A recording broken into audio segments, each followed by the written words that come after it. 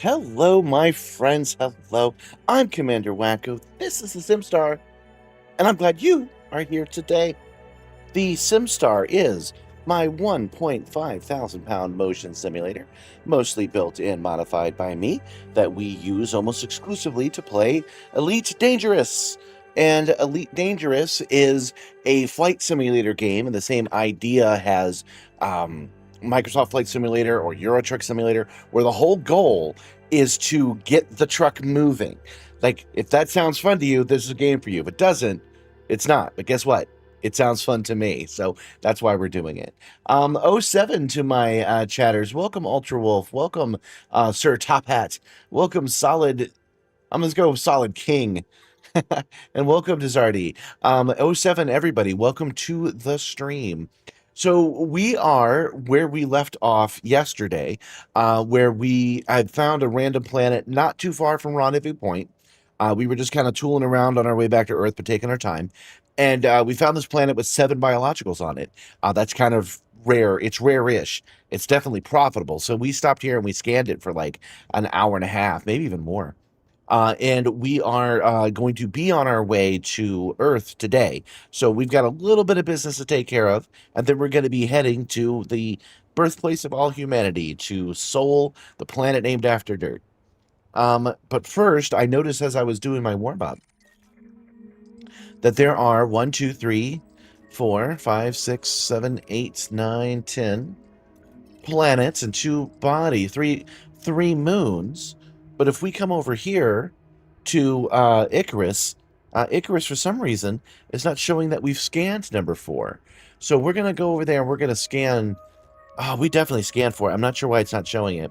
But we're going to go over there and we're going to scan number 4 again before we really start heading off for Earth. And the other thing we're going to do before we do that is we found 6 of the 7 things you can find on this freaking planet.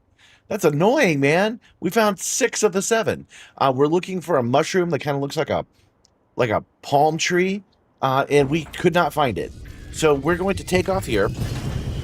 Oh, I forgot to turn on my haptics. 1 second. There we go. So we're going to take off here, and we're going to see if we can't see one. Just take a minute or two to look around.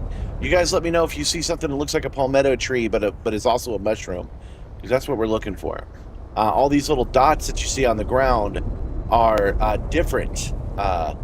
It's different life than what we're looking for. Oops. Don't want to touch the ground. Yeah, that's not it. We've already scanned that stuff.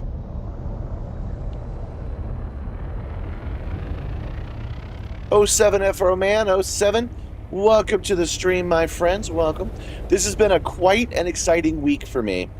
As you can imagine, we have gotten so many followers, so many subs over the last week that I've had to disable the alert feature.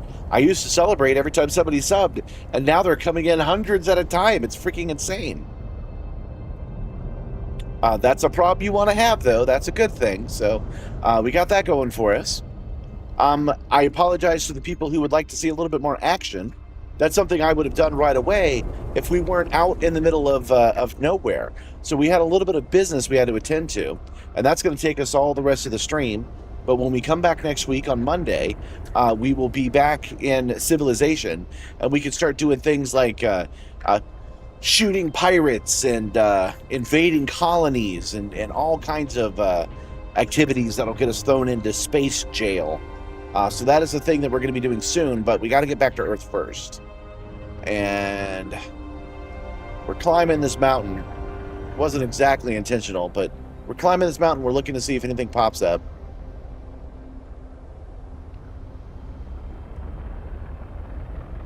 I've mentioned it before, but one of the things I like about this game is that this mountain is here. It was created by no one. Somebody said in the comments when I made a video about how I like the procedural generation of this game. Somebody said in the comments, "Isn't reality procedurally generated though?" And I'm like, "Oh yeah, you're right, bro." So I kind of stopped saying, "Oh, it's only procedurally generated," and started just enjoying the beauty of this virtual nature. Wow, this is straight up, y'all. What the heck? Oh, am I just sideways? I'm just sideways. I thought I was climbing a mountain. Oh, and I was just going along the side of the road. That's funny. That's a weird rock. All right, you guys. There's nothing here, so off into space we will go.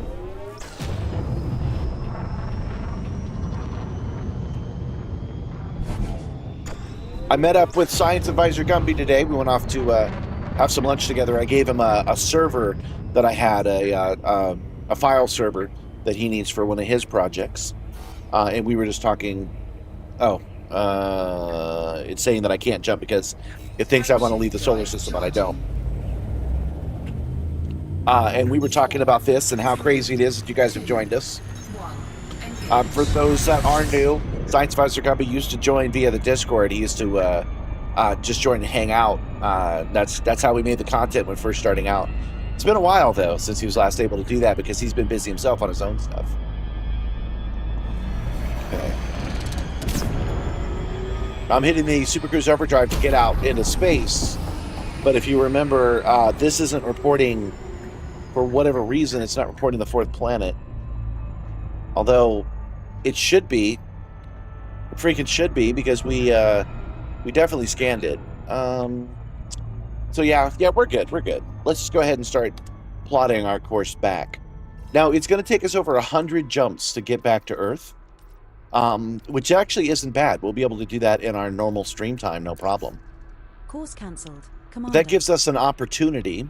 I did not go deep into space. Oh, I guess I should show you this. Hold on. All right, so this is where we started. I guess we'll start at Earth. We were at Earth, and we flew to the Sagittarius A star. That's the supermassive black hole in the center of our galaxy. And then we skipped this. We went all the way. We went over here. We searched for Raxel. Then we went over here to Beagle Point, which is as far as humanity has been able to get in the Milky Way galaxy. Apologies, I've had something stuck in my throat all day. Today's drink is more Mountain Dew. I was a little bit tired, so I'm cheating a little. Anyway, this is as far into the galaxy as we've been so far. And then we headed over here to Rendezvous Point, and now we're just cutting a beeline, man. We're going straight to Earth after we make a little bit more distance down, because I like discovering new stars. And I can't really do that on the Neutron superhighway because it's already been discovered. Otherwise, it wouldn't be part of the highway. So we are going to zoom in. Oh, you know what? There's an easier way to do this part. Zoom in, zoom out. There we go. So we're going to go down little dish, and we're going to hit up just something random. This is on the plane we were looking at, actually. This looks pretty good. Let's see how long that'll take. Oh, it's only one jump away. We gotta go. We gotta do better than that. Course for FDHFC7. System is just one jump away. The Caspian Explorer, the ship that I'm using, has quite a jump range, so we were able to just go straight to it. We don't want to do that. We want to go to new places. This looks good. 3 jumps, then we'll decide if it's time to head back to Earth. RU-0 E6-4. We will reach our destination. Since I went a little long last night, I'm a little bit tired today, so maybe we'll just head right back to Earth after this. Goodbye, cool solar system. It was nice to hang out with you while we could.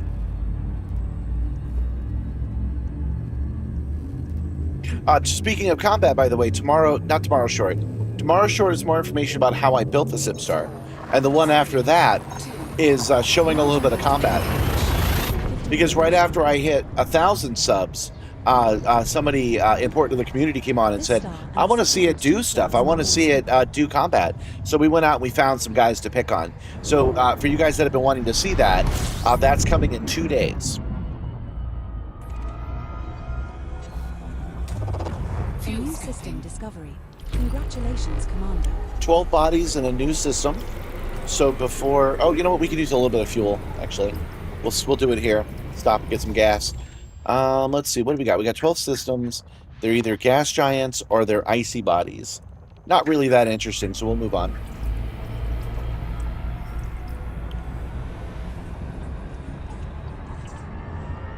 Fuel scoop disengaged. Frameshift drive In my edits, I'm about 2 months behind at this point, because I pull out as much of that stuff as I can to send over to you guys. And we're about to start heading into Colonia. So on the shorts, you'll be able to see us do more deep space travel, then do a whole bunch of ground-based combat, because we had to farm a bunch of stuff. So that's what's coming up in the future. Can I ask you something? I don't play this game, but I know about it somewhat. What's the coolest thing that you've ever witnessed since either the game itself or the community-wise? That's a good question. Glad you asked it, because we got to have things to talk about, right?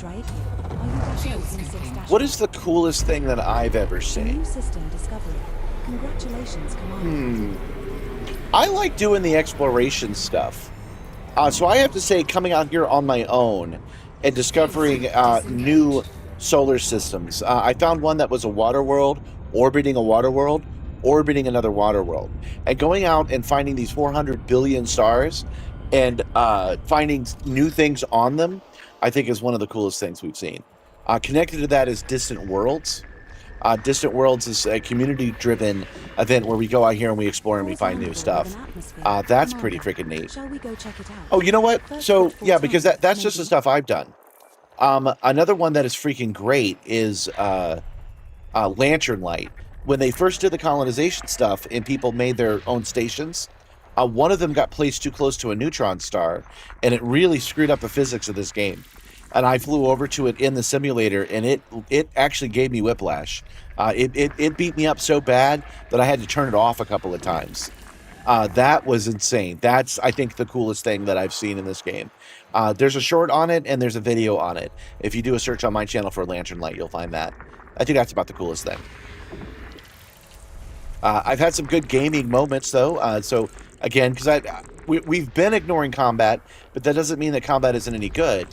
So there was that time that I defended a escape pod on the ground from ne'er-do-wells. That was very close and very nail-biting. I like that a lot.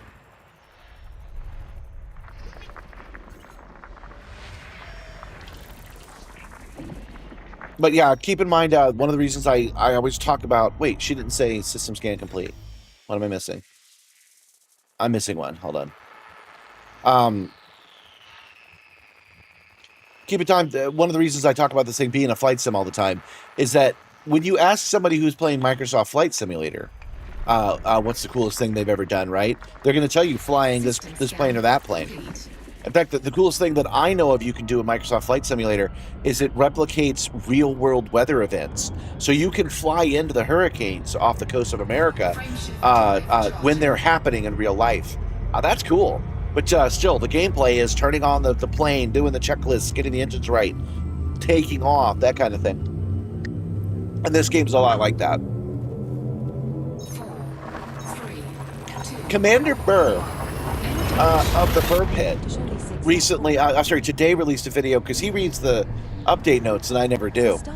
And he was saying that they've updated the sound on foot stuff, which is relevant to me today because I've been noticing that my guy's a little bit more, my on-foot guy's a little bit more noisy than he used to be. He breathes in my ear a little bit more than what used to happen. And now I know why. Okay. So we're scooping off this one. There's some stuff here. This is our destination. We've made our jumps. There's only 9 planets. So we're going to go out, we're going to scan this one. And then we're going to head home for real. We're going to go back to Earth. And how to do that is something that's pretty neat. I plan to have some videos about that in the near future. Okay. But you never know, man. One of these planets could be Raxel. The search is eternal.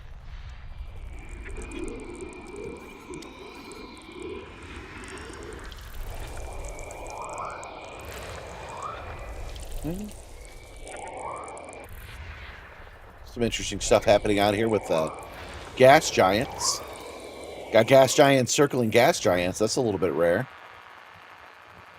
Not rare enough to really investigate, but still. Go. Oh, whoops. 7, 8, And then 9 is this giant's moon. There we go. System scan complete. And we're on our way. Oh, wait, we can't be on our way yet. We haven't set our course yet. Okay, so the way that that's done is with ED Copilot. From now on, we're going to be on the Neutron Highway. We just decided to do it a little bit lower so we can get a couple of new stars before we go. So we go search. We do a search for soul. Everybody got their soul? Everybody know where their soul is?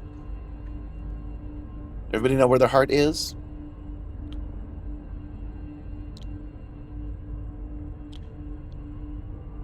There we go. Soul. Global. Let's bring that up actually, so you guys can see it. 10 systems have the word soul in it, which isn't a surprise. Available action system commands. We're going to press that in a second. But coordinates 0000000 because that's where everything starts in this game. Population. Good grief. 18,320,926,115. I wonder who the 115th person is. This is a Federation-run place. States none. States probably 100 actually. Security 1. They're democracy. They're a refinery. The major power is its stronghold of Jerome Archer. All right, so now we'll hit those system commands. Scroll down a little bit to Neutron Highway. And then it will automatically process all of the different jumps we have to make and set the first one. Dadbot hitbox. What's terrible? I don't know what I don't know which part of this is terrible or not. Okay. Course plotted, Commander. There are 98 neutron star boosts required and a total of 104 jumps required. As auto jump is enabled, I will plot to the first neutron star waypoint. Thank you, Edie. And will then plot to subsequent neutron stars automatically when you supercharge your FSD at each Okay, so that process is pretty neat. Where the computer, the guidance computer, will automatically scan these places for us. She said 104 jumps total, and 98 of them will be on the Neutron Highway, so that's a lot of neutron jumping. That's why I wanted to get some of these new stars now, because once we're on that path, there won't be anything new to discover. But what we do get in exchange is my ability to come all the way out here, do some stuff out here for you guys, and then go all the way back. The star coming up is scoopable, but the subsequent star in our route is not.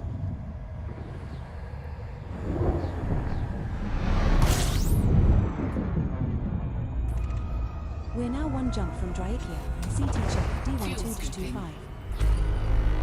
A new system discovery. There it is, new system discovery. So we should probably, this is probably the last one we're going to see in a while. Let's see what's here. Oh, quite a bit actually. 10 planets. One of them possibly Earth-like. Okay, yeah, we're definitely checking this out. Finding new Earth-like worlds, as you can imagine, in a game like this is extremely valuable. Monetarily, in game, I mean.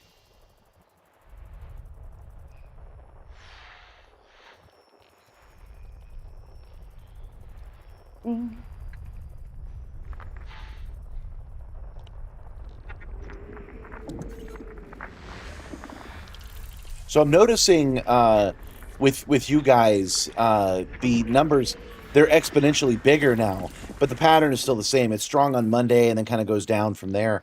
And even though it's more convenient for me to do this Monday, Tuesday, and Wednesday, we should probably stretch it out a little bit. Maybe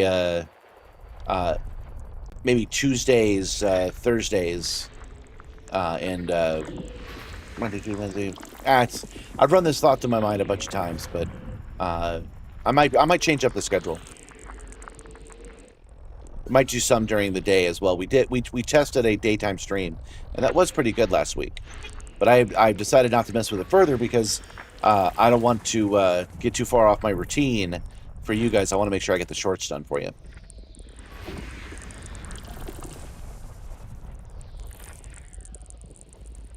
Three is your 50th lifetime terraformable discovery. Congratulations, Commander. It's also landable with an atmosphere, Commander. Shall we go check it out? A You landable get a first terraformable. footfall credit. That's cool. One biological signal detected on body 1. 1 is another terraformable. Nice. It's also landable with an atmosphere. One System biological scan signal complete. detected on body And a 2. water world. This is a pretty good start. It This has is an what we stopped atmosphere for. and is landable. 2 is terraformable. Fourth one discovered Frameshift today. drive Nice. charging. Thank you, Edie. So this place has 4 terraformable worlds on it. That's pretty good.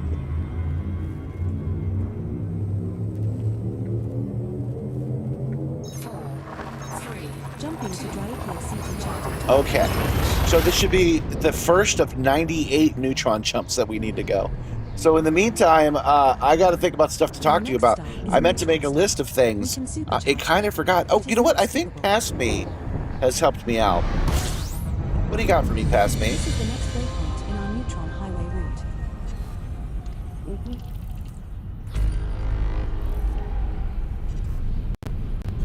hull integrity. Oh, I screwed that up. I flew into the gravity of this neutron star because I was too busy reading my chat. So we got to get away from here. Had I done that on the day that I only had 1% hull, we would be dead by now for sure. And I didn't even need to do that. I have a bookmark for the thing I was looking for. There we go. So.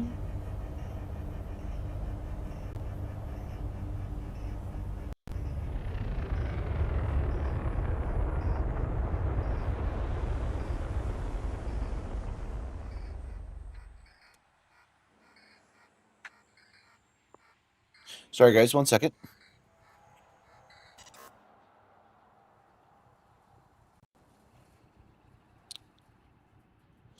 Oh, no. Past Me did not help me out by giving me some stuff to talk about right now. Frameshift drive charging. But that's okay. You know, we've done hundreds of jumps. That was my my first kind of big mistake there, so not a big deal. 4, 3, Do I think the Caspian is worth the credit cost? Well, engage. Warning. it was Engine definitely worth the real money that we paid to get it. That's for sure. Because I do a live stream and I need to do this stuff faster. Could you imagine if I was still on my way to Beagle Point, which I probably would be? Hey, don't run into the freaking star again. But is it going to be worth in-game credits? Absolutely. As soon as the Caspian becomes available, you should totally get it. That's going to be that's a game changer for exploration. Warning. Frameshift drive. What we're talking about, guys, is that Safety limits. I'm in one of the ships from the game Frameshift drive that is supercharged. specifically designed to go far, and it's all ships can scoop up from neutron stars, but this one goes really far. Setting So course for usually Dryakia, it'll boost you like LE 100 light years. This one does 27-24, 500. The next stop in our Neutron highway route. And I don't even have it optimized. I'm doing the best I can with what I got. All right, so there's the System computer is just automatically one jump programming away. it for us. And away we go. Drive charging.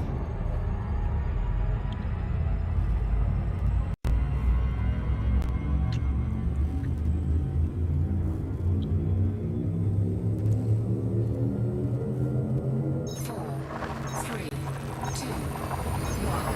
Engage. Jump initiated. Heading to Dryakia Ladasho D7-24. The star we are approaching is a Okay. neutron star. We can supercharge here. It is not scoopable. This is the next waypoint in our neutron. This time I highway actually route. have the brakes on. That's not what I'm looking for. Oy, ay, ay.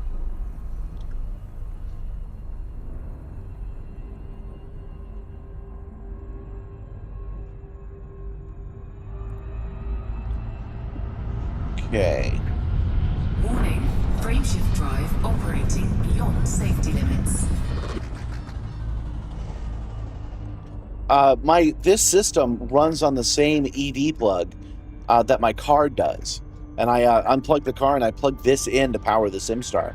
But now that we have 2 Nissan Leafs, I have to install a third plug and use the same outlet to charge all 3 of them. One of them outside, 2 of them inside. And I've gotten a second. It hasn't arrived yet, but I got a second jack That's EV plug wise.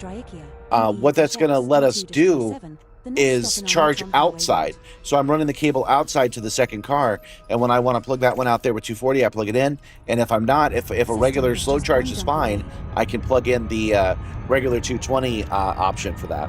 So I'm basically daisy chaining 3 EV plugs into one. Don't worry, it's safe. It's the high gauge wires for it. Frameshift drive charging.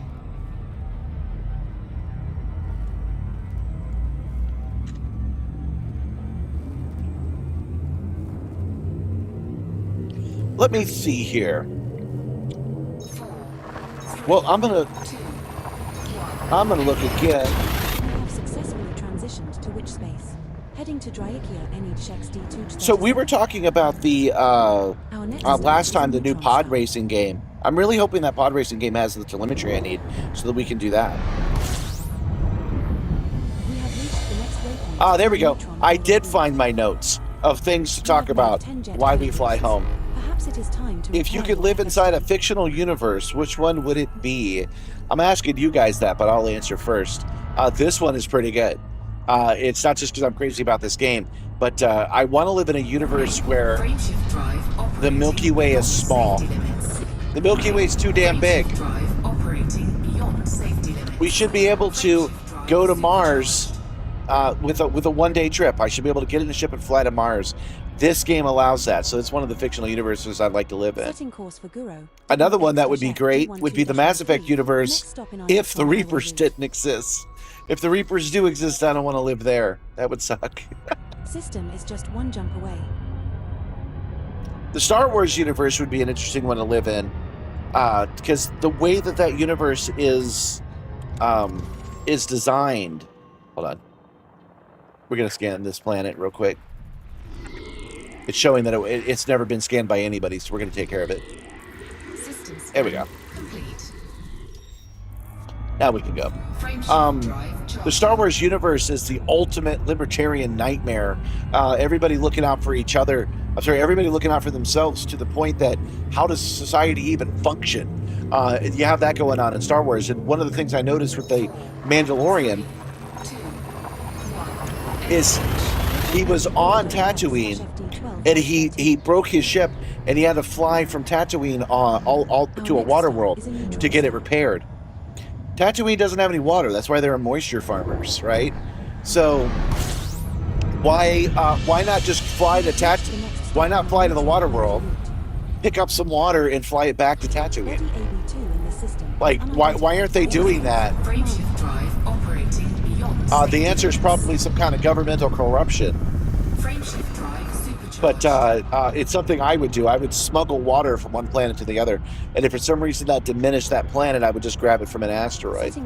So that's what I would be in the Star Wars universe. Is the same thing I am in this game. Some kind of miner that went and grabbed rare goods and brought them over to different places to sell. System is just one jump away.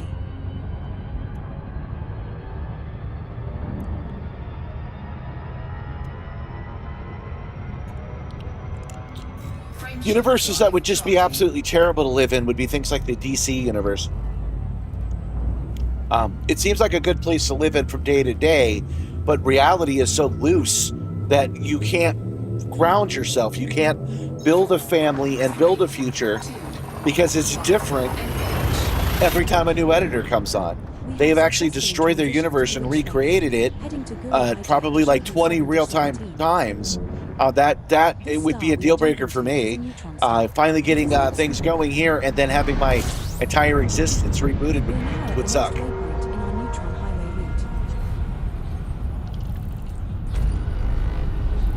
Warning, frameshift drive operating beyond safety limits. So I haven't been feeling my best today. Apologize about that, guys. But what I'm going to do in a second here. Warning, frameshift drive operating beyond safety limits. Frameshift There we go. We got it. supercharged. Let it program it. Is there another sun in this universe? Yeah, there's another sun right next door. So we're gonna fly to this sun real quick, and then I'm gonna get a little bit of fuel, and I'm gonna step away for just a minute.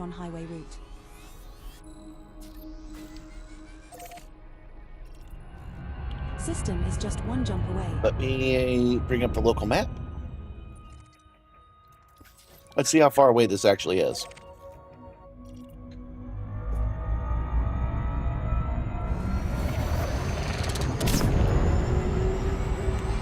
That doesn't seem so bad. Looks like we're coming right up on it right now. Turn that off a little too soon. Back before Super Cruise Overdrive, you used to have to do this the hard way, and this could take 15, 20 minutes of real time to get to. But now you can just zoom over to it when you want to. Is this game worth it to play on a controller? I think so. It was designed to work on Xbox and PlayStation along with PC, so it's pretty optimized.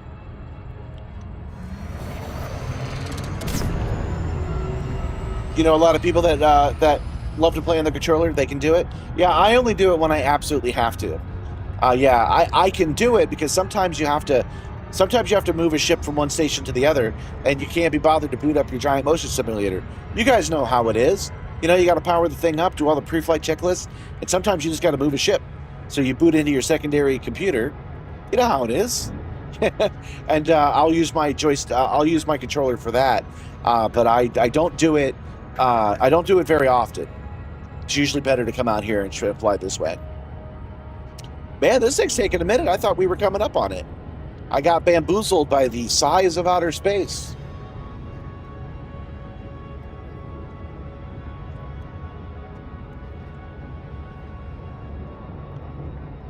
Yeah, if you're thinking of playing this game, if you're not scared away by it being a hardcore flight sim, then you should definitely get it. A regular controller will work. And then you can get a joystick like we like. It's called a HOTAS, hands-on throttle and stick. You can get those cheap on the Facebook Marketplace, secondhand. When you look it up on YouTube, there's a lot of influencers that'll tell you, oh, this one's best and this one's best. Don't even bother with this one. And I actually disagree with them. Not that they're wrong, but that the downsides aren't that low.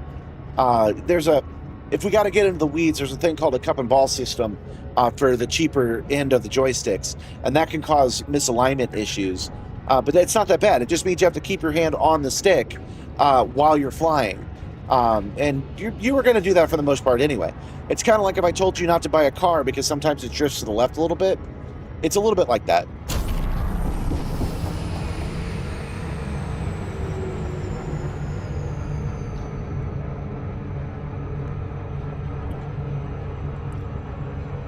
Yeah, it's not the best ship. The Caspian Explorer handles Super Cruise Overdrive well. It's not the best ship I've experienced to have it, but the worst ships really beat me up.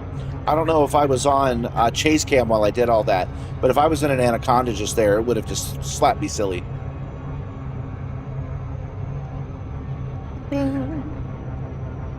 So yeah, if you go to the Facebook Marketplace, you do a search for joysticks, you can find what my favorite one, what used to be the X52. You can find that secondhand. Sometimes it's cheap as $25, sometimes $50. They'll go for $150 if you want them new, but you can get them pretty cheap. And then you'll have a real throttle and joystick that you can just put right on your desk and fly your ship that way. All right, guys. So I should have gone before I left, but I didn't. So that's why we're here. We're here so I can take a quick pee break. I've just been feeling kind of weird all day, so I might have to take half-hour breaks today. That happens sometimes. Yeah, you can usually find the X52 or X52 Pro for around $150 in Canada on the marketplace. That's true, but some people just want it out of the house, and that's why I give you the $25 or $50 number. You can find them that cheap if you're tenacious, but if you're in a hurry, like you can't wait 6 months to look at it every single day, you can get it for about $150, yes. And that's not a bad price. It all depends on how much money you've got. You'll find that despite appearances, I am not a tech bro billionaire. I am a scrapper. I'm a trader, and that's how I know how to get things. I only know how to get things the cheap and sideways way. So that's why I recommend it that way. But if you can manage it, or if you prefer, new ones are good too. Okay, guys, give me 1 second. You guys keep an eye on the ship. So you'll see it if it starts to overheat and explode. You guys will see it. I'll be right back.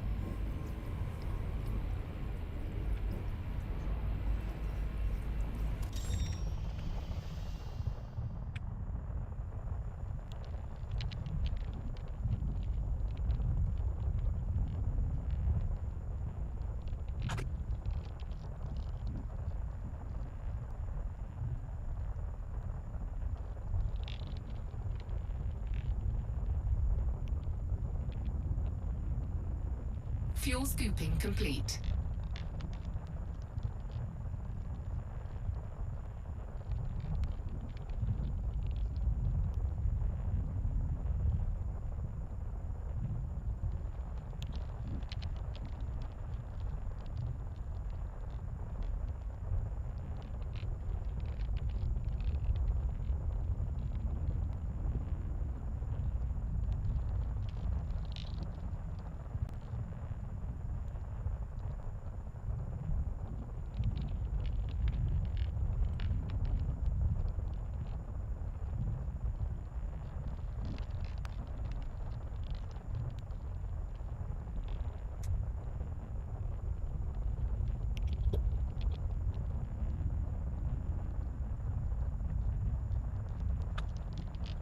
Okay, guys, I'm back already.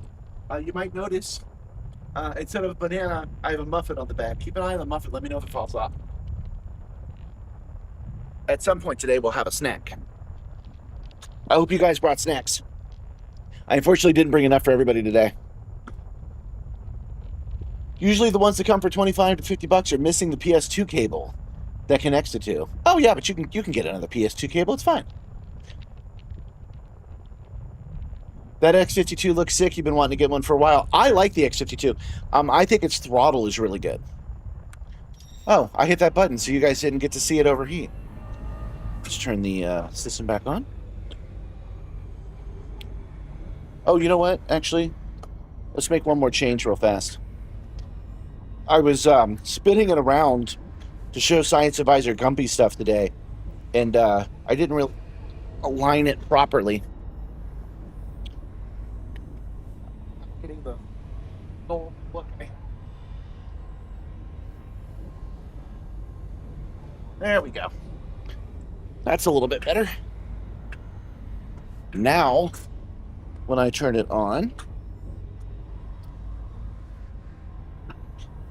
actuator's active. There, now you get a little bit better of a view. So when we switch to this camera, it looks a little bit better. You've also seen dual stick setups. For space games, that's what I actually have. It's called an Omni throttle. For space games, an Omni throttle is pretty good. I like it for the Simstar. I think it makes an excellent yaw system. I don't think yaw pedals would work as good for me. So being able to control this with my left hand is pretty great. So Omni throttles are great. So yeah, I like to hang out at the junkyard. So I will constantly be an expert on $25 controllers.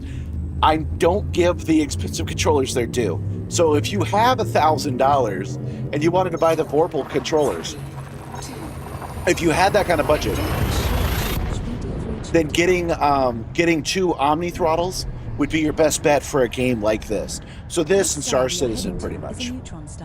Those dual sticks are pretty great. Yeah, this one right here that you can see, the opposite is in my left hand, but it's tilted so that I can grab it like a throttle. But I have more than once been tempted to take that X52 throttle that I have and pop it over here so that I can control the throttle separately. Warning, frameshift drive operating beyond safety limits. And botched that one. We're scooping out this Neutron star so we can continue our jumps. Let's see where we're at. We can actually find out if we go. I mean, I'm getting better at using ED Copilot. I'm very proud of myself. If we go to Bookmark Groups Neutron Highway, we have 94 Neutron jumps left to go. Warning, frameshift drive operating beyond safety limits. Frameshift drive supercharged.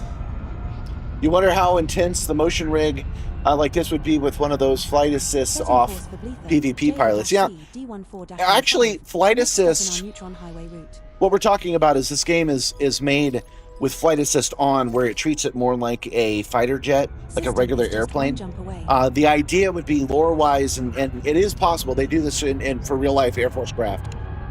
It gives you the outputs you were expecting instead of the outputs that are actually happening. So it compensates for your squishy meatbag ability to fly. If you turn that off, you get full control of everything, and that lets you do things like do a 180 in the middle of a battle. So if you do a 180,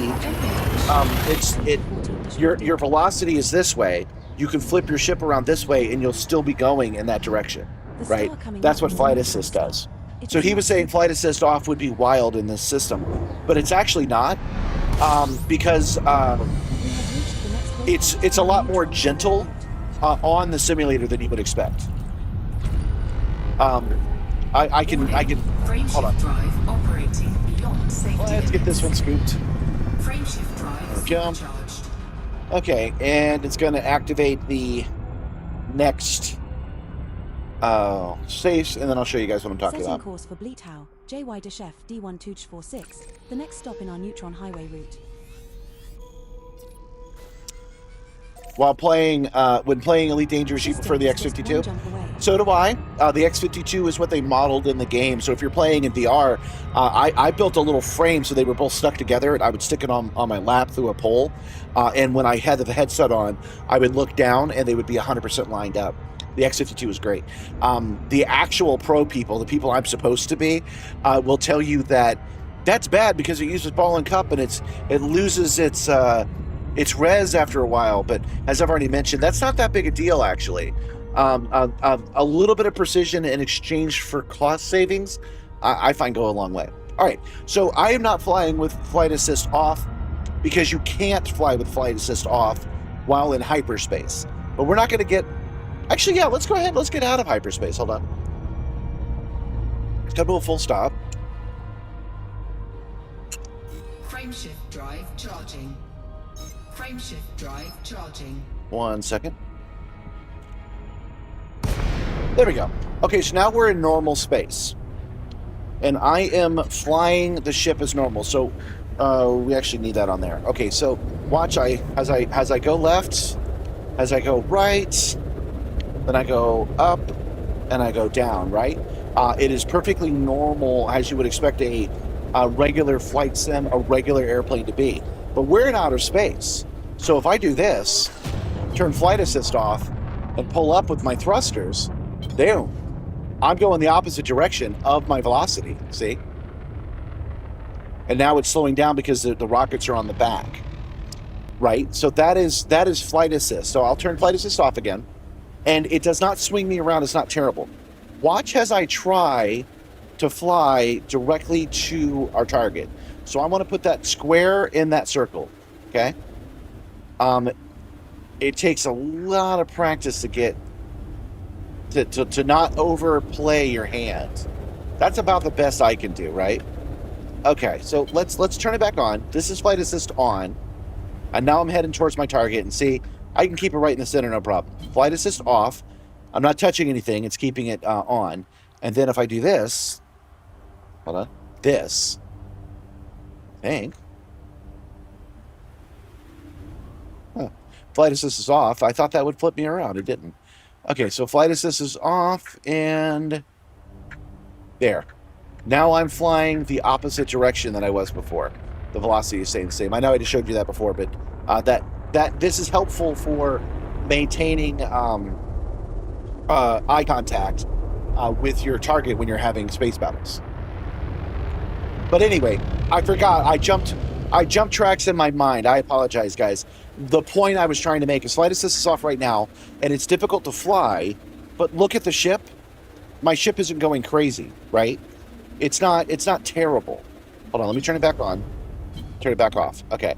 See, it's not actually terrible. It doesn't like fling me around. Oh God! It nice and gently flings me around. Oh God! Does that make sense to you guys? See how gently it goes up and down, right? It's not shaking the ship apart. Super Cruise Overdrive shakes the dang ship apart, Frameshift drive especially in the older ships. Well, Dry Donut, I'm glad that you like it. I'm glad you think it's awesome. You can't fly for shit without FA. Yeah, it's nuts. I agree. I've been using it a little bit in combat. It does help to get that extra push to keep your guns on your target. But yeah, you got to be one of those space aces to do that. I am not a space The ace. star coming up is a neutron star. It is not scoopable.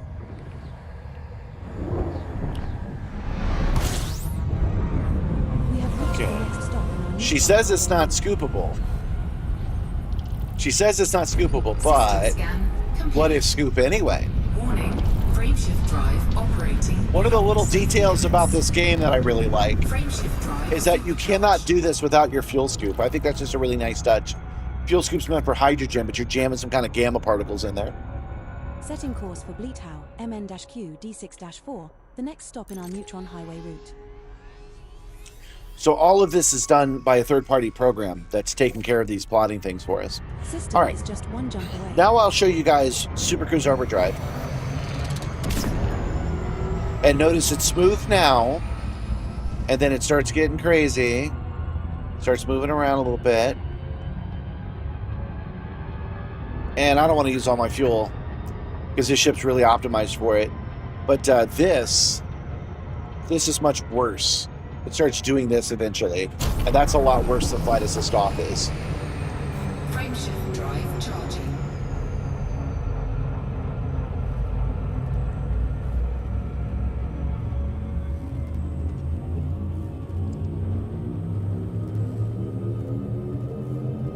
Four, three, two, one. We're jumping to D6-4. Now, I told you guys what fictional universe I would want to live This in. next star You is a guys, neutron star. you guys It didn't is say not which one scoopable. you would want. All right, so looking at my notes of things we could talk about on our journey. Neutron highway route. It says Saturday morning cartoons, and that actually reminds me of something else I've done in the past. When I used to work at anime Frameshift cons, drive operating beyond safety limits. we had the obvious Saturday morning block. No one would get out of bed and come do things. So they asked me one year to just make a collection of Saturday morning cartoon clips, Frameshift drive operating which I did. beyond safety limits. Frameshift drive But I started... Oh, hold on. I got to get out of this. We're going to die. Setting course for Greenway, that was close. UM-W D1-102, the next stop in our neutron highway route. We might still die. There we go. System is just one jump away. That was kind of close. Do I have a cup holder on this? Yes, I do have a cup holder. Frameshift For fictional drive use, charging. you would pick No Man's Sky and Elite Dangerous. Okay. Yeah, I do have a cup holder. Right here, see? This is my special Simstar cup. I bought this at Goodwill for $1.99. I got the cup holder for $2 at the Amazon liquidation store, and I have it bolted to the aluminum frame. We're jumping to It's right here. UM-W There's a short about it D1-102. already, but the short answer is I had a conversation with somebody many, many years ago, like 2003, sometime around there. And he was saying that the true market precision, a selling point to him on this Lamborghini that he liked. He was like, man, this car's so cool. It's got X horsepower, it's this and that. It doesn't even have a cup holder. Frameshift drive operating And I'm like, what do you beyond mean it doesn't have a cup holder? And he's like, yeah, man, it doesn't have time for that. It's all about driving, hands on wheel. And I'm like, what if you get thirsty?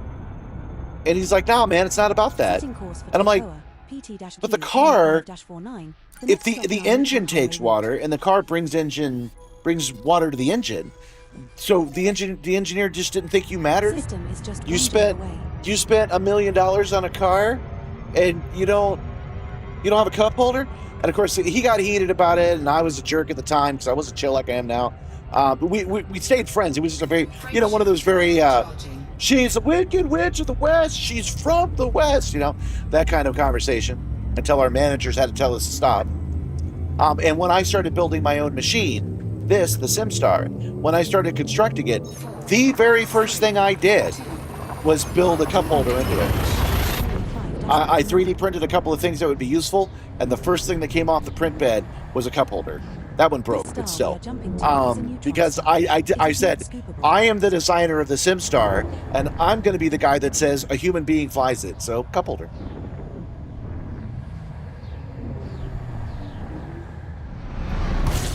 Since we're on with the controls, have you read the Skyward series by Brandon Sanderson? I've heard of it, but I haven't read it.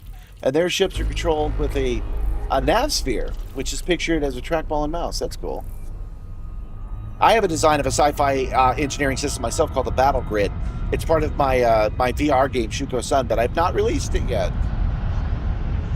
Warning, frameshift drive operating beyond safety limits. So if you want to look up the short, it's called The Hill I Die On. Frameshift drive supercharged. It's like, that's the argument. I'm never going to change my mind on that one. Like, I'm good. But that's where I first tell the story I just did. And a lot of the reason I bring it up now is because the comments are all doing what you're saying right now. That's so true. There's only been like, of the thousands of comments, there's only been like 2 people that tried to defend why a precision car shouldn't have water. And I don't have to say anything, man. The chat rips them up. So I feel like I did win that one. I feel like I died on the right hill on that one. Hey, you found me from the shorts. My setup is there a timeline to get a moving rig practically installed, or did you buy this all at once? I refurbished it from 2 identical platforms that served a similar but different purpose. It used to be that 3 people sat on this in a cluster of 3 eggs, and I got 2 of them in a trade I made off the Facebook Marketplace. I then stripped them all the way down to the bottom and rebuilt them, taking all the best parts from both to make one machine. We have reached the next stop. That's why I don't have a parts list, because I'm big on saying, look up the Facebook Marketplace for VR arcade and seeing what you find. Operating beyond safety limits. And then once you have that, see what you have, you can bolt to the side of it. That's the parts list. But you know, Elgato contacted me recently. That's the Stream Deck people. And they sent me a bunch of equipment. They sent me this prompter that's letting me read the chat right now. They sent me the camera behind it and a new Stream Deck for the thing. And I mention it because perhaps I'm getting big enough that the other guys will start contacting me too. So if you know somebody at Moza, let them know I want one of their force feedback joysticks. My point being that I can imagine a future in which I can send you a parts list, because people have been sending me the parts to test, and then I will say this is the one I have and where I got. But I don't have anything like that right now. You have an X52 Pro, it's really nice. I agree. I totally recommend it to the guy who asked before. Yeah, the X52 is great. The ones I'm using right now are also great. They're VKB, Gladiator, and Omni Throttle. They are excellent. I got those again off the Facebook Marketplace. $100 for both of them. Somebody priced them to move, and I immediately jumped in the car and went down there and got those. At the time, the tariffs were at their worst, so we're talking January of last year. So they weren't even selling in the States at the time, but if you could get them, they were $400. So I got a really good deal on those. Now they're a more reasonable 250 new. The next stop in our Neutron highway route. First time watching live, Woot. You love the rig. I wish you had some spare money and also room for such things. Yeah, you know, I'm going to say it until I'm dead. Money is great and all, but it is not. It will not stop you from living your dreams if you can be very, very careful. So if you hit the Facebook Marketplace, you never know what you might find. It might not even be motion sims. You might go on there and find something else you've always wanted and use it as a base to rebuild it into something new. For the first time you're coming with income after a promotion, this is the sort of rig I've always wanted to build for combat sims. Don't forget that the Simstar is also a performance machine. It is meant to perform. I realize that has a different connotation. It is meant to entertain you. I mention it because you do not need to build a Simstar to build a good simulator. If you take a look at what the actual pros are using, they're way too expensive. And I mean way too expensive. This should be brand new, should be like $3 or $4 grand. And they want to sell you something for 10 or 15. That's too much. But they're getting a wide range of motion for both racing and flying at a low profile. That's why I say you should look up and see what they're doing. So you can get yourself a frame off Amazon. That's the extruded aluminum frame right here. And then you can just attach motors to it, and then it will move and give you a lot of feeling. It'll feel really real. The Simstar is great for the show because you guys it really telegraphs what's happening. But you can get something really good with less. Frameshift drive charging. Can you get for less money? Hell no. I have built this out of hopes and dreams, guys. So if you, I made a video about that actually. It was talking about how this Calliope, this Cat in the Hat looking credenza looking thing, is cheaper to build because the person who has it doesn't want it, and you have to have the space for it. And that's got a big advantage.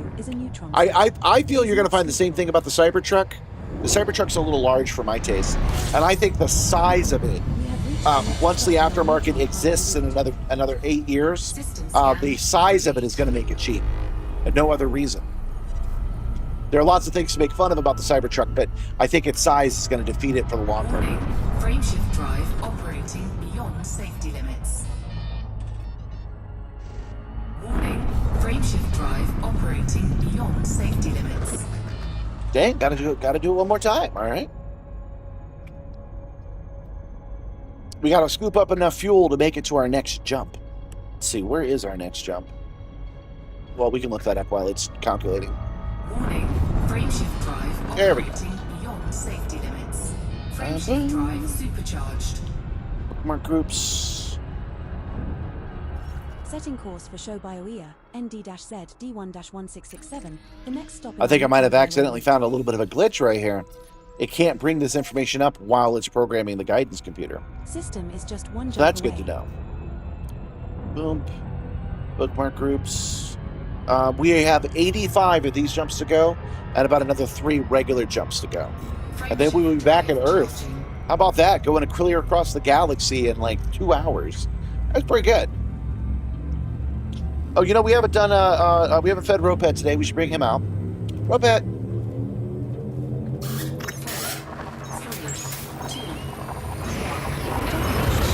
Oh, you guys got a Snargler today.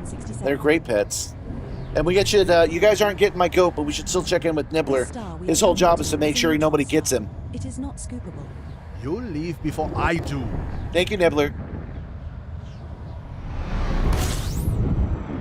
You look like a happy dude. Keep it going. Neutron highway route. Woo! Look at this. A new system discovery.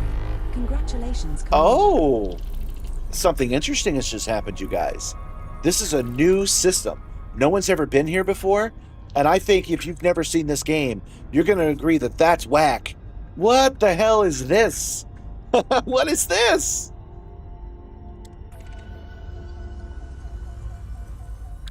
This is weird. 1, 2, 3, 4, 5, 6 stars, 41 bodies. And is this one going through that one? It might be. I can fuel scoop both kinds of fuel at the same time. That's funky. That is... Okay, we have actually found something weird. Give me a second, I'll answer your question. It's ED Copilot, but I'll tell you a little bit more about it in a second. Okay, so now we're fuel scooping regular fuel. And what happens when we come over? I'm probably going to die. It's bad if I do, too, because I've got a lot of unchecked stellar data.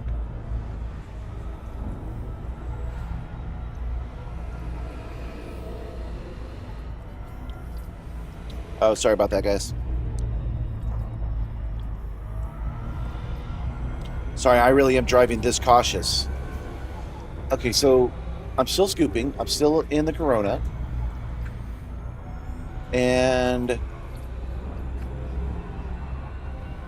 almost there. I think I got just enough to do both at the same time. Oh, nope, I don't. Okay, it's just outside of it. Warning, frameshift drive operating beyond safety limits. Frameshift drive supercharged.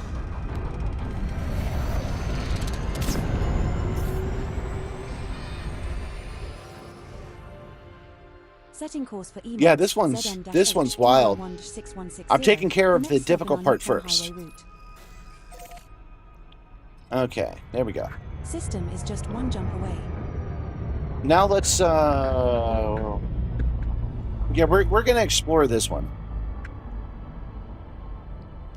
Look at that, there are 3 of these stars together. That's funky. Okay, so look at the orbital path. You see the circles? That's the orbital path. So this sun goes inside of that sun, and that sun goes... There is a time of the year, I'm pretty sure there's a time of the year where there is a sun inside the cone on both sides. That is unusual. That is weird. There are 44 bodies here, and we're going to have to scan them, because we're going to have to claim this one.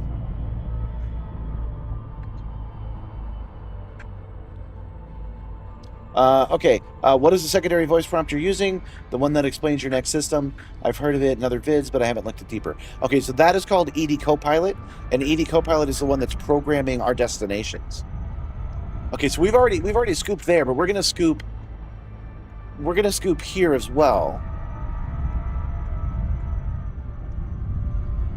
Actually, weird things are happening right now. One sun's eclipsing the other sun right now. Huh.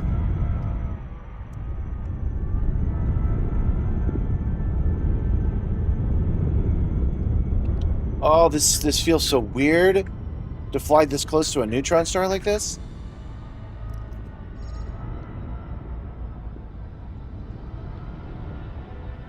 Okay, remember I told you guys I wasn't feeling well? Well, that's happening again today. So I have to step away again. I'm sorry about that. But at least we have something cool to look at. So, you guys stare at that for a second.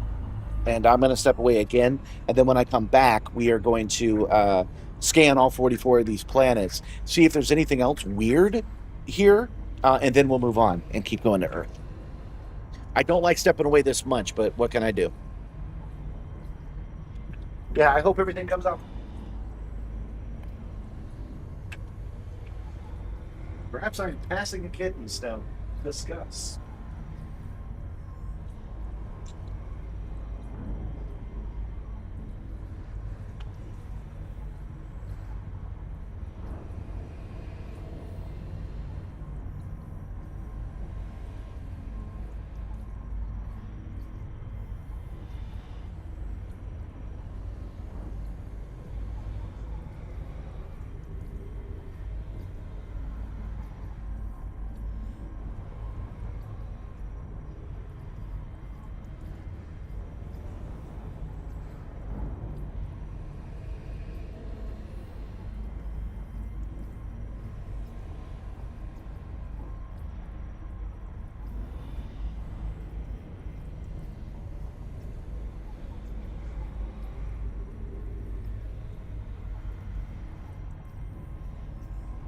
Fuel scooping complete.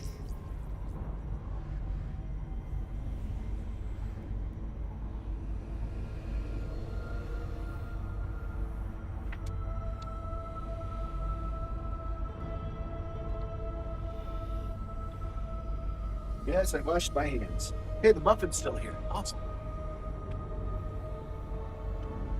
Boy, that's a sight. That's crazy. To make...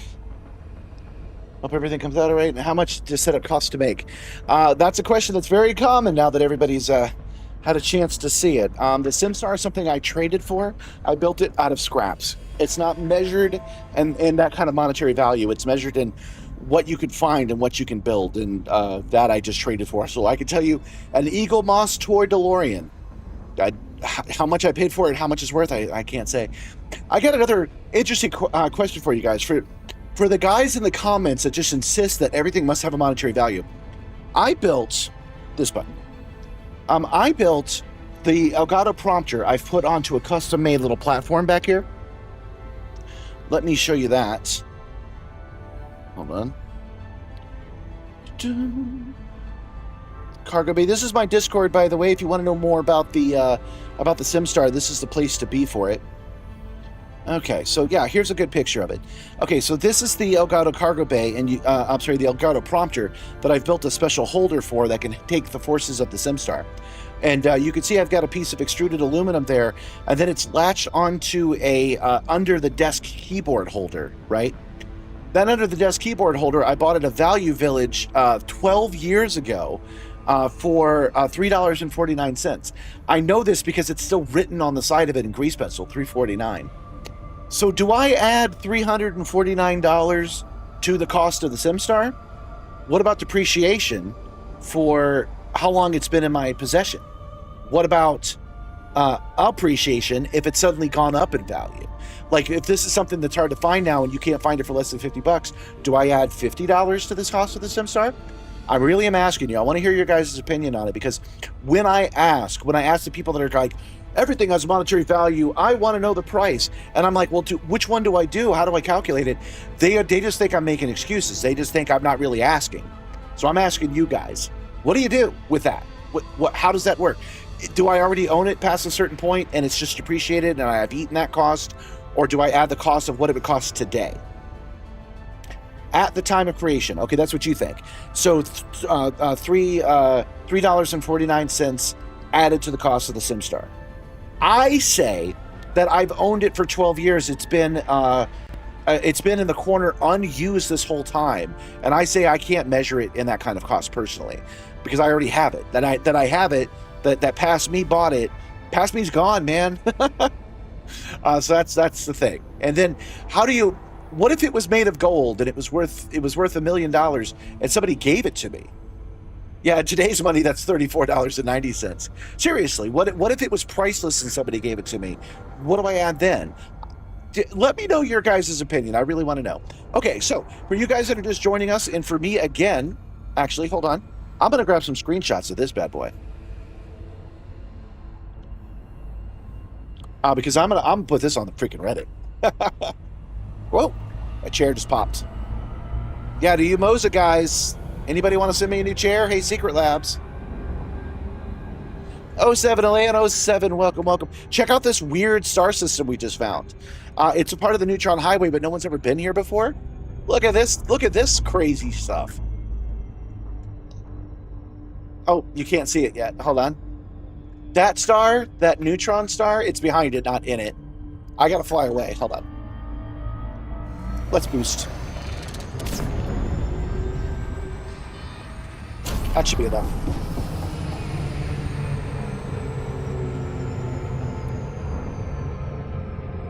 Yeah, bow tie star, man. But oh, now we've gotten too far away. Next to it is another star. Let's grab a screenshot this far out. Oh, you've seen a few of these? I've never seen anything like this. You know, I never think that I've actually found anything that's like super duper rare. Oh no, this is like a 5-star system, man. Hold on, look at this. Look at this. So at some point in the year of this system, at some freaking point, that star goes into that star, goes into that star, right? Again, I'm not saying like ultra rare, but interesting rare. So at some point, yeah, and that it hasn't been discovered. At some point, both stars, there must be a time where one star is in each end of the cones, right? Welcome, Dragoon, welcome. Hello, guys, welcome. Here, let's bring out Roped again. Roped's happy to see you guys. Yeah, he's a whole zebra and everything. So yeah, that's a little weird. And then if we look at Icarus, you can see that there are just a whole bunch. There are 44 things in this system. So we are going to take the time to go scan them. I've got something like 84 jumps back to get to Earth, so I'm not too worried about being able to get to Earth this session. Yeah, there should be a time when that happens. So anyway, I think it's kind of neat. So we're going to take the time. We're going to scan it. Is that an Earth? What? There's a water world here? I'm telling you, man, this solar system is weird.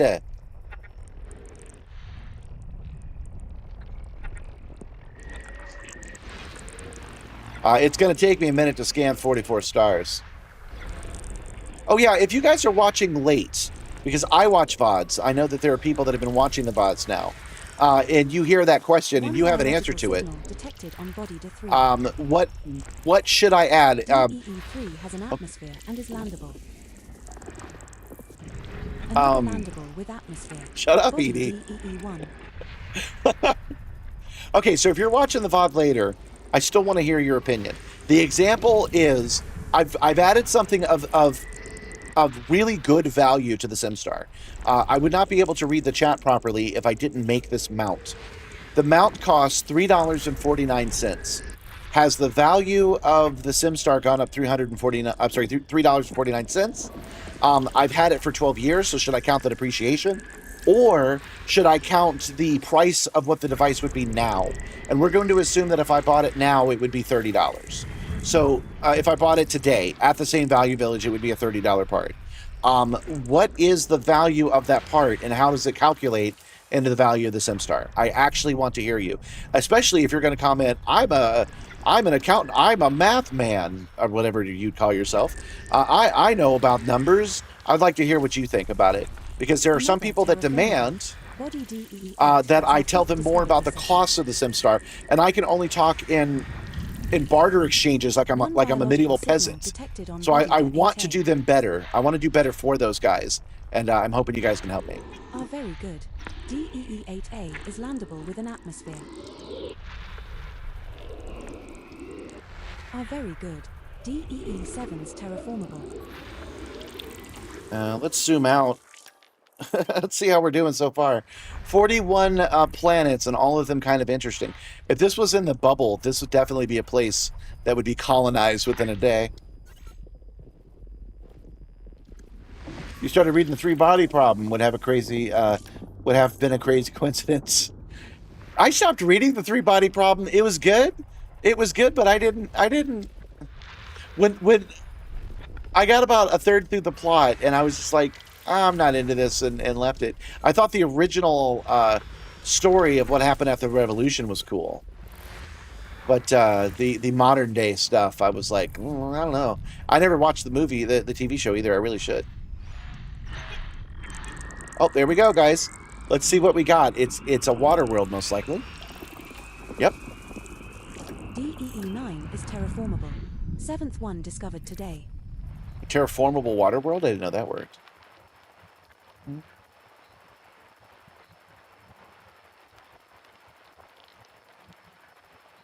I've obviously lost my way here. Are force feedback joysticks a thing? Would that even be desirable? I built a sim racing rig, and that's the only reference point I have. Yes, the same technology that you use on your motion rig can be used on joysticks. Force feedback is quite desirable and quite expensive. It's an $800 or $900 joystick add-on. I want it. If anybody knows Moza, that's the guys that make a force feedback joystick I really want. If anybody knows them, let them know I'm looking. Where are these missing stars? Oh wow, it's way out there. Dang, man. This is no joke to Star Citizen. They decided to make their systems more smaller. They decided to make their entire universe happen on specific planets. That's what this is. Where there are like 5 different suns, each one with different planets orbiting it. All reachable through conventional means. I think we found Star Citizen and Elite Dangerous, guys.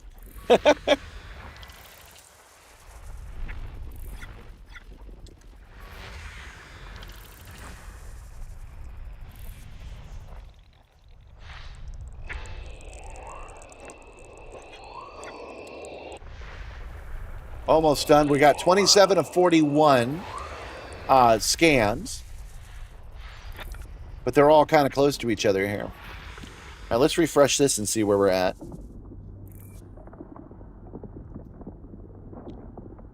Hold on. This is fighting me for some reason.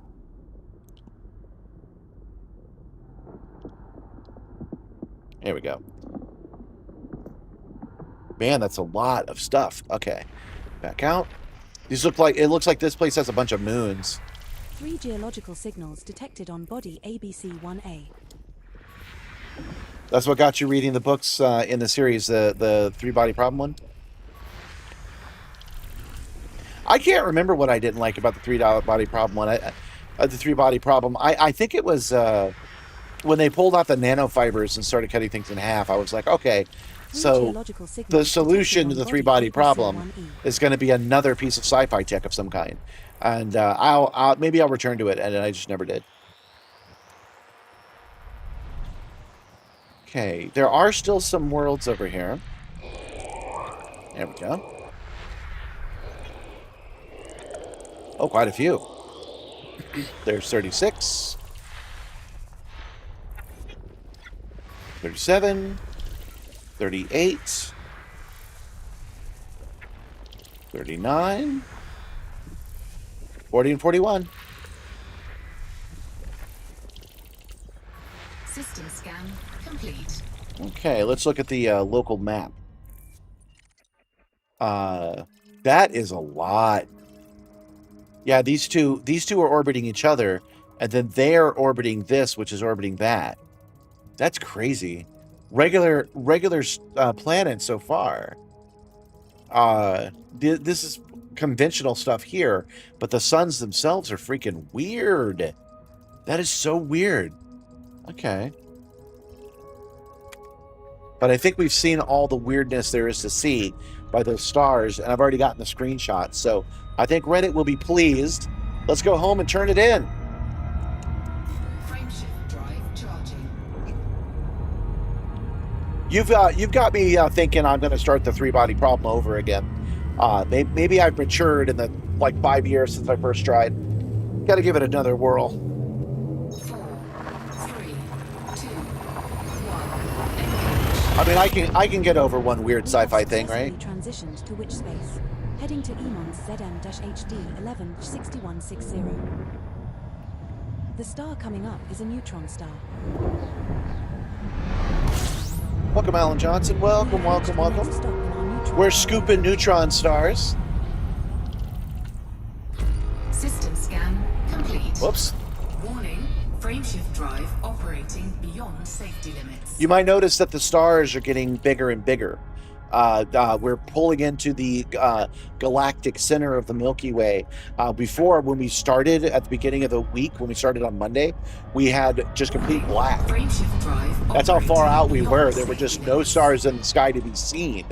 And now there are so many that it's going to cause this frame rate issues. Frameshift drive operating beyond safety limits. This uses a thing called voxels to create the skybox, so every single one of these stars is generated only for this solar system. Can I play War Thunder in this thing? Yes, I can. My understanding is that War Thunder has... Hold on. Thank you, Edie. My understanding is that War Thunder has... Edie! My understanding is that War Thunder has the telemetry I require to run it. So I could just install War Thunder, install the telemetry, tweak it so I don't knock myself silly, and I could be starting playing the game. The only reason that I don't play any of those terrestrial flight games is I love space. Frameshift drive charging. I like leaving the Earth. Ironic, since today we're headed towards the Earth, but still, that's why. Thank you for the tutorial you just did for us. I've been discovering bodies all wrong. Well, just waiting too long for each. You just pop in and out really quickly. Yeah. 3, 2, 1. There are two ways to discover worlds. You can scan them like I just did. And yeah, I find no reason to stay. Or you can fly to them. They show up on your list and you can just fly to them. And that's the exact same thing. The other thing I could be doing is... The other thing I could be doing is scanning the each planet with a probe, but that would take all night. If we launched probes into all of those planets, it would take all night to finish all 47. So I generally skip that part. We get paid in-game credits for doing that, though. We are rewarded for our efforts.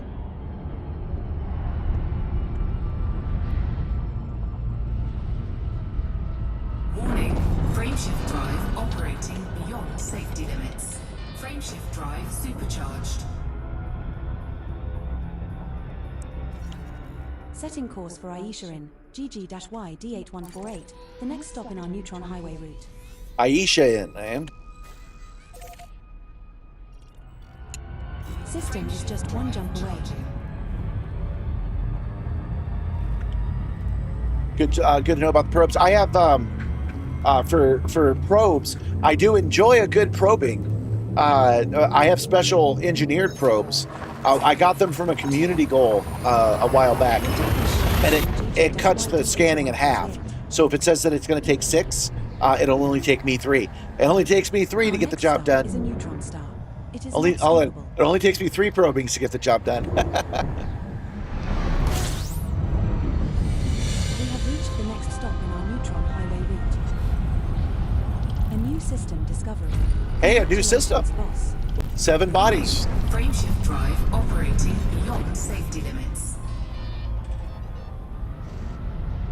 Warning, frameshift drive operating beyond safety limits. Got it. Frameshift drive supercharged.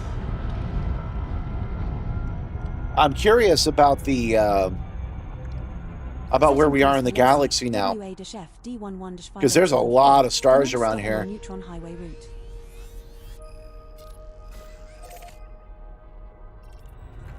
Let's take a look at the galaxy map real quick.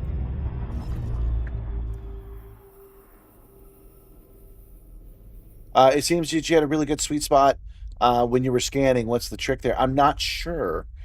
Wow, look how far we've gone. This is where we started, guys, and look, we're already down there. We're gonna be shooting right through the galaxy. We're gonna go right freaking through it. This is our goal. So let's see how deep in a galactic core will we be. We're just gonna skim the side of it. Okay. We'll scan something in a minute and see. All right, there are only 7 planets here. They're metal rich, which is nice, but I'm only scanning them for completion's sake. People all over this game love the Neutron Star Highway. People use them by the hundreds when they're good ones. So I would rather this entire solar system have my name on it. That would be nice. So that's what we're going to do. I guess I didn't go out as far as I thought I had.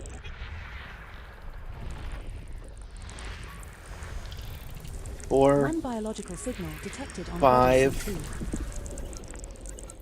6, has an atmosphere and is landable. and 7. Another terraformable. Body C1, that's our 8th discovered this session. System scan complete. There we go.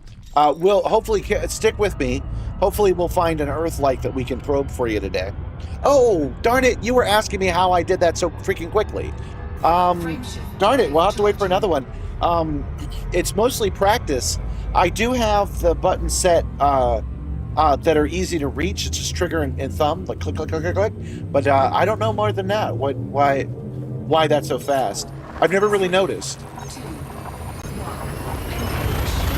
What is the minimum requirements on the ship to use the Neutron Star Highway?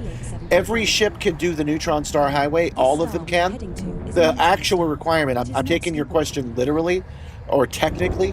What you need is a fuel scoop. You have to have a fuel scoop of any size on any ship of any size, and it can use it. However, some ships are designed to travel in space. Some are not. I'm sorry, travel. They're all designed to travel in space. Some are designed to travel long distances, and some are not. So the first ship you get a Sidewinder. I knew that was going to be too narrow. A Sidewinder is the first ship you get, and it can jump like 10 light years. So if you use the Neutron Star Highway, it can do like 20, right? Or maybe 30 or 40. And the next ship up, just the very next ship, can do 40, right? So it's kind of a waste of time to do it in a Sidewinder. There we go. Got it this time.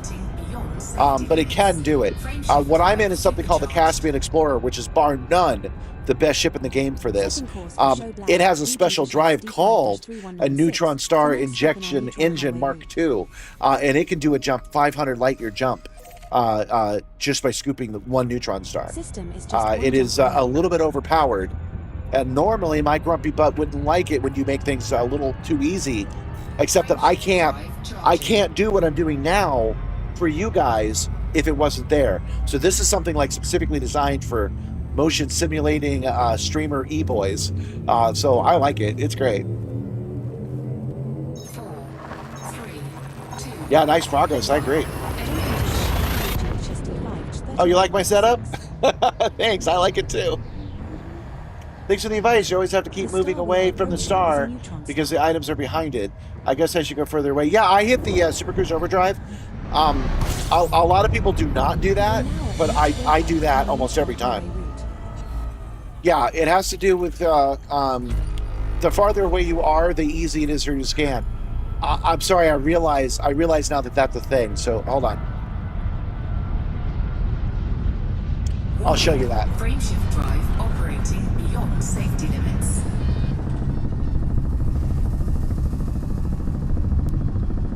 Come on, scoop up the rest of it. Frameshift drive supercharged. There we go. And now the computer takes over. And once that happens, I'll show you how that works. PC-B D1-6070, the next stop in our Neutron highway route. The downside is we're skipping over all this heavenly glory. I would much rather scan these ships. System Okay, is so just one jump away. you could go up. You could go up on the galactic plane, but you don't have to. So I'm just flying away from the sun. I got the sun to my back, and then I hit Super Cruise Overdrive for about 10 seconds. 3, 4, 5, 6, 7, 8, 9, 10, and one more for good measure. Then I hit the FSS scanner, the radio telemetry scanner, and now when I go back and I just do a 180, I flip over, boom, there's the entire solar system. So this has already been discovered, but we'll scan it anyway. So now everything is clustered really close together. Boom. There is 1. There's 2. If it's interesting, ED Copilot will tell me about it. So I don't have to read what's on the screen. We're halfway done already. Oh, more than halfway. There's 6, and we already saw 7 was over here. Boom, 7. And we have scanned everything. And again, if one of those was of interest, ED Copilot would have said, hey, that's terraformable. Oh man, an Earth-like world. Hey, that's got biologicals on it. So I don't even have to look at it. So that's how I'm able to do that so fast. Oh, you're welcome. Yeah, Bobby, I'm over 100. Dude, last night we got 500 in one go. All of y'all were quiet. None of y'all said anything, which you're totally welcome to do. I appreciate that as well. I will load a streamer on my second screen while we're working on something, so I get it. It would very much help me though if you guys click like. You know the drill. You know the YouTube rules. But what you hitting like right now will do for me, what you clicking like right now will do for me is tell the algorithm that something cool is happening, and it will share it to other people's feeds. So live streams in particular, if you click like on, is useful for the streamer. So if you're having a good time, it would help. No pressure though. Yeah, ED Copilot is great. I freaking love it. And I love that it's a third-party program. Like, in the game... Warning, frameshift drive operating there we go. beyond safety limits. Frameshift drive supercharged. In Elite Dangerous, you have all these modules you can upgrade. And some things that just are ignored by the game makers. It feels to me like I'm installing a module in my ship, maybe an unauthorized module, to have ED Copilot do this for me. I feel like I'm voiding warranties, and you guys know I like to do that. All right, now this was a new system, so we're going to do the same thing again. We're going to scan these planets. Did you have to upgrade your ship in addition to the fuel scoop so that it could jump that far? Yes. I don't know what kind of range you can get. Oh, we already did scan everything. Okay. Wait, that can't be right. Let me look. Do that again. Oh, never mind. Yeah, 3 of 3. I do have a Guardian frameshift boost. That's a device I can add that adds 10 light years to your jump range, and I'm sure it's affecting the Neutron style highway too, but I'm not entirely sure. I did go in and engineer my ship engine. And I switched to some lightweight stuff, you know, standard upgrading stuff to get this kind of range. But my max range is something like 438 light years. And I know I can get over 500 if I tried. I feel I don't really need to. That's enough. It is not scoopable. This is the next waypoint in our Neutron highway route. I'm going to get this in one go this time. Warning, frameshift drive operating beyond safety limits. So yeah, ED Copilot is reminding me that we've done 10 jumps. Drive operating beyond safety limits. There we go. ED Copilot is reminding me that we've done 10 jumps, and maybe it's time to do some repairs. But the Caspian Explorer doesn't need it. I don't need to carry a autofield maintenance unit with me. It just takes it. We're going to land and the module will be at like 98%. It's great. System is just one jump away.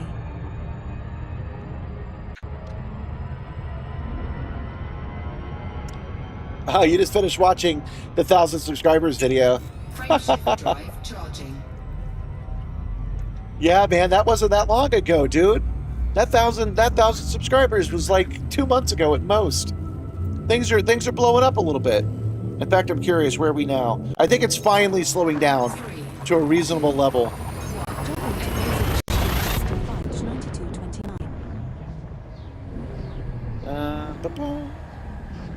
Our next star is a neutron star. It is not scoopable.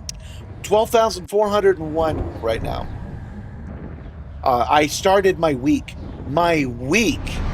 I started at 2,099. So I didn't know that YouTube did that, honestly. I didn't know that once the algorithm found your audience, I did not know it did it kind of all at once. That's a big surprise to me. A welcome one. I had someone today leave a very helpful and interesting comment. My newest short was talking about, hey, I've got new analytics now that we've gotten monetized, and it's telling me that you guys are from all over the world. That's fun. And that's the short. And he said, hey, you really shouldn't talk about your subscriber count unless it's a milestone, because it'll kind of turn people off.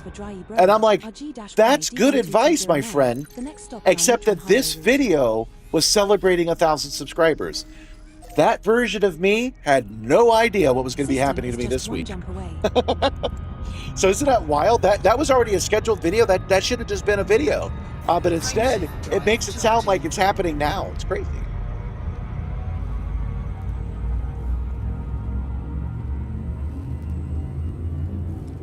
Yeah, you skipped a few vids. So did I. You guys should know that with the shorts, I squeeze as much of that out of these videos as I can to make the shorts. And that makes me 2 months behind. So the ones that are being released right now are from December 10th. That's how far behind I am. It's almost 3 months now.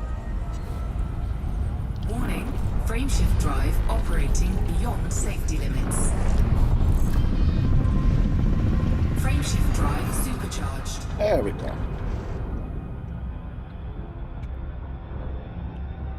And let the computer do it. Setting course for Eambaisk FQ-G D10-4485. You guys. The next stop in You our guys. Neutron highway route. Okay. I have two different audiences. The ones who kind of get where I'm coming from with the whole I know how to trade, I don't know how to live. Business is not my thing, but construction is. Some of you guys understand that, and then some of you guys are surprised that I'm not a Bitcoin bro or some kind of tech guy that makes a huge salary. I drive delivery work during the day. That's just how it is.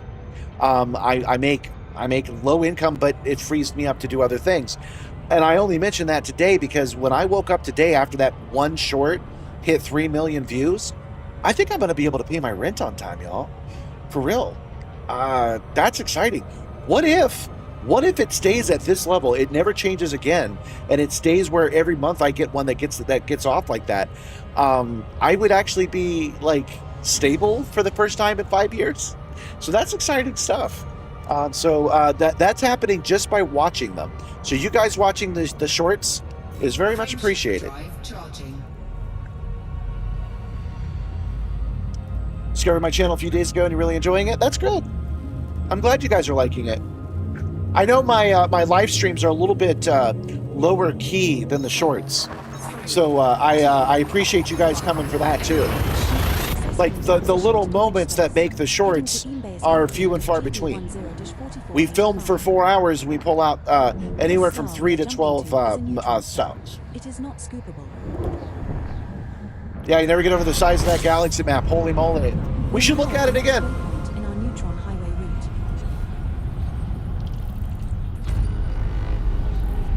Warning, frameshift drive.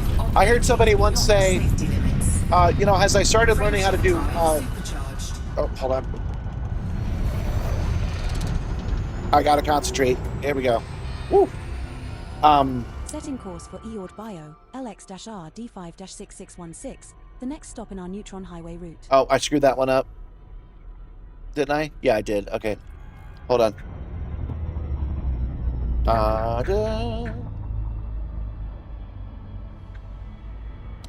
We want Neutron highway routes. Because I was swinging around, it didn't get the input it needed. One moment. Where are we now? 4485. Okay. Bookmark Neutron highway route. I'm a little confused. 1 second, guys. Is it showing this to me upside down?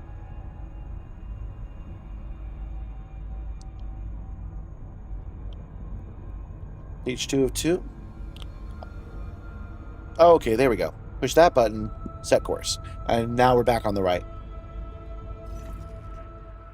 My rig in game setup inspired your autistic son to find a job and buy his own. He's so excited. Well, hi. Hi, Sean Jr.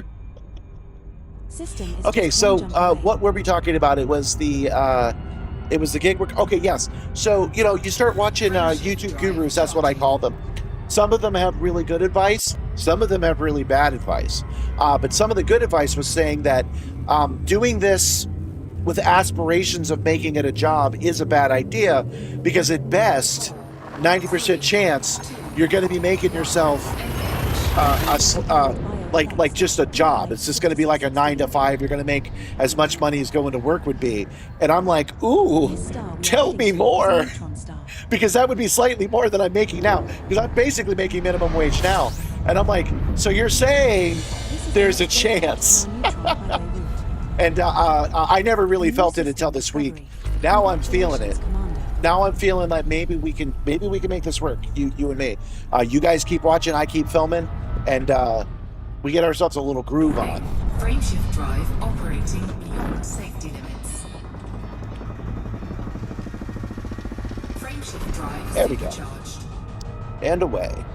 Now this is a newly discovered system, so we're going to scan it real quick. Setting course If you saw my recent short, not autistic, dyslexic. The next stop in our Neutron highway route. There were some interesting comments about that dyslexic short, by the way. People were talking about things that are true to me that I did not know were part of the same diagnosis. My hand-eye coordination is pretty good, but it's not the best. And another one was my ability to imagine things in 3D is slightly higher than average, which I didn't know was a part of that diagnosis. It was. If you're curious, go read the comments on the one that says what I'm diagnosed with is not autism. If you're curious, and then see what other people are self-reporting. Get this man some motion. Get this man a shield. That's the shirt you just came over from. That one's doing a lot better than I expected it to as well. Everything is a rising tide at this point, but I'm surprised at the ones that are doing well. The more recent ones where people are reporting where they're from, and there's a lot more than I mentioned. Unfortunately, in the short I made, I was being very Eurocentric, so it was England and France and places like that. But I've gotten reports from all kinds of places now. Let me try to think of some. Brazil, Pakistan, Africa. They said Africa. They should have said where in Africa they were. Now they think about it. Yeah, people have been from all over watching it. That's been fun too. I need to finish a story I was telling you guys before. So I was running an anime con. We didn't have anything going on at like 8 a.m. on Saturdays because no one would show up. So they asked me to edit together some clips from Saturday morning cartoons. And I started grooving with that in a big way. And I made a 2-hour show that was just the best intros of all the shows from the 80s and 90s. And people started coming to it. And by the 5th year of doing it, it was an event. We had to move it. I prefer to have it in my game show theater is what I called it. But the demand was too high. That game show theater can safely fit 300. We were putting 400 in there. And by the 5th year, we had like 2,000 people watching it. We ended up buying... We used to sneak in Captain Crunch and eat cereal. But the hotel caught us doing it, so we had to start buying cereal for 2,000 people. That was good times. That was a lot of fun. That movie, that Saturday morning cartoons movie, which I upgraded every year, was a lot of fun to put together and make. It had all kinds of obscure stuff in there, man. Now, since it's been 15, 20 years since I did that, everything I mentioned is obscure at this point. It used to be the stuff kids would sing along to. One of my favorite things about that thing is that it started out completely classic, and by the end of it, I started introducing the old school anime into the current anime to get people back in an anime mood, because that's what the con it was. It was Anime Festival Orlando, if you're curious.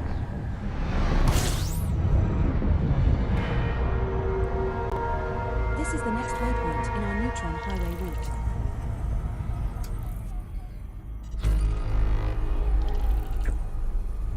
Another thing ED Copilot does for me is automatically scan these solar systems, so I don't have to remember to do it. As I mentioned, it feels like an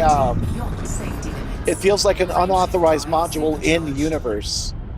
Like they probably have rules against AI, and I feel like I'm breaking those rules by having her in there. I love it. Course for Dryer Blee, IM-T D4-7576, the next stop in our Neutron highway route.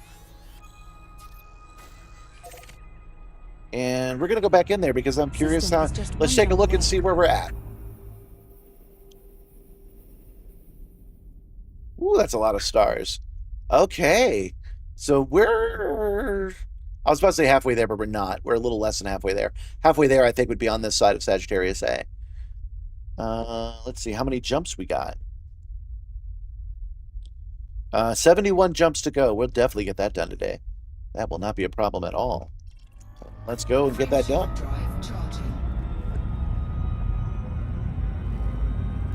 Tomorrow's short is actually a remix short from early on and doing them because I felt it was my best explanation as to how I built the Simstar. It was before I learned how to really dial in. It still had the ums and ands and going on in the middle of it. So I cut that out. And I cut out a thing where I mentioned that if you're poor like me, people didn't like that, so I cut that out. Anyway, it's a 30-second clip that is a redo. And that's the one that I'm hoping does well because it answers all your guys' questions in 30 seconds about how I did it. And if it goes well, I'll be able to link that over. I'll make a hotkey for it. Like I have a hotkey for my Discord. Let's push that. It'll look like this. And then when people ask me what the deal is with the Simstar, how did I get it, I'll be able to link them over to it. That's the goal. Setting course for Dryer Blee, OC-C D543, the next stop in our Neutron highway route.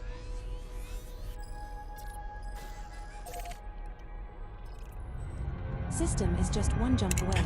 Frameshift drive charging.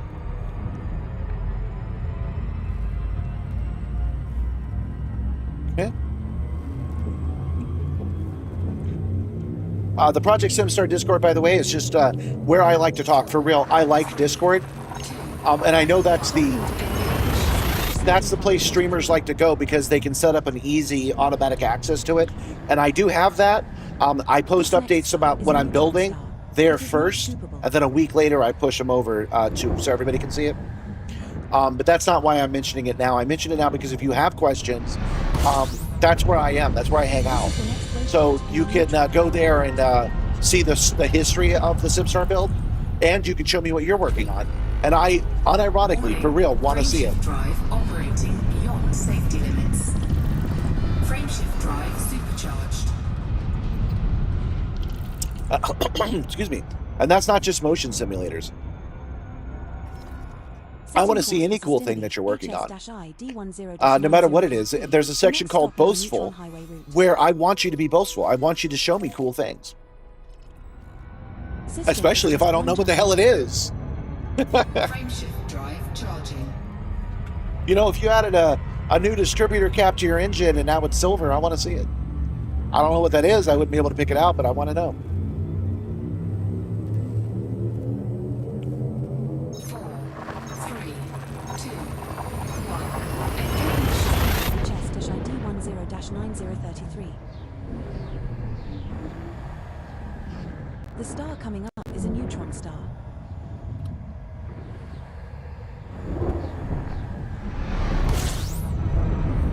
We are now at the next waypoint in our neutron highway route. So on a long trip like this, I've got a list of things we could be talking about. Congratulations, We were Commander. just talking about Saturday morning cartoons.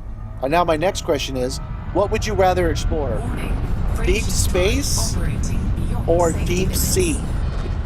Because there's a lot of interesting things happening under under the sea, and it would be a cool place to explore. And I want to know what you would think. I wish that the universe was smaller so I could do exactly what I'm doing now in real life. If I could leave this planet, I absolutely would. I'd go see what was out there. That would be neat. I don't see how it would get old. But I would also explore the deep sea if I could. Titan notwithstanding. I actually feel bad for that Titan engineer because he, and I know I'm in the minority on that one, but he and I shared a similar dream about doing really difficult things cheaper. And his Titan submarine was actually a work of genius. It was. The problem actually was not the design. Hear me out. The problem with the Titan submarine was that he went down too deeply, too quickly. He was in a hurry to get that one done, and he caused too much pressure too fast. It had already done 20 plus trips down to the Titanic. It was a relatively sound system. If he had gone a little slower, he'd be on his 28th by now. That doesn't mean that I think he did it right or that I'm on Billionaire's side. Early on in these streams, I was talking about how I take chances. I take chances with what I do. The Simstar's working on 240 volts of power, and I'm converting 120 volt stuff to work on it and stuff like that. I take chances. But it was pointed out to me that one of the things I would not do is take a chance with somebody else. If somebody else was over here looking at the Simstar, I would have all the safety protocols in place. There's a difference for me risking an electrical shock and having someone else risk an electrical shock. So that made me feel better. If I had a Titan submarine, I would not be the guy that would kill other people, but I would probably be the guy that went down there and died, because I still think the design is sound, the carbon fiber wrap. You'd start in the deep sea. It's more manageable than open space. Deep space, but like the Silver Surfer, so you dip yourself in chrome. Or the one who did it, or the one who didn't. I'm not sure. In my ramble, I lost track of what you were saying.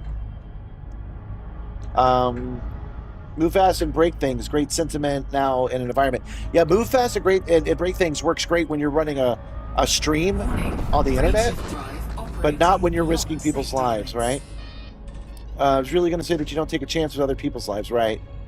Don't be the guy who murders other people. Be the guy who died at the Titanic. No, he didn't make it out of shit materials. He didn't. drive supercharged. What he did when he made the Titan was that he took carbon fiber, put it in an epoxy, and wrapped it around a steel tube. And then he attached each side to pressurized circles. Nature does not like right angles, so everything needed to be round.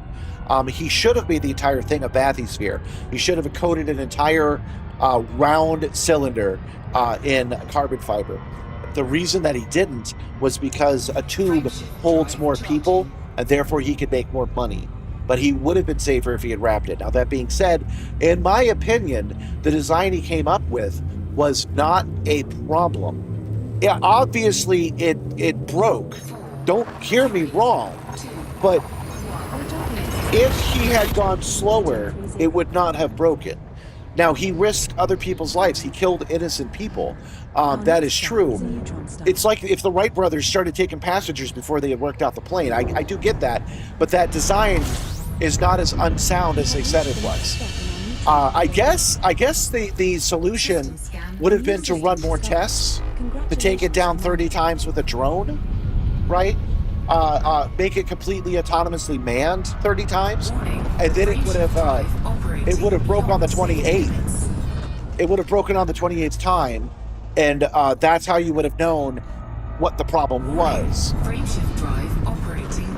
But I do agree with his sentiment in interviews where he talked about how people are too safe and they don't take enough risk.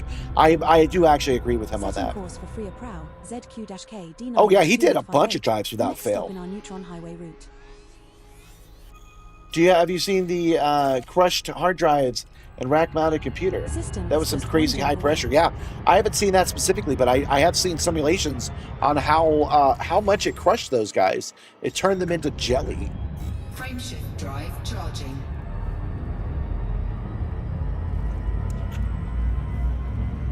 But pilots did immediately. Once we learned we could fly, people made makeshift crafts and flew them. And some of them crashed and people died. And we don't go, and I'm walking very carefully here. We don't go, well, I guess cheap aircrafts were a bad idea. We upgrade the FAA rules, we get the word out on what not to do, and we carry on with our design of aircraft. And I'm not talking about how we got to the 747 MAX. I'm talking about how you can still... You can still build an aircraft out of cypress wood today. You have to have aircraft-grade cypress wood. Another YouTuber I follow, her name is escaping me. It starts with an X. She is building her own airplane out of glue, nails, and wood. It's possible to go visit the Titanic with things you have.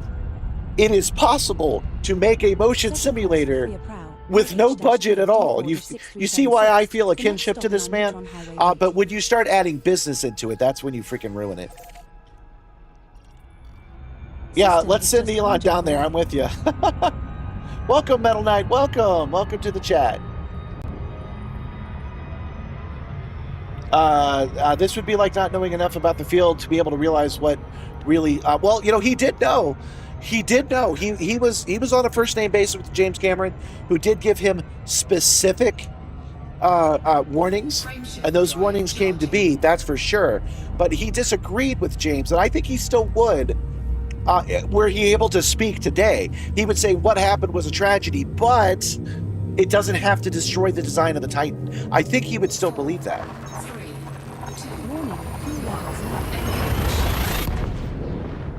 Again, I'm just... We're jumping to free a proud innocent people died, but the star coming up is a neutron star. Boy, this was a good topic that I randomly picked.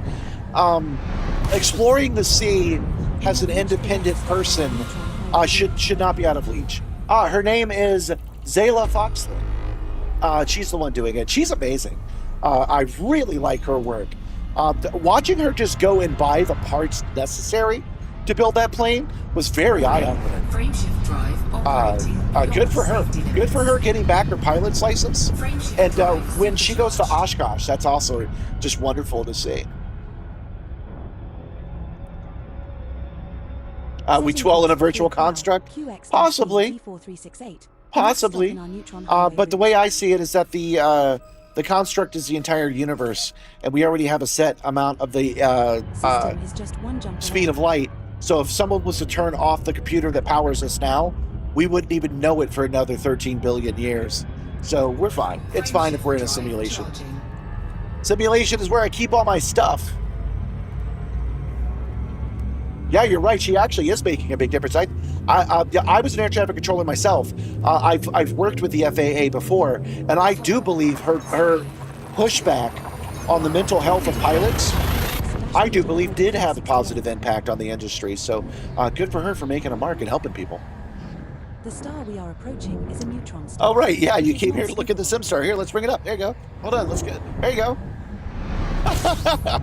Whoa, that's a big one. Now at 4.6%. All right, you guys. We're now at the next waypoint. Oh, I'm almost out of gas.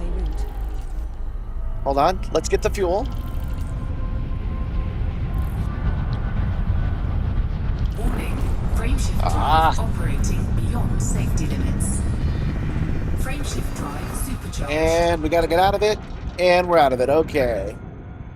Now we can go back to this one. Setting course for Biomi, KI-I D10-2. Keep in mind, Lightspeed tractor. Lightspeed tractor. Keep in mind that I am a very, very big proponent of being able to do this anyway. We were just talking about how I think you should be able to build a Titanic sub on in your basement. This display is a 55-inch curved Samsung display from 2016. It is 3D, but I never actually use it for 3D. Okay, what do we got here? We've got 11 bodies total. But the reason that I'm looking is Edie just reminded me that we only have 0.4 in our gas tank now. So we will not make it to the Neutron Highway unless we stop and get some gas. Oh, good. It's nearby.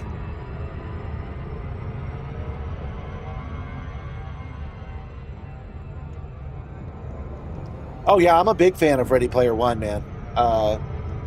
Ready Player One is a template as far as how a virtual world would work.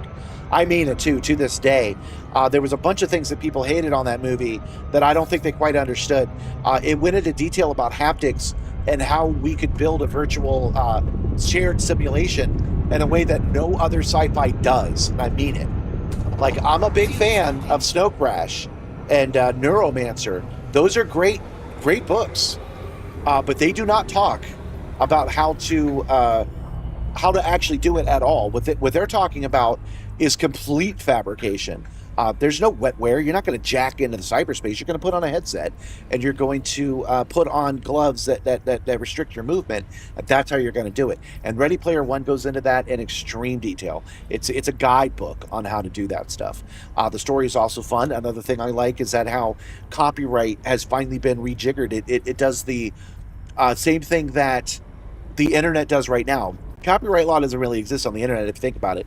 Memes and GIFs and little snippets of information gets past the you must pay me gatekeepers. And Ready Player One is a future in which that stuff is passed in the public domain for one reason or another, and then people can start using it for their own desires. If you thought it was like, oh, remember Scooby-Doo? You kind of missed the point on that one, because if you've ever been to Dragon Con or Comic Con, you know that's exactly how that life is. There's a difference between being a character and being a cosplayer of that character, and that goes into the realm of what it's like to be that kind of person. So Ready Player One is great. The movie itself is also excellent. I like the book a little bit better than the movie, but the movie is great. The second one, however, Ernie, Bubby, Mr. Klein. Let's talk. We need to do a rewrite of that book, man, because there was a bunch of stuff.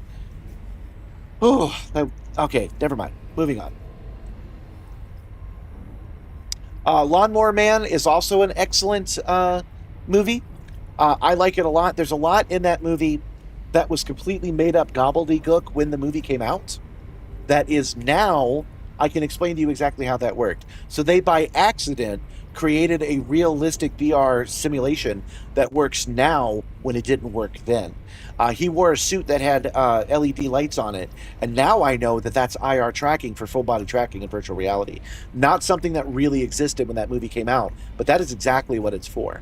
So that movie's great. It has a haptic chair in it too. Yes, I've watched that movie several times. Lawnmower Man 2 is pretty good too, if you look at it from the view that I just explained to you, what the looking at it from a haptic shared universe view. Lawnmower Man 2 is excellent. Badly casted. They should not have casted Max Headroom to play the Lawnmower Man in that one. But it is, if you have patience for a little bit of dull, it's a good one. Much like Star Trek and cell phones, yeah. You're kind of right about that, yeah. But Lawnmower Man didn't predict anything. It just happened to get it right retroactively.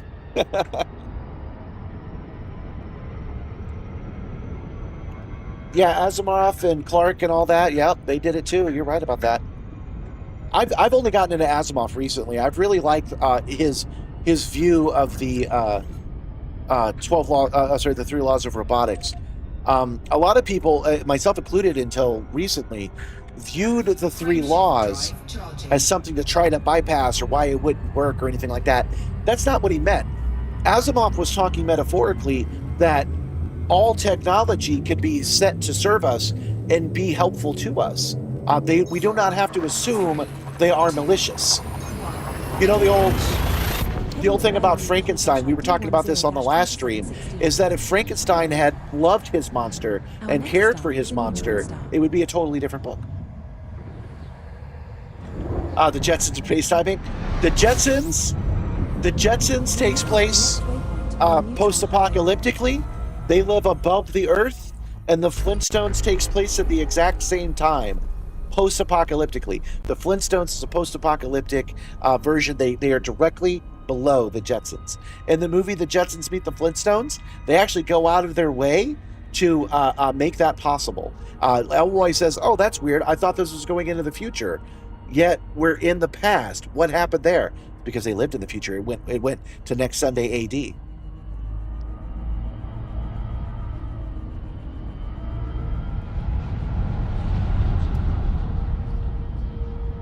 Warning, frameshift drive operating. I'm a VR guy. I'm a VR developer, and I dabble in AR. And I think that AR glasses, I think the wrong people are right about it.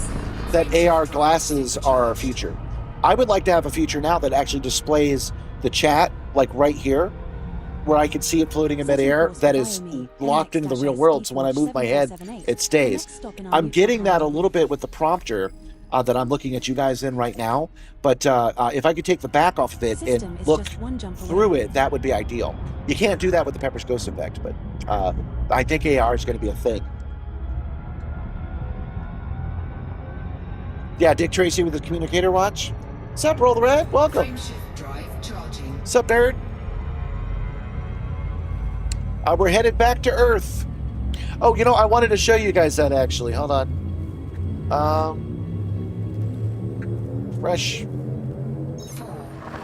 My reference today is probably a little bit obscure. So here's today's thumb. Back to Earth, and it's got me going down into infinity, okay? Why am I doing that? Because of Red Dwarf's Back to Earth.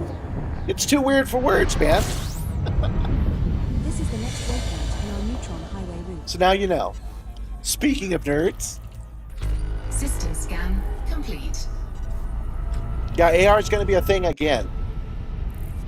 You got to hop into VR and do some capture card testing. And you'll pop back every once in a while. Okay, well, thanks for joining us at all. Oh, by the way, I tried your transition. It is a little long. I didn't check to see how long it was, but the hex that I'm using right now is only at most like 3 seconds. I think it's like 1.5 seconds. Yours was, I need to speed yours up. If you can render me out a new one that's shorter, we'll swap it out. I'm talking about this, guys. He may be a new one, but it's a little bit long, so I'm just letting you know. System is just 1 jump away.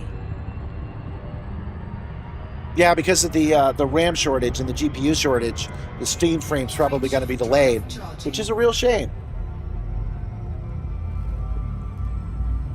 I think you should have more hexagons too, since you're going to render it out again. You have like 8. I think you should have like 20. They should be smaller. 4, 3, Oh wait, you probably did that because they all come off screen. Never mind. Keep it the way you've got it. It just got to go a little faster. SS-BD8358. This star we are jumping to is a Neutron Future for star. rich people. The way you've spelled that is very funny. But no, you know what? The rich people have taken a lot from us, that's true. Scan complete. But they can only take so much before they start to become irrelevant, guys. So no, it is not the future for rich people. They're just going to get it first. Frameshift drive operating beyond safety limits. Frameshift drive supercharged. The Simstar itself is a great example of that. The Simstar, I'm sure this machine was very expensive when it was meant to be used in an arcade. It was probably like 30, 40 grand when it first came out. But then that person either went out of business or used it for 10 years and sold it off because they were done with it. The next person sold it off or lost it. The next person bought it at an auction for nothing because it was made of steel and then traded it to me. And now I have it, right? Same thing's going to happen with all this cool stuff that the rich have. It'll just take us an extra 10 years, and then we'll have it. What I'm telling you is, don't let the billionaires take your hope as well as your jobs. Think of it as the long game. They'll only be able to be on top for so long. I always laugh when they put Sesame Street on HBO. People were really upset about that because the rich are getting it first. Yeah, but the rich are subsidizing it, and we're still getting Sesame Street. ABCs are still being taught by Kermit. They are spending the money, and we're getting it for free. Yeah, send them all down to the Titanic. I'm with you.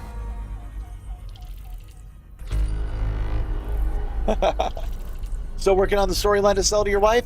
I've got some shorts on that. You should look them up.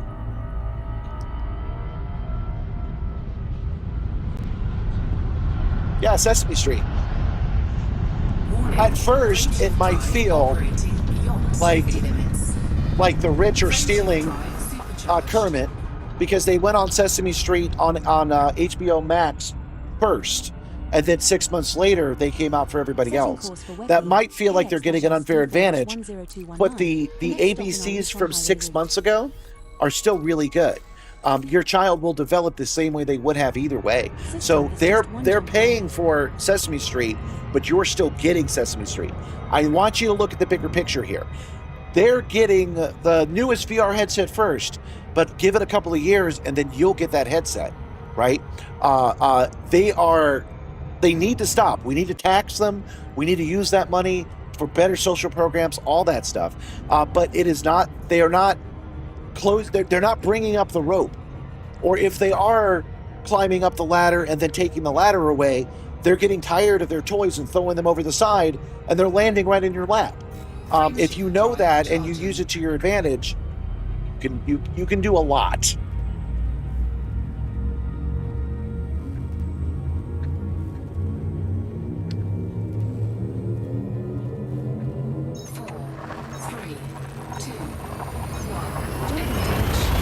We should still be paying for PBS. Hopefully we can get back to funding them after this.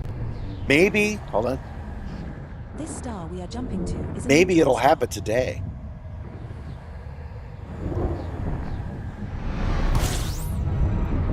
We're now at the next waypoint in our Neutron highway route. VR headsets can be a little bit uncomfortable, but I don't think they're too bad. Hey, this is a new one. Let's see if it's anything interesting. Warning, frameshift drive operating beyond safety limits. Screw that up.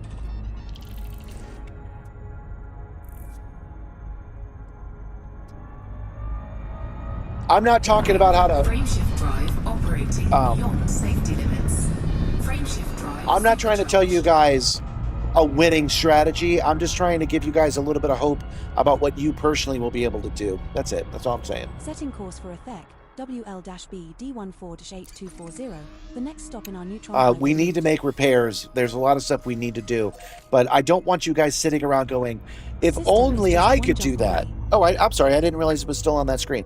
If you guys were like, if only I could do that, you kind of can if you believe in yourself.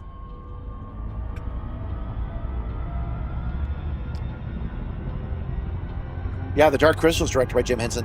Jim Henson had a big play in the original Ninja Turtles movie. One of my favorite movies. I think that movie's excellent. If you've never seen the original 1990 Ninja Turtles movie, I think you're in for a treat. I think you're going to like it.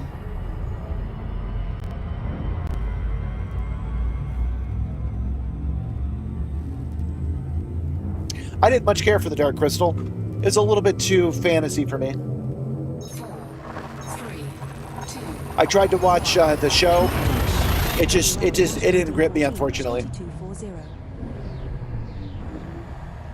But, you know, that doesn't mean it's bad. It just means that it wasn't for me. It is not scoopable.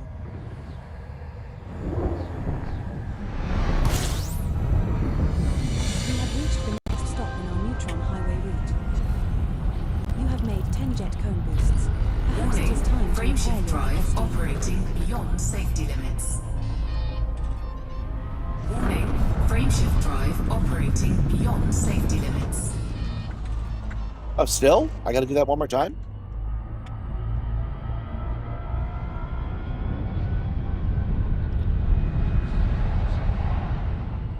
So, we started talking about the Titan submarine and my weird affection for it. There was something else I wanted to tell you about the sea. I thought it was kind of weird in setting course for effect. Star Trek when Captain Picard, after he had been assimilated by the Borg, he went home and he was offered a job on the Atlantis project, which was basically to run the entire underwater building of this giant city, which he thought was a bit of a downgrade. And I always thought that was a weird thing to think, man. Could you imagine building a city underwater on Earth? Captain Picard was out of his mind thinking that was a slumming job. That would have been amazing.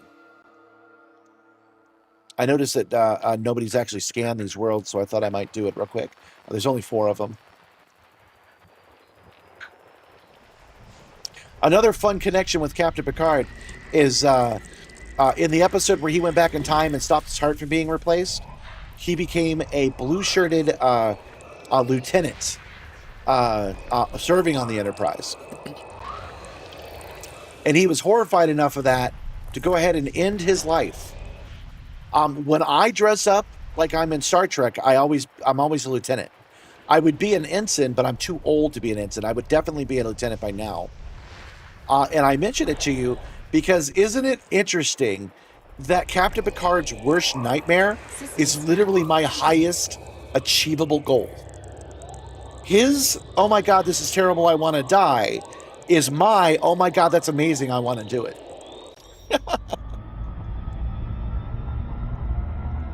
You think this uniform? You think this uniform looks like Star Trek? No, I don't see it. I don't get what you're talking about. Probably just coincidence. Frameshift drive charging.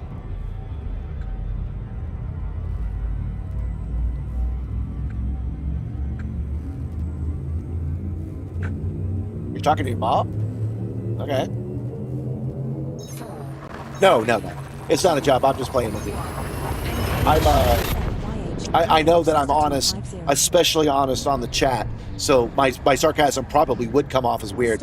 No, this does look Star Trek-y, but it was not actually Star Trek inspired. If you think about it, when you're in outer space, a colored primary stripe is not a terrible idea, and red just happens to be my favorite color. And yeah, Star Trek is a big part of my personality, but I am not actually aping off Trek. In fact, at this point, Star Trek has done so many uniforms.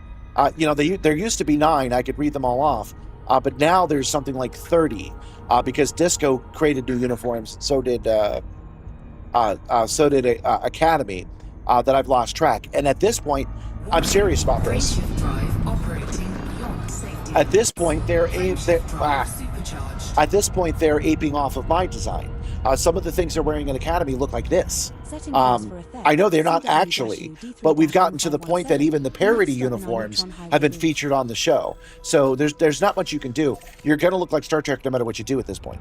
System is just Good evening, B+. Good evening. Welcome, welcome.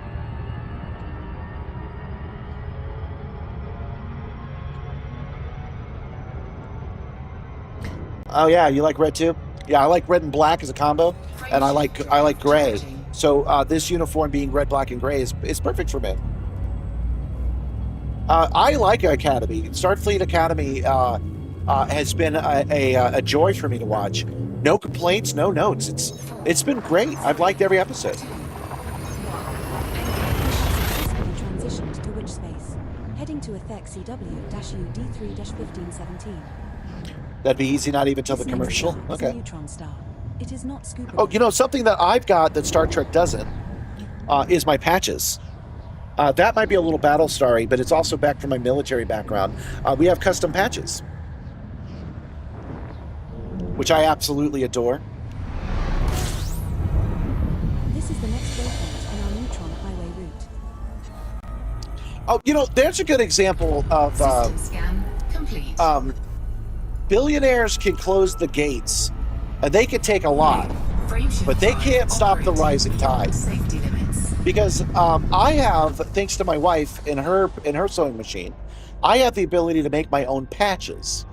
That's just something I can do whenever I want to. When I was a young man, that was not a possibility. It wasn't something I could just do on a whim. That's where we're at. You can kind of do anything you want if you think it through and you pace yourself and you're willing to make compromises. You can kind of achieve just about anything now.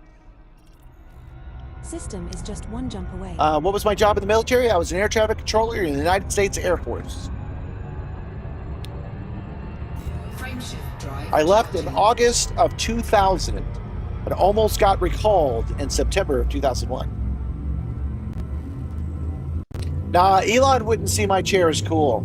I have a weird relationship with Elon Musk, actually. Just don't premium it? I'm not sure what that means. Elon Musk, weirdly, because we're just about the same age, and we grew up on just about the same kind of input. He does not understand. Elon Musk is the guy that builds the Torment Nexus because he thought it was cool, without understanding what the Torment Nexus was. Like, Ready Player One is a dystopian sci-fi, right? And I was just singing the praises of what that kind of metaverse would look like. But I know freaking better to actually make Ready Player One. I would make it without the Torment Nexus. Right? I would make it without the Torment Nexus. That's what I would do. So Elon misses that part, and he keeps creating the Torment Nexus. And because we're into the same things, that dude personally keeps ruining things that I like. I was on Twitter before him, and then he went and he ruined Twitter. That's my best example with that guy. I like EVs, and he has ruined EVs. My car is as far from a Tesla as you can get because the features that I like are not the features that Elon likes. So they're like, I like the Ford Mustang, but the Ford Mustang EV isn't as good because it's got a big tablet in the middle instead of dedicated buttons to the task. Why does it have dedicated buttons? Because it's aping off Tesla, and Tesla thought it was cool, right? Here's another one. Elon had a good idea. You could just take the cable off of your Tesla charger, plug it into your Tesla, and it would take care of the buying for you. It would automatically charge your account and you would move on, right? System scan. Because he did that, every other manufacturer decided that they needed a specialized app that never works right to turn the damn thing on. Frameshift drive operating beyond The ability to just buy power when I'm out and about has been hampered specifically because of Elon Judith Musk. That dude has personally caused me hassle in my daily life I can't get on Twitter to complain about it. I can't buy power the way I want to buy power. He is just going down the line like that death knocking on a door. Everything I like is on that line. Elon Musk and I have beef for real. He's a national problem. He's a national problem, but he's like a personal problem for me. It's just so weird, my relationship with that guy. Frameshift drive charging. I'm about to get shadow banned? No, I don't think Elon has a say in how YouTube works.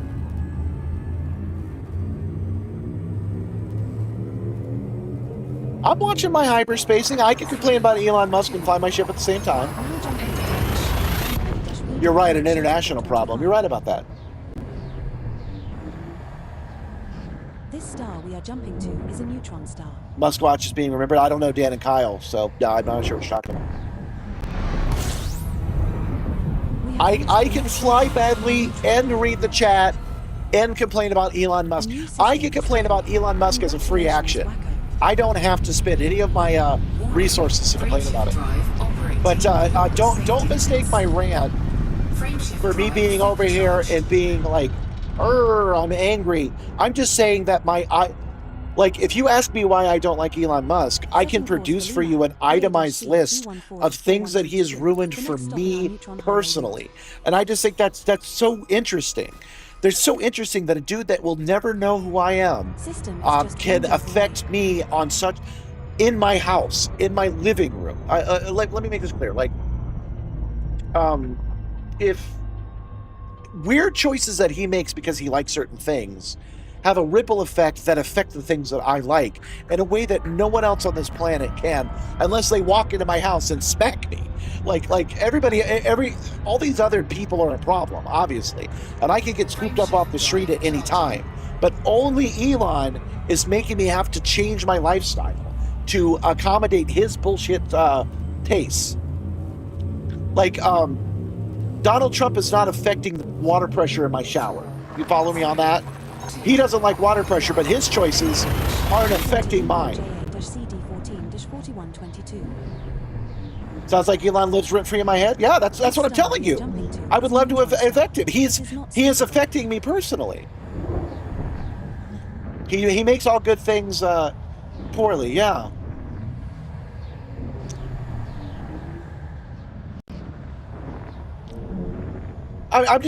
What I'm trying to say now in this rant, I'm just trying to explain to you guys how I find him interesting.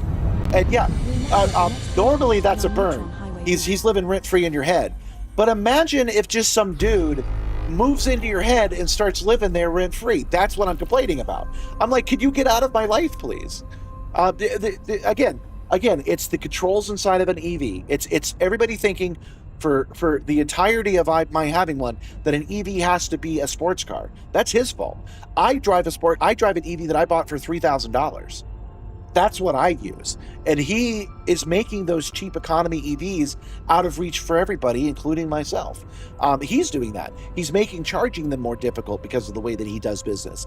He's ruined Twitter, something I liked quite a bit. It's just, that's what I'm saying. Again, Donald Trump causes problems worldwide, but he likes solid gold toilets, and that doesn't affect the price of toilets for me. I don't have to go, dang it, I have to buy this other toilet because Donald Trump made this thing. He's not doing that, and Elon is. That's it. I'm just pointing out the interesting part of that guy.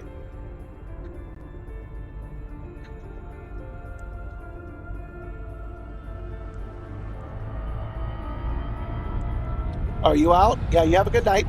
That's enough talking about Elon. It's just kind of interesting to me that one man could affect another one man. Safety limits. Frameshift drive supercharged.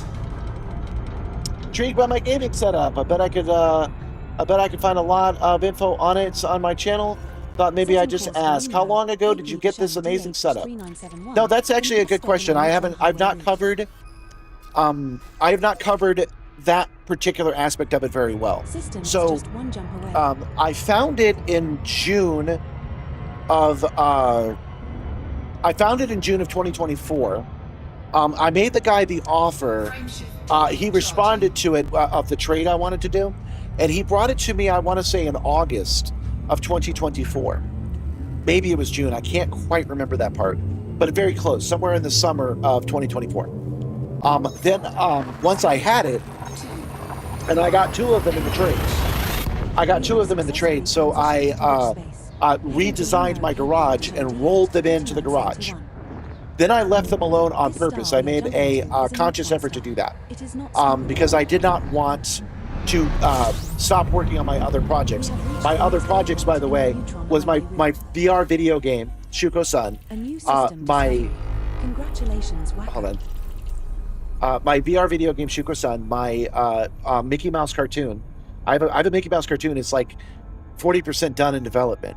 And then I have another motion chair I was building for another purpose. I didn't want to give those up, so I left it sitting in the corner for a long time. Not a long time, actually. I left it sitting in the corner until October.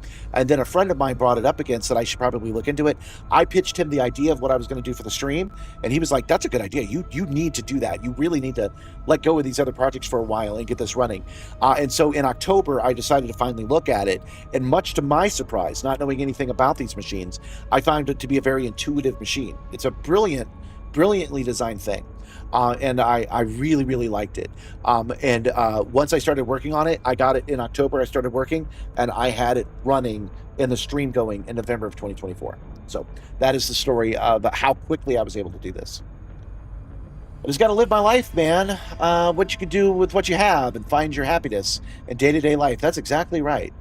Yeah, you like how I have this amazing setup. Well, thank you. What motion software do I use? I do not use Flight PT. I use SimTools. I find SimTools to have a bit of a learning curve when you start, but it is an excellent program once you learn how to work with it. It's my favorite so far. My setup's amazing, and you're thinking about going back into Elite. I welcome you. I have a lot of people that are saying that. I think it's a very fun game. I wonder how well your setup would translate to Star Citizen. I'm interested in how the motion works. Mechanically speaking, Star Citizen would work with it just like you're seeing here, because they are, in a lot of ways, very similar games. I have to be careful when I say that, because the Star Citizen guys don't like it when I say that. But they are very similar games, so basically what you see here is what you would see there. But Star Citizen does not have the telemetry necessary, so it does not currently work with the chair. I heard a rumor yesterday that they're looking into it. I have to assume that's because they've been watching my shorts. But until it has telemetry, it's not an option. But once it has telemetry, I am quite confident it will look just like what you see here. How soon until after we get the sphere of rotation on the setup? It's got to be a matter of time at this point. It's going to be mildly jarring, pushing your views past what your haptic setup can imagine. This chair can do full 360. The software can't support it, and I heard a rumor there that somebody's working on that. So we'll see. We might be able to do it. Have you played a movie chair with VR that sounds like immersion? Yes, I have. I have used VR in this chair. It was not as intensely immersive as you might think. I go on this rant a lot. I'm going to make you a short that I can just link to you. But the short answer is VR and this kind of motion are sisters. They are running in parallel. You get the same amount of immersion in both in different ways. When you combine them, it does not double the amount of immersion, but it does double the complications. So it makes it a little better, but it makes it a lot harder than running both separately, is the answer to that. Have you ever played... I agree with a lot of what you said, but your Trump take was a bit off for me. His whole decisions will definitely affect the country. No, you're absolutely right. Let me circle back to that and make it clear. Donald Trump is terrible and should be in prison for like a long list. But Donald Trump shouldn't be in prison for things he's done to me. He's affecting me for sure. I have to worry about getting snatched by police when I walk outside my door. But like my daily life does not have oh, Donald Trump changed that, so now the send button on your email is over here because of Donald Trump. That's what I'm talking about. The little things I do to live my life are not him. He is worse by far. We should vote him out. We should put him in prison for sure. It's just weird that Elon Musk specifically, every decision he makes is something I like. It's weird. You've never touched Elite before. What's the point of this game? Oops. Operating beyond safety limits. Have I already? Okay, there. The point of this is that it's a flight simulator like Microsoft Flight Simulator, where flying the ship is the point. Setting course I try to explain things. We should make him pregnant. Yeah, we should. Our Neutron highway route.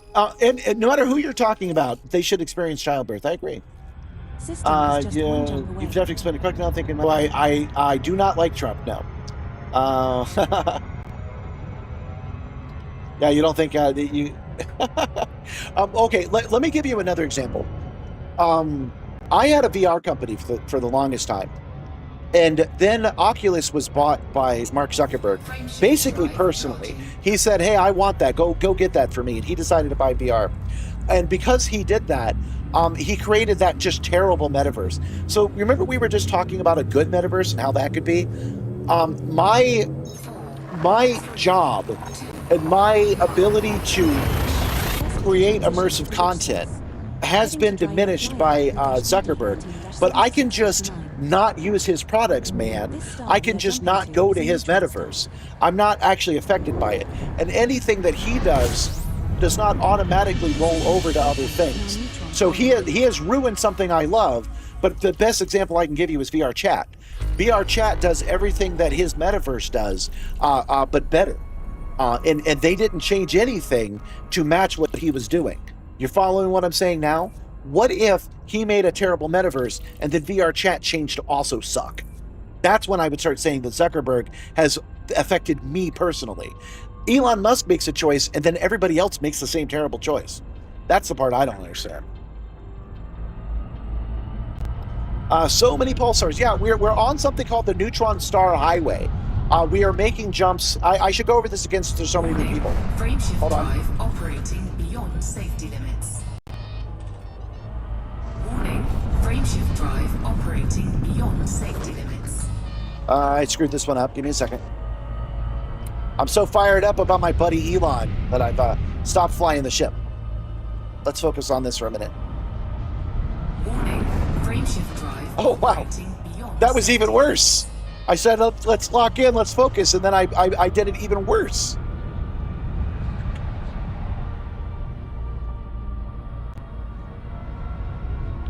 I've lost my pulsar too. Ah, there she is. All right, we got it this time.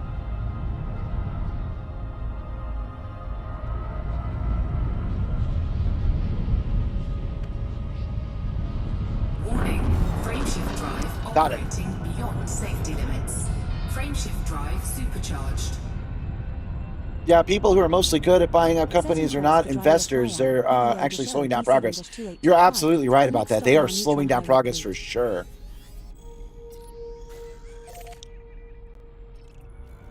System is just one jump away.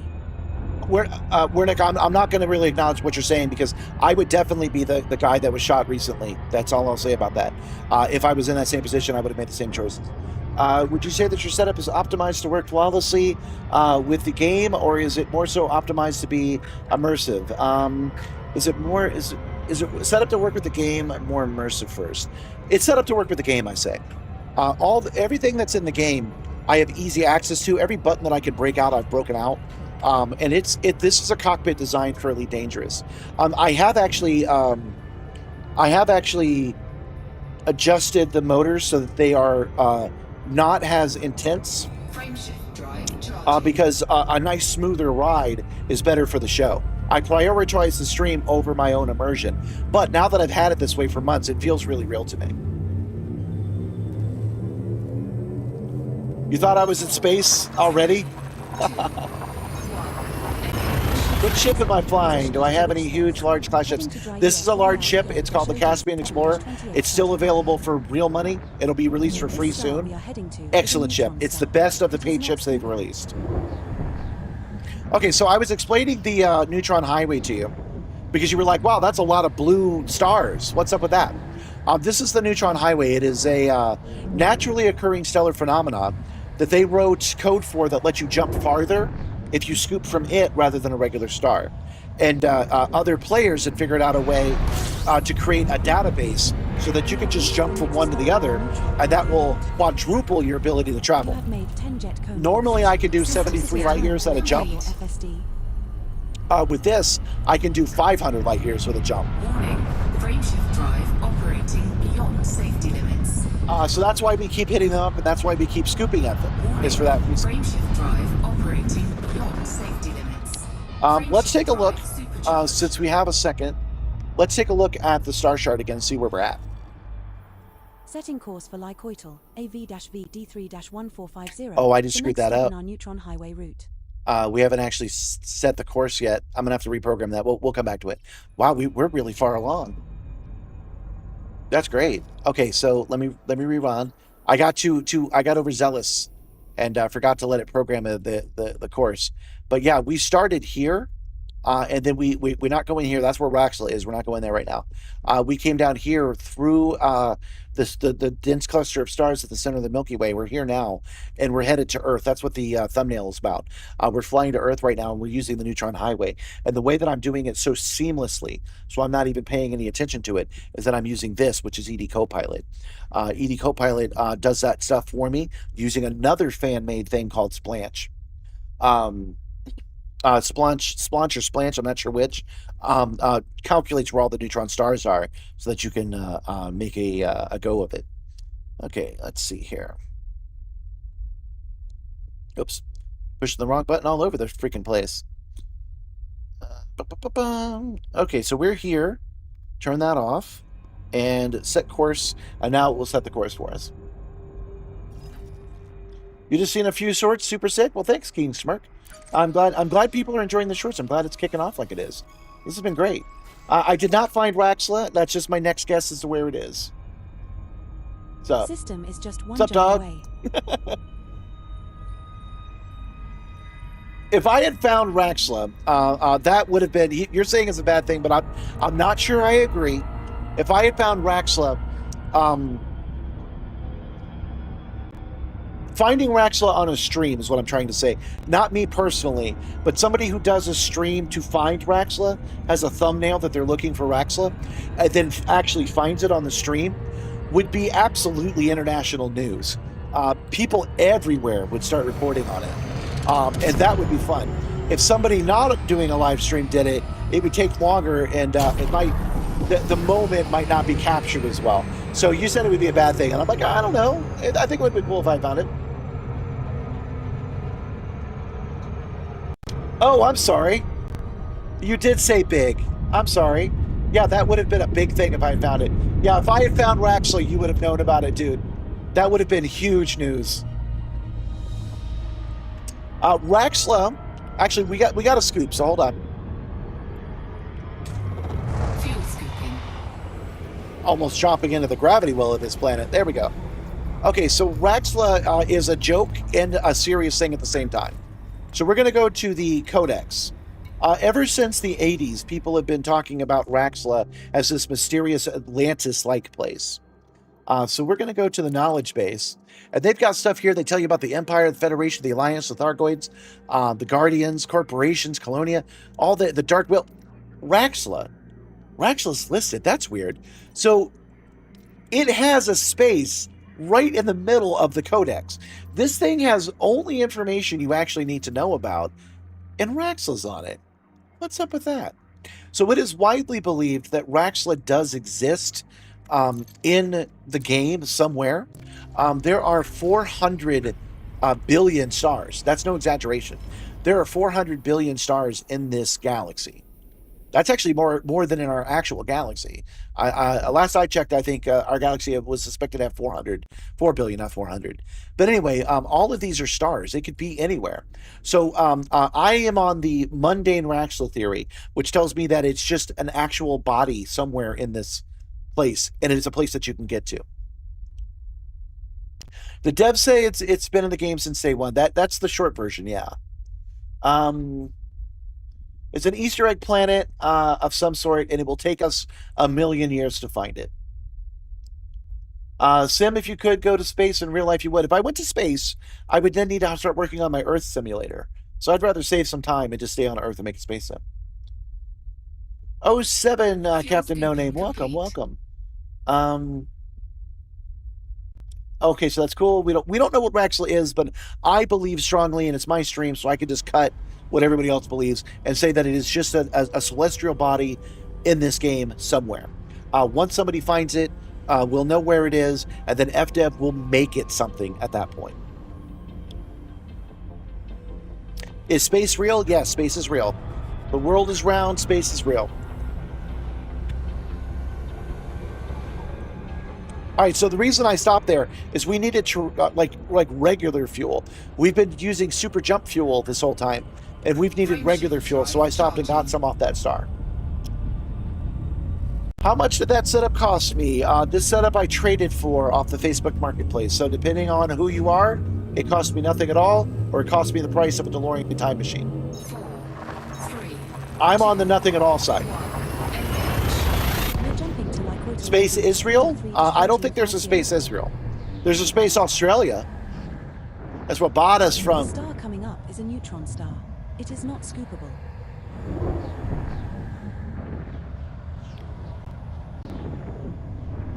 This game is called Elite Dangerous. It is a game that you can explore space, which is what we're doing today, or you can have combat, or you can drive around on the planets, or you can sell and trade goods. Yeah, Space Trekking Simulator is accurate. Scan complete. This game has been out since 2014. Frameshift drive. Just barely. It was operating December. beyond safety limits. It was December of 2014. So 2015 was its first year. So it's 11 years old now. Warning. Frameshift drive operating beyond safety limits. It's 11 years old now. It's been released the whole time, and they've been upgrading it as they went. They've taken some years off from time to time, but we've been getting regular updates the whole time. And it is useful to a guy like me who wants to fly a ship and wants to have no end game. It lets me do all the things I imagine doing in an outer space. Somebody asked me how long I had been playing it. The answer is basically since launch. I did not play it in December of 2014, but I did play it in 2015 and played it on and off the entire time. So I would play it for like 2 or 3 weeks, maybe a month at a time, then take long breaks and then come back and play it some more. I played it in VR that entire time until I built the Simstar. Jumping to insurance 423. Yes, Elite is on sale right now for 7 Freedom units. If you've got some dollary dues, This star now's we a are good time to heading buy is it. a neutron star. It is not scoopable. The friendship drive is charging, you're right. We were talking earlier about being able to do things that look like they're outside of your budget. Requires improvisation, imagination, tenacity, and compromise and adaptability. Highway route. So I had already played Elite Dangerous. You know, I bought it when it was new. I paid my $30 for it 10 years ago, and I knew all about the game, right? Frameshift drive operating beyond safety So limits. when a chair comes my way that can work on a motion sim, Frameshift drive operating my beyond first and only safety thought limits. was I need to run Elite Frameshift drive Dangerous in it. supercharged. My point being that I took something I already knew, something I had, and was able to quickly make Setting something course for out of the two of them into something new because I was willing and ready to move and do what I needed to do to make everything work together. It would have taken me longer to do a different sim, so I System did. is just one jump away. What's my thoughts on No Man's Sky? I have no thoughts on No Man's Sky. I've never actually played it. I've been meaning to, but I never got around to it. Anytime I had to play No Man's Sky, I would just play Elite instead. I think it's probably a great game. I know it's a different game. Frameshift drive Just like Star charged. Citizen, it doesn't have the telemetry I need, and it's also more focused on first person than flight. So it's a first person game with flight mechanics. This is a flight game with first person mechanics. So it's not a game you'll see me playing soon because it doesn't work. But I got no hate for No Man's Sky. I thought it was neat when it came out. I thought it was good the way it was, and the improvements they've been making ever since I think are wonderful. No Man's Sky is very colorful, like Dr. Seuss. The next waypoint in our neutron highway route. Oh, sure, yeah, I would love it for its own reasons, absolutely. Warning. Frameshift drive I'm a big fan operating of beyond Metal Gear. safety limits. Frameshift drive supercharged. I love Metal Gear. It's a big part of my personality too. But I wouldn't play Metal Gear on the Simstar either, would I? That doesn't mean I don't like it. Tell us about the telemetry. You mentioned in other vids how each update breaks it. What does it take to recover? Yeah, okay.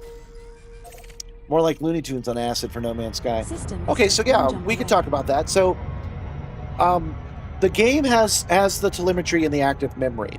It needs it for the game to work, so it's in the active memory.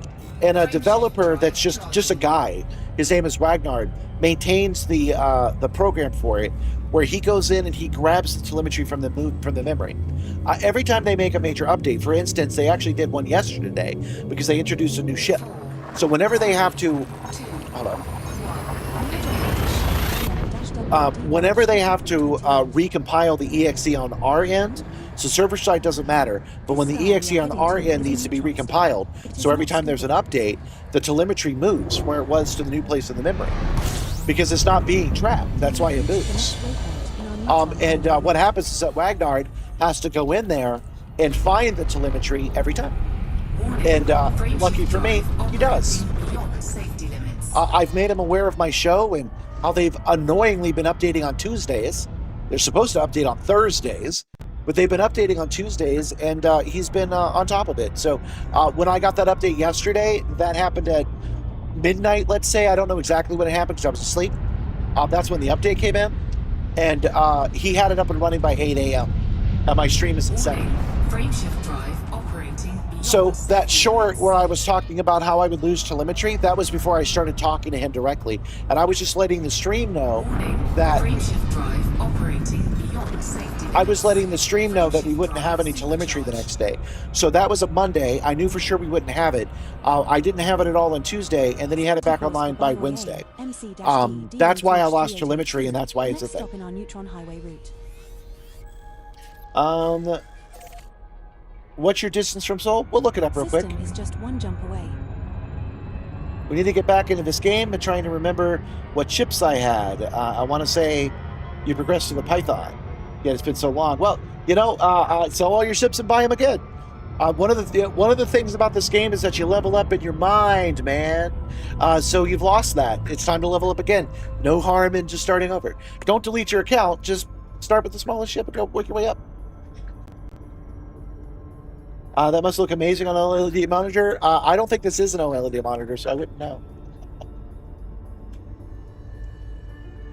Yeah, happy to see that sub count growing. I know, crazy, right? I don't know about well-deserved, but it's definitely happening. All right, blowing my voice out. Oh, that's landing gear. So you were asking me how far I was from Seoul. That's a hard question to answer, actually.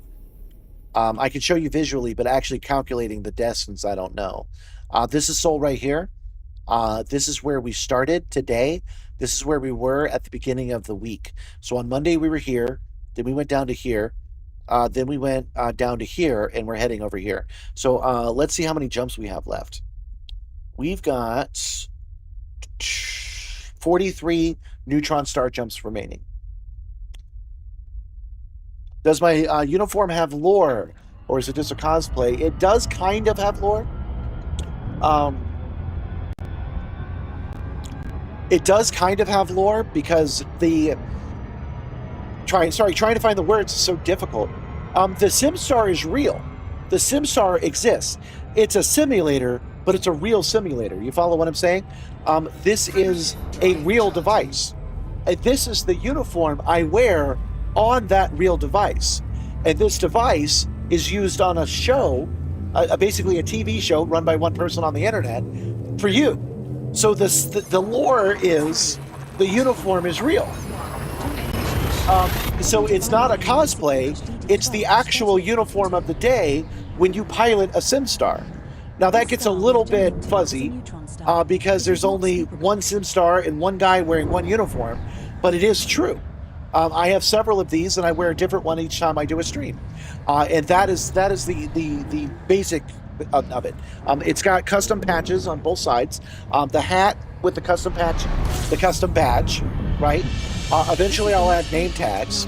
There are rules and loose regulations for having this uniform. So that's lore, I think. Definitely well deserved. It's so great for the stream. That is the point of it.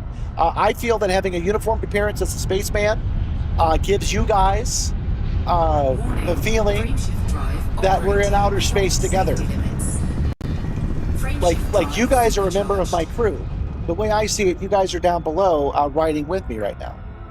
And we have a crew liaison. That is Nibbler. Nibbler, what's your status? Did you know the kitchen has fresh hay? Why would I ever leave? No one's getting my goat today. There's fresh hay. I know the ship is used for the longest time was a Diamondback Explorer. I would grind missions on that ship and get credits quickly, mostly delivery missions. Yeah, we've done that. There's a new ship called the Panther Clipper that really makes that fun. Dr. Evil Lore. That's called dedication. Yeah, you're right. I need merch. I would definitely enjoy the designs. I don't think I'm ready for merch. Keep in mind that on last week, I had 3,000 followers, guys. I'm not prepared to be at the level I'm at right now, so I'm not ready for merch. Frameshift drive charging. Starship Troopers drive. Well, you know, I'm a kid of the '90s. I live in my mind as a sci-fi universe, and so there is the sci-fi universe that is the Simstar. You guys are aboard. I've got crew members. I've got a crew. I've got a uniform. We have a mission. I call that lore, personally.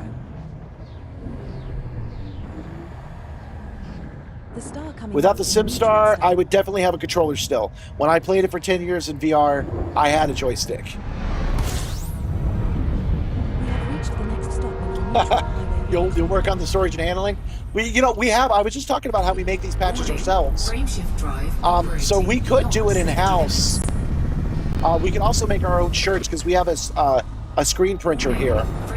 It's a tiny little screen printer that lets us make one shirt at a time. That we could make shirts that said like Simstar across the chest. Setting course for I don't think we're ready for that though. The next stop in our Neutron highway route. Tell you what though, if you guys want to help, there's always oops. Wrong button. Just one jump away. Sorry about that. I meant to push this button. There's always tips, and there's super chats, and there's memberships. If you guys wanted to help out the show. It is for the love of the game. You're not wrong. That could be channel goals. That's an interesting idea. Channel goals seem to only be working one stream at a time, and I never get anybody to do more than one or two of them at a time. So let's see where we're at. Let's see if we've actually gotten another 1,000 today. 1 second. So we were at 12,401. And we're at 12,473. So we're finally slowing down. I think we're going to get up to about 15K, and that's going to be the end of it. Approaching is a neutron star. It is not scoopable. But that's fine. All of my shorts have seen a huge jump. You guys, I honestly can say I don't know why that one short jumped up to like 4 million views. I don't get it because I already made a short about my 4 PCs. I mean, you guys are here with me live. You've seen me talk about the ship. I repeat myself all the time. I repeat myself all the time, and then when I'm editing the shorts, I just find something interesting and I release it. So I had already talked about the computer before, so I really can't tell you why it went nuts. But then immediately after that, the next ones were just scheduled shorts. So me talking about being dyslexic and me talking about how I had new analytics. That was because I got up to 1,000 viewers, guys. That was it. I had just gotten up to 1,000 viewers. I got new analytics. I was sharing it. Both of those are doing gangbusters, and I got to admit, I don't know why. The algorithm works in mysterious ways. I agree. Yeah, there are 300 people in here and only 60 likes. You guys know what to do. Hitting like cheers me. 3, 2, 1. Wrong space game. Heading to Flones. I don't know the O Messiah. 11-2209. Our next star is a neutron. Yeah, man. Yeah, you were here when I hit 1,000. It was only 2 months ago. I was at 3,000 at the beginning of the week, and now I'm at 12. The next waypoint in our neutron highway route. system discovery. Congratulations. Warning, frameshift drive. A more operating dynamic camera beyond angle. Well, I am safety working on limits. that. We're going to be moving the Simstar down into the Frameshift drive basement supercharged. this year, and that will give me more camera options. Setting course for Flones, BH-S D5-. I do want to play other games, but The next seriously, stop on our Neutron the highway last route. time I did, I actually saw a drop in viewership. I did Star Wednesdays for System a is couple just of one weeks. jump away. On Wednesdays, I played Star Wars Squadrons, and I did get less views. Less people watched it. So I know that if I stick with Elite Dangerous, I'm going to see 360 people, and I will get around to playing more games in the future. But I'm not ready to do it right now.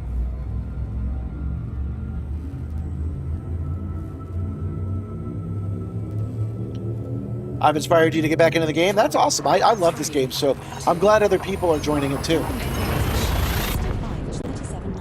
Yeah, the shorts really have been working. That's another thing. I'm behind on the shorts. I'm only 2 days ahead right now. I am laying down the tracks of those shorts in real time. So I cannot dedicate the time right now to do anything else. So we got to just maintain the course and hope that you guys stick around while I do that. Any new innovative stuff has got to wait a little bit longer. But I did just upgrade all of this equipment. It doesn't really affect you except that everything looks better. We're now at the next waypoint in our Neutron Hey, a highway new route. system. A new system discovery. Congratulations, Mon Capitan. It's great to find new neutron stars. Warning, frameshift drive operating beyond safety limits. Frameshift drive supercharged. What about it, Bads? It says Simstar, Logistic Operation and Supply Telemetry. I have it abbreviated to Simstar Lost. Okay. Setting course for Flones, GC-B D1-83. A higher ceiling height. Didn't I say I poked a hole in the ceiling? I did. I'll tell you that story again in a second. What other games have you found that work well for the rig? Star Wars Squadrons works. Mech Warrior 5 works. Any of the racing games that you ever heard of, any of the flight games you've ever heard of, all of those work like that. Yeah, Tetris does work. Tetris works. It does play Doom. It does not play Crisis because I can't handle Crisis. You remember I've been going on and on about building this thing out of scraps? All of this equipment is old. All of it is 10 or 15 years old. It can't run Crisis. My channel deserves the algorithm blow up. I hope I get to 100,000. That would be cool. How many systems does this game have? 400 billion with a B. Get it. Stick to what you know and definitely keep up the good work, my friend. This is the kind of stuff that keeps non-sim owners alive. Yeah. Have you ever tried Microsoft Flight Simulator? Back in the day, back in the 90s, I haven't tried the new one. It would work on this. I have no desire to fly an airplane. I want to fly a spaceship. I will tell you that DCS. Whoa. We have reached the next waypoint in our Neutron highway. Hold route. on. You have made 10 jet cone boosts. Perhaps Let's go it ahead is and get time our to boost repair on. your FSD. Warning, frameshift drive operating beyond safety limits. Frameshift drive supercharged. And let's go scoop at this goofy star. Setting course for Gree High Pi. Hopefully I won't run into the sun. D10-546, the next stop in our Neutron highway route. Fuel scooping. Oh, I did. I ran into the sun. I lost control of the ship for a second.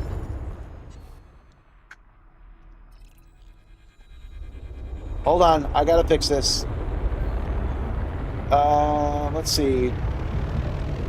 That would be amazing as having first-person videos, like your own perspective. Yeah, that's something that I actually do have plans to do. Like, if I put the camera right here, right, then you would see it over my shoulder. The guys that do Euro Truck Simulator do that. I think that would be neat. You could just see what I see. That's in the pipe. We'll probably get around to doing that. Have I tried Helldivers 2? No, this doesn't work with Helldivers 2, I'm afraid. I do like flying the little car. I like driving the little car in this game. That's what we did yesterday. Yeah, Helldivers 2 has no telemetry.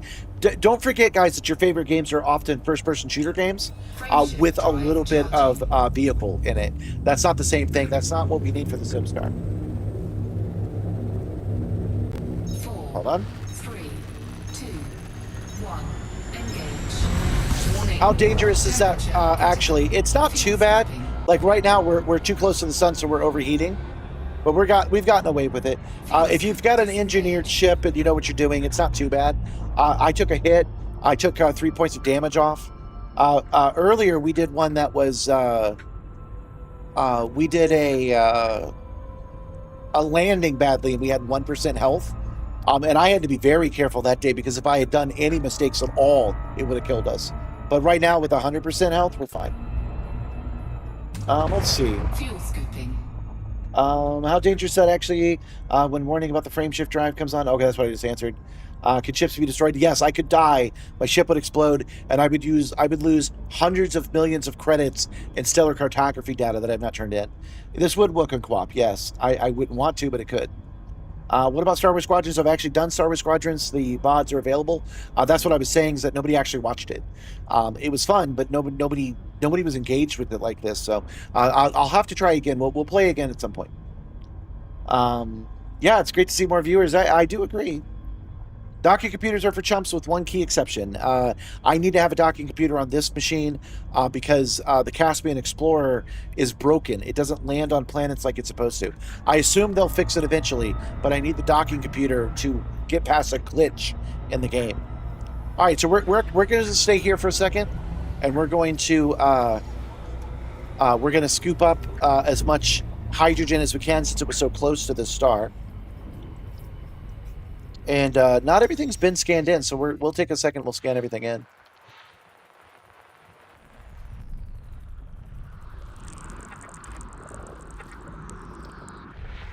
Yeah, there's only 11 things, so it won't take us too long. Oops. There's a lot of planets and a lot of moons here.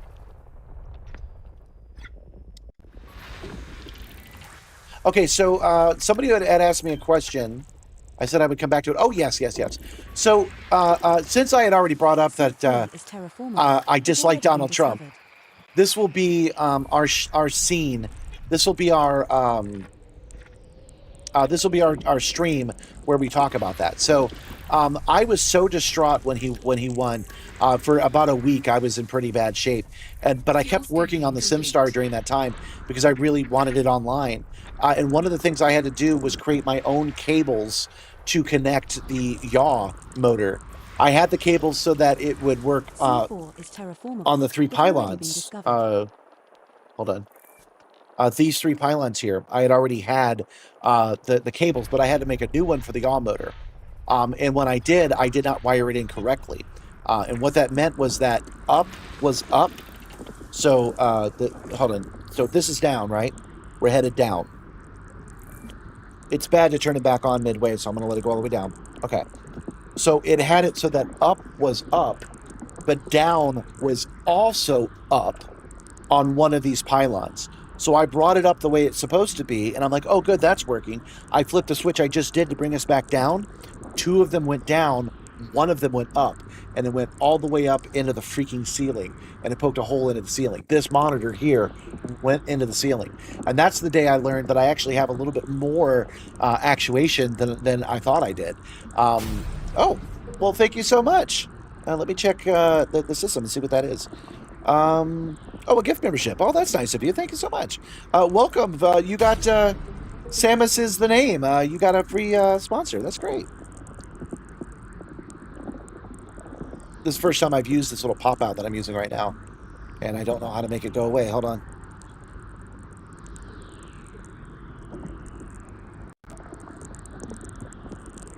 There we go. Give me my mouse. There we go. Okay, so it poked a hole into the ceiling, and that's when I learned that I had a little bit more play than I thought I did. And so, yeah, when I move it down to the basement, which is unfinished, it doesn't have a ceiling, and I'm actually going to be able to get, like, this much more articulation off of this. Now that you are a member, you do have access to special places in our Discord. Everybody can join the Discord for free. You get to see this history of the Simstar. We're talking to each other about how we're building our motion sims and things like that. But I'm also, every time I upgrade the Simstar, I write it in the closed off group that only members can see. And then a week later, I post it on so that everybody can see it. So if you want to look at the stuff that's happening now, you can. The water world is 67.5% rock, huh? I wasn't even paying attention. I didn't even notice it was Waterworld.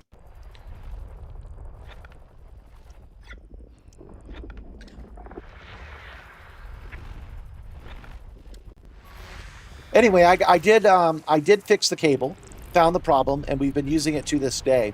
And then, while doing the refit, I found the cable I needed, so I didn't actually need to make it. System scan complete. Oh yeah, 6-7. You're right.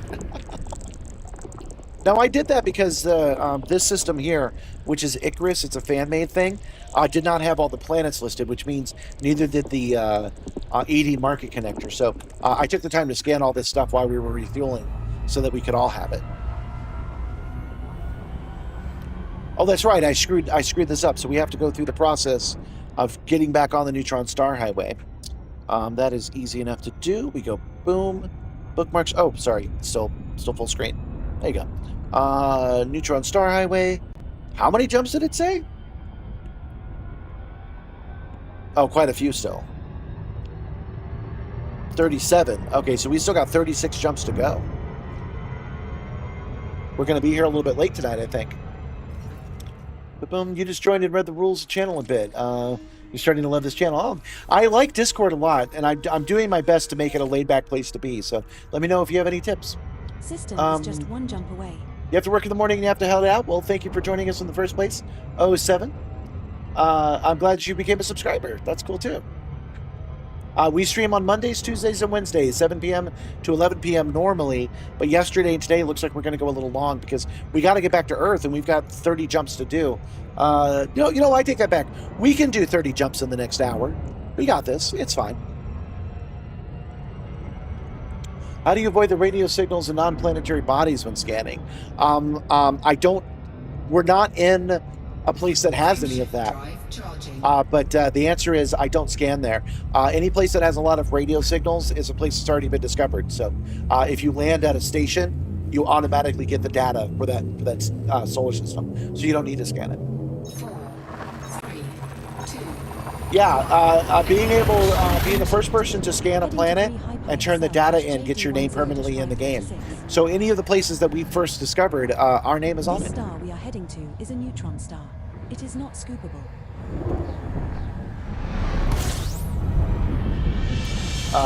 You have to learn the ranges and what the planets are. That's true. Yeah, the planet. We share data about the systems in game and out of game. Frameshift drive operating beyond safety limits. Yeah, it was 70 jumps earlier. We started at 104 jumps total, which actually is not too bad for a jump across the galaxy. Setting course for Gree High Pi, WG-S D5 Shade 14. I think I've pushed it The a next little stop on hard Neutron with Highway. not drinking. Oh, thank you. Thank you so much. Oh, you know what? I forgot. I'm glad that you did another one because I forgot I have a button for this. It's this one. Thank you for the gift membership. It helps the channel. You are the best. Yes, you are the best. Thank you for subscribing to the Simstar channel. Let's do some neutron scooping. I'm not making this rhyme at all. I have failed to sing the song correctly.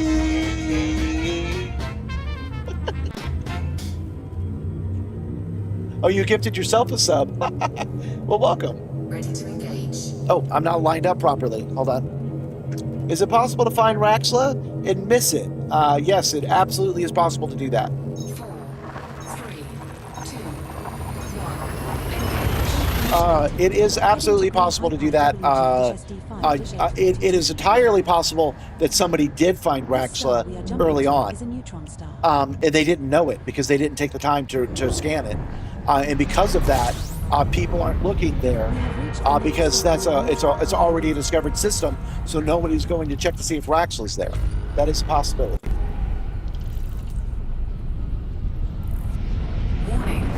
Yeah, it's not you. The Caspian is definitely broken. I can say that with some confidence because I had some Elite Dangerous vets on the stream one time, and I wasn't able to land even though everything was blue and I was trying to bounce off the planet. They gave me every advice under the sun and I did it all, and none of it worked at all. So it definitely should have worked and it didn't. That's how we know. Well, I'm glad you're having a good time, even though you don't know what's happening right now. Let me look locally. I don't like to... oh, it's right here. Yeah, we're going to select it. I don't like jumping off the Simstar unless we're doing something. So I'm going to head over to this other star real quick, even though we're mostly full. And I'm going to go get myself another drink. You can hear that my voice is scratchy. I've got to have something to get through this night. So this might take me a good minute because I'm going to go ahead and make some tea. I didn't do tea this morning. I'm sorry, at the beginning of the stream. So I'm going to make some tea. I make 2 cups. It takes 2 minutes. So I might be gone for as much as 5. I used to be able to take you guys with me, but the headset isn't a thing anymore. Oh, somebody had asked if I had upgraded my mic. Yes, Elgato sent me some equipment, and one of them was their Wave 3. You're listening to the Wave 3 with their algorithm that blocks out all the noise. Hopefully sound pretty good. There's a rumor that someone has been at the right system and never saw it. Yeah, I've heard that rumor too, but I don't believe it. I think that's just a rumor. Oh, no, there's a way to fix it, dude. The Caspian Explorer can still land, but you got to have the auto lander. If you install the auto lander, you can still land on any planet you like. You come down like you would, you turn on the auto lander, and it fixes it. Congrats to have Elgato's attention. I hope it stays a business relationship. Yeah, well, they're cool people. They just contacted me and said, do you like the Elgato products? And I said, yeah, I use my Stream Deck on the stream. It's freaking great. And he's like, great, I work there. And I was like, oh, well, I'm glad I said good things. And yeah, they sent me quite a bit of equipment. The teleprompter, the camera behind the teleprompter, a new Stream Deck with the new scissor keys, this microphone, and a couple of accessories for it. Right now, we are headed towards a sun, so I can scoop fuel off of it. We're not looking for anything at the moment. Yeah, they didn't charge me for any of it, and they're working on getting me one of those affiliate links, so I can recommend these products to you, and then if you buy them through my link, I get a commission for it. I don't have that yet, which is why I haven't made a deal out of it. I am definitely hoping that I can get Moza's attention, because I want that force feedback joystick, man. I want to have it on the stream, and I want to talk about it all the time. It would be a really good idea, Moza, if you guys sent me that stream. That joystick. So if anybody knows Moza, you let him know that I'm looking for him. Notice me, senpai.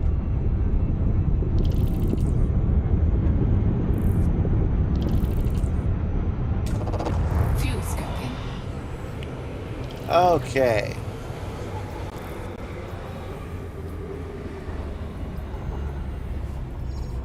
There we go. Hey, that was actually pretty good. Pretty good loop around the system there. Okay, so we are going to hit the chase cam. And I have got to step away, guys. This is going to take me a minute or two. Hey, look, the muffin's still on there. We haven't had our snack yet. The muffin has not fallen off. You're in the process of kitting out a newly bought fleet carrier and Cobra Mark V for exploration. Yeah, the fleet carriers are neat. They're just not for me. If you want to go to Virtual Space System and then run around with your Cobra for exploration, that's cool. That is fun. Load up on Trillium. Yeah, that's exactly what you should do with it. Okay, guys. So again, I have to heat up the water. So you guys stare at the sun. I will be back all today.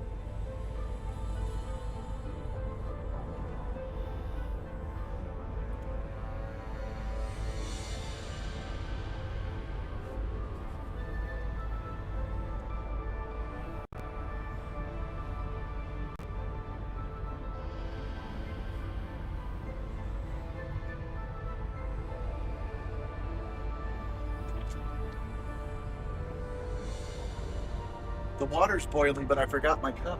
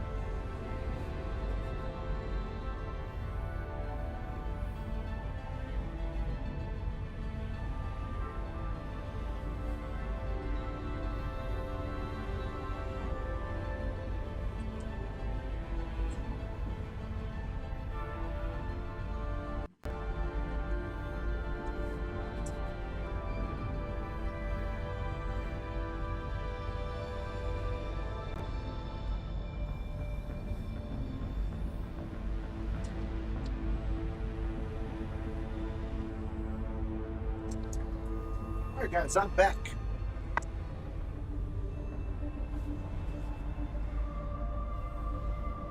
I had to boil 2 cups of water. I have a special kettle that does it really quick, even though it's American 120 volts. It still cooks a single cup of water really quick. So you push it once, push it again, 2 cups. Okay.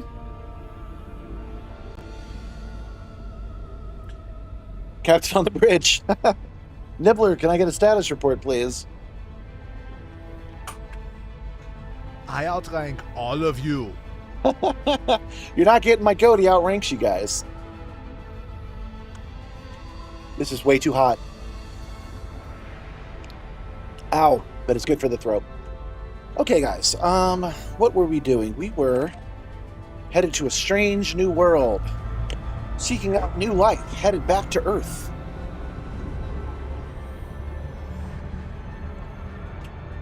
You know, my favorite streamer, Stormfall33, she writes "Be right back, P" when she goes to the bathroom.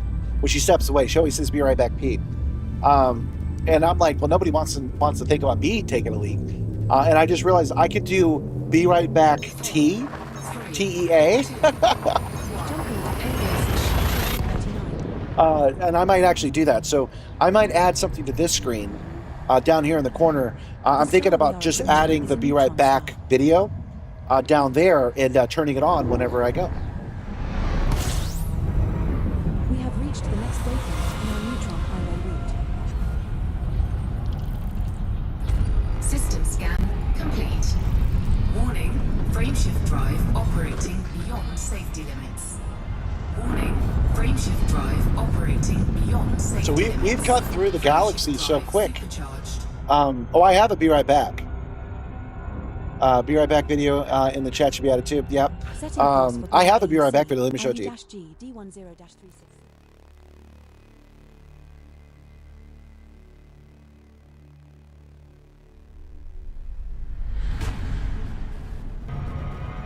So I have it. I'm just choosing not to use it. We have some mods. I don't know if there's any in the room right now, but we have some.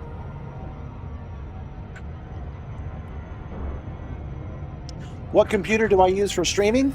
I use an MSI VR1. It's a back top. It's meant to be strapped to your back like a backpack. That's what I'm using to stream. It's got batteries on it so that if there's a power surge, it doesn't affect it. I had an old i3 with like a 1080 in it, which was doing a good job of keeping up with the demands, but it kept locking up because of a power surge on the Simstar. So I bypassed that by using the VR1. The VR1 is obsolete for VR. Nobody needs it anymore. So it runs really cheap, but it's high-powered. It's older, but it's high-powered. And it's built specifically to get the crap kicked out of it. It's meant to be worn in an aggressive manner, so it's good for the Simstar. It's something I know I can rely on. Warning, frameshift drive operating beyond safety limits. I am unable to check the Frameshift discovered drive biologicals in the supercharged. system at present, Commander. Yeah, I have not set up any band key, any banned words yet, because I haven't had anybody trolling me yet.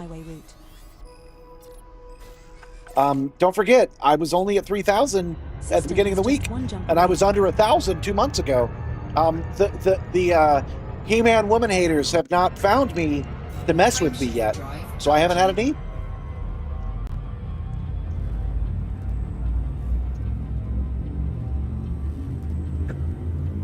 Oh yeah, Doctor Who vibe and jump into the next system. I can see it. 4, 3, 2, 1. I have moderator tools on, so any of the big words should already be blocked. I will not tolerate those words. You know, the hard N, the hard R. I will not use any of those words. This is the next waypoint in our But I'm pretty sure they're all System automatically scan blocked. Complete. Warning, frameshift Nope. drive operating beyond safety I do limits. get a couple of dude bros in the comments on the shorts talking about how I have big virgin energy. Frameshift drive operating beyond safety limits. Talking about how I'm too fat to have a good time. Supercharged. But I don't get them very often. When I do, they're few enough that I can actually talk directly to In them. our Neutron highway route. Yeah, back at the HTC Vive, the VR1 works with the HTC Vive. It just plugs directly in. It bypasses the box altogether. It goes directly to your headset. It's really neat.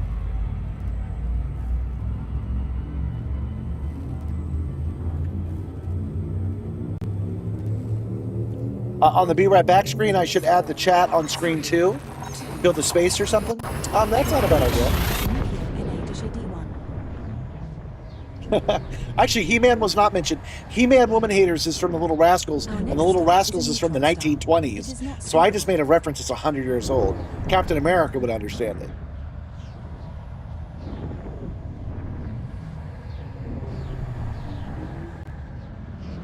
I don't like talking about my weight. So even positive affirmation, not requested. Warning, frameshift drive operating beyond safety limits. Anyway, what I point out to those guys, the only reason I bring up my weight at all is that those guys go, oh, maybe you should get out of that chair and go for a walk, bro. And I get to point out that they're being bullies on the internet. They're a grown man being bullies on the internet. Is that how they want to spend their lives? Is that really what they want to be doing? And in the video they're talking about, it's the one that's gone viral. That particular video, I'm showing you me building it with my hands.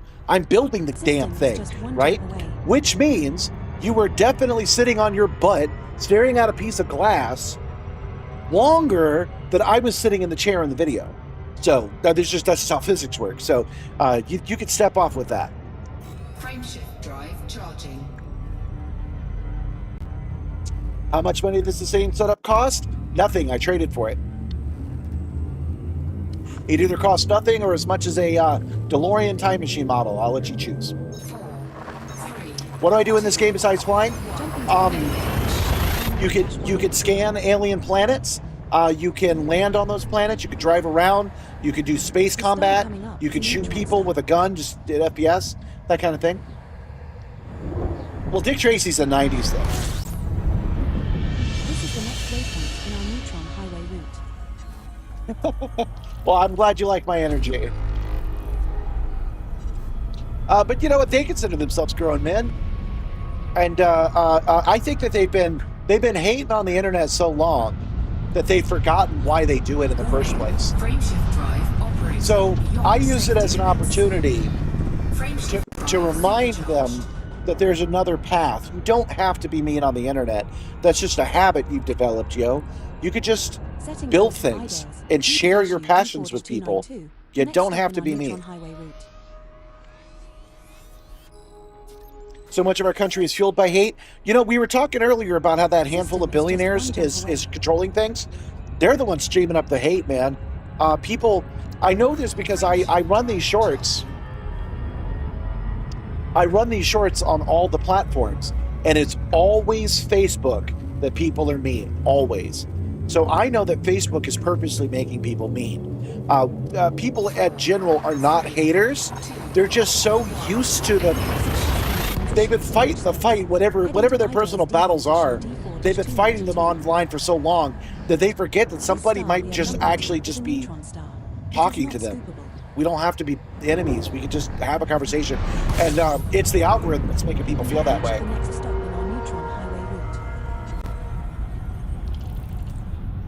System scan complete. Warning, frameshift drive operating beyond safety. The original Little Rascals was in that terrible black and white film, man. It's got to be older than the 50s. But I used to watch it. They used to show it on free TV when I was a kid. So I'm making a reference that's super old. But for Dick Tracy, I reference the movie. I've never read the comics. So the Dick Tracy movie is from the 90s. Setting course for Idales, HW. 07, Young Chaos, 07. The Simstar is neat, but it's my personality that got me to subscribe. I will accept that without fighting you on that, because if I had a cool simulator and I was just sitting here playing it, not saying anything, why would you watch it? If I was over here being mean, why would you watch it, right? So I'll accept that. Yeah, I got to have something to do with it.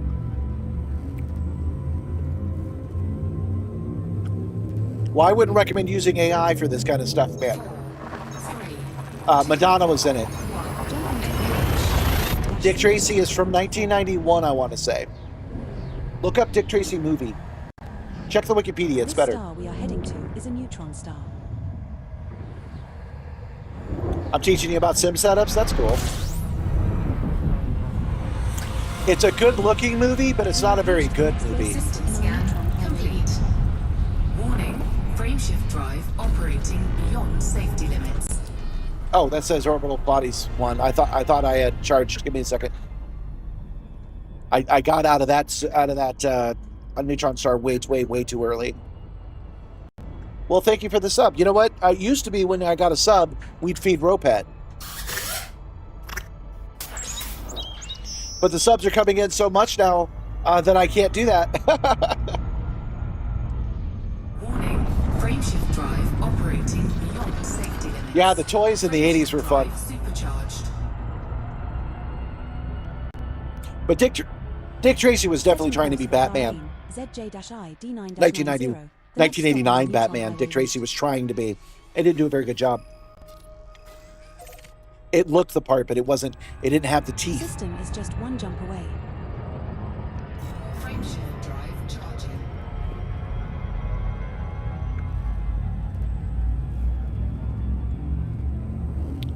We got 28 more jumps to go.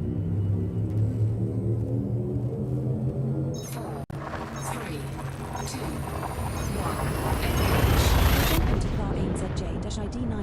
Am I into any sci-fi media about any movies or books? You recently read Hail Mary and The Invincible. Liking science fiction is what I use as a replacement for a personality. Where normal people would just, be a guy. I use that space to enjoy science fiction. I like it all. Frameshift drive I like all science operating fiction like I like all immersive theater. Frameshift drive supercharged. I've never been on a simulator I didn't like, and I've never seen a science fiction show I didn't like. There are science fiction shows I didn't get through, and it's like, it's okay. Like, I'm not a big fan of The Expanse, but I'm glad it Next exists. stop in our Neutron highway route. Yeah, Warren Beatty pushed for it really hard. That's true. System is just one jump away.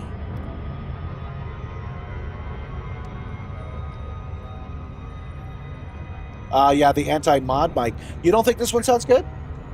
I got to admit, I haven't heard it much, but the feedback I've gotten is good. People seem to like it. Let me know if this mic isn't up to snuff.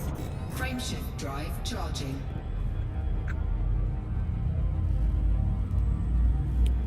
Well, I'm Gen X too, man. Gen X, let's go. Yeah, I'm going to turn my cardiography data into Soul unless you have a better recommendation. 2, 1. My preference would have been to fly to the places that we needed to reinforce, but that war is over, so there's no place to turn it in now. Is a neutron star. It is not scoopable.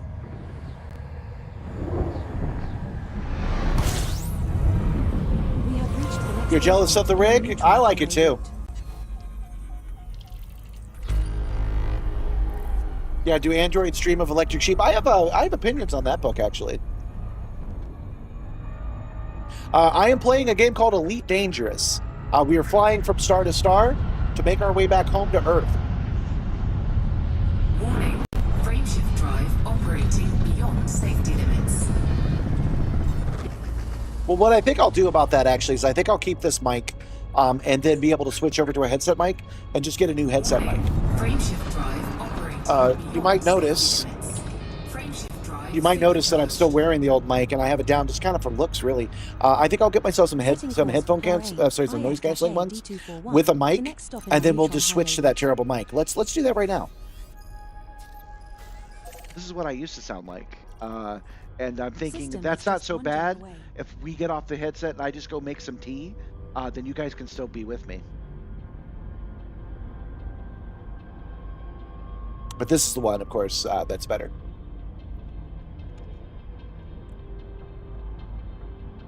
X-Wing TIE Fighter, I-War. I never really played them back in the day. I have them on the list of games to play now.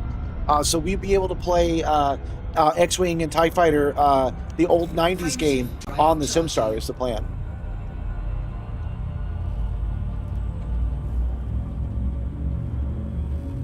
Yeah, the quality difference is surprising. Yeah, I agree. There's a lot going on to make this mic so good. 4, 3, 2. Man, I've talked so much, you guys. I'm not used to having this mic, and I'm not used to having to talk a little quieter, and I'm blowing my voice out today, so I have to call it down. But It is not scoopable. what's fun to me about it is that again, those He-Man woman haters, those dude bros, they say things like $1 billion rig and a 10-cent mic, bro. And I've been responding to them lately. Hey, I got a new mic. You'll see it. You'll see it eventually. It'll be on the shorts. I wonder what you'll nitpick then. I think you'll start complaining about the green screen, but maybe it'll be my weight or my hat. Looking forward to finding out. I'm actually giving myself a little bit of a headache, is what I'm complaining about. System is just one jump away. Oh, anyway, so do androids dream of electric sheep? That is the Andy Dick book that inspired Blade Runner. Blade Runner is a better movie than it is a book, but it also is a good book. And when I read that book, I came out of it with a different impression than most people. Most people read it and they think, was Deckard a replicant? Because Deckard finds a police station that's full of replicants in the book. And the question is, was Deckard a replicant, is what people ask. At this point, everyone is a replicant. When I got done with that book, I came out thinking that absolutely everybody in that book was a Cylon. It did not know it. And I don't know why I'm in the minority on that. He goes into the woods at one point, and he finds a frog, which is the most cherished holy animal. And he opens it up, operating And it turns out that it was a beyond robot. safety limits. Why was there a robot frog in the middle of the woods? Because Frameshift everybody's a drive operating robot. beyond safety limits. Frameshift drive Everybody in that supercharged. book is a robot, I'm telling you. New ship, need to get back to Elite for updates. It's been too long. Yeah, by your standards, this one's been out for a while, but this is the Caspian Explorer, and it's an excellent the ship. next stop in our Neutron highway route. I am not excited for the Kestrel because I don't do a lot of combat. If I was, I would be. System is just one jump away. Yeah, X-Wing should just work natively with the Simstar. I'm pretty sure it does. Frameshift drive I'd have to look it up. Boy, guys, I'm sorry. I'm in a little bit of pain. I'm gonna have to be quiet. It's not normally what I do, but I think when I have to. I've got a little pressure in the back of my head. Something's blooming and it's affecting my sinuses, so it's hurting right here. I'm gonna have to go lay down. I love the Exploration Elite as well. It is fun to explore the universe like we're doing right now.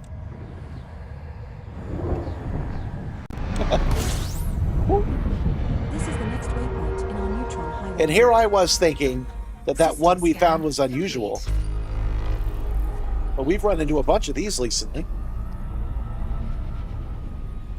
Warning, frameshift drive operating beyond safety limits. Frameshift drive supercharged. Uh-oh. I can't get out. And now the computer's taken over. Setting course for Prealulia. Hopefully we won't die. D20, the next stop in our Neutron highway Frameshift route. drive operating beyond safety limits. Another millisecond pulsar. System Yeah. is just one jump away. We're not actually done. Luckily, we fell out of it, which is good. We're not actually done with this because there's a star so close by. We might as well refuel while we're here. So let me get my bearings on that. There it is right there. We're going to go over to this star for a minute, and we're going to refuel.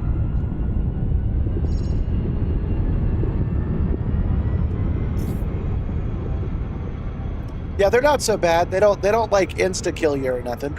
So we got that going on. I have gotten stuck in them one time, and it completely crushed me. Fuel scooping. That would really suck if that happened tonight.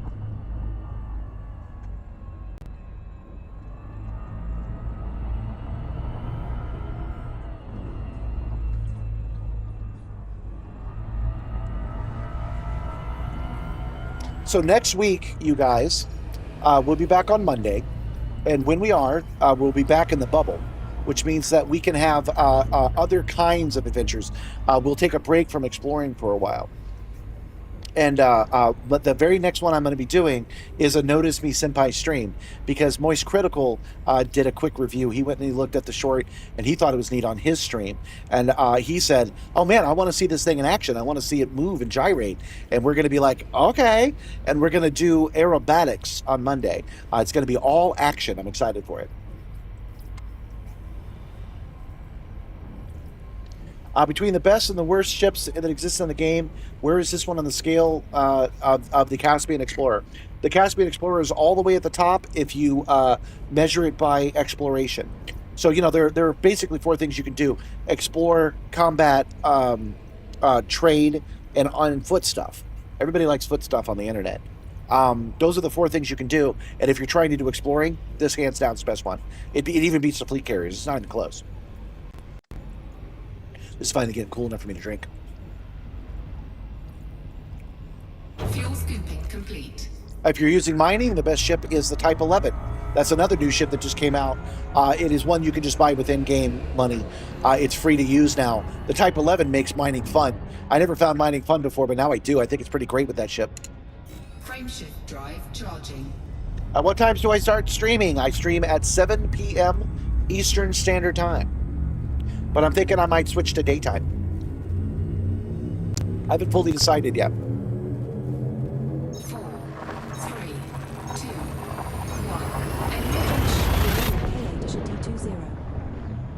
1. My analytics tell me that most people are watching, are active during the day. So if I'm streaming at like noon, I think I might be able to catch a little bit more people. But I have not decided because this is the most convenient time for me. Am I an Ohio guy? I am not. I am from Florida. And Florida, because everybody retires there, Florida has a more national way of speaking. We are now at the next outside the southern accent that we can all do. Florida is has a more northern and midwestern kind of syntax. But I live in Atlanta. I'm in the southeast United States. Setting course for Fly-U-Hype-U. I've learned to love the first-person stuff in this game. It takes a little bit of getting used to, but once you do, it's a lot of fun. It's 5 a.m. where you are in Europe. System is just one jump away. So if I did a daytime stream, it would be a more reasonable time for you. Frameshift drive charging. If I stream at around noon my time, I would get a more European viewership. That's interesting. I'd not considered that because I know Elite's very popular in Europe, and I think I would probably do well there. 3, 2, 1. You love Elite in VR, but would trade it for this setup? Me too. I stopped using VR once I bought the Simstar. Our next star is a neutron star. Welcome. Netherlands sounds like a cool place to be.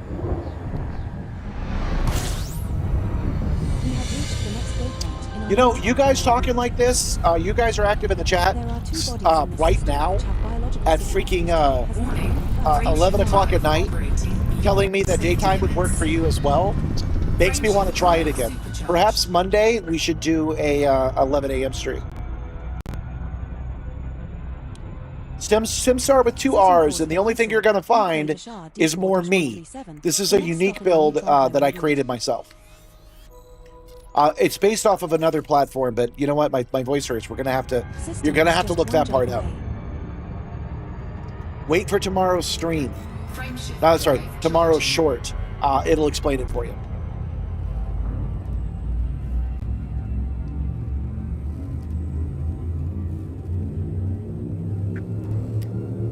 Welcome from Montreal, Canadian. That's cool. I wonder how global warming will affect the Netherlands with rising water and stuff. I don't know.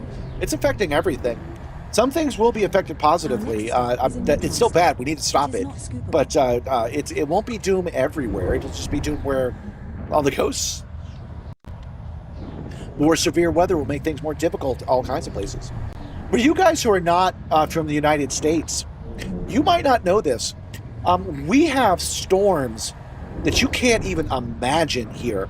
In the middle of the continent, the kind of tornadoes that we have, you have never seen in your life. So those will get worse. You're in Iceland. It's 4 a.m. Go to bed, you guys. Yeah, the music and sound effects of Elite are top-notch. I hope they have won some kind of award for that, because it really is good.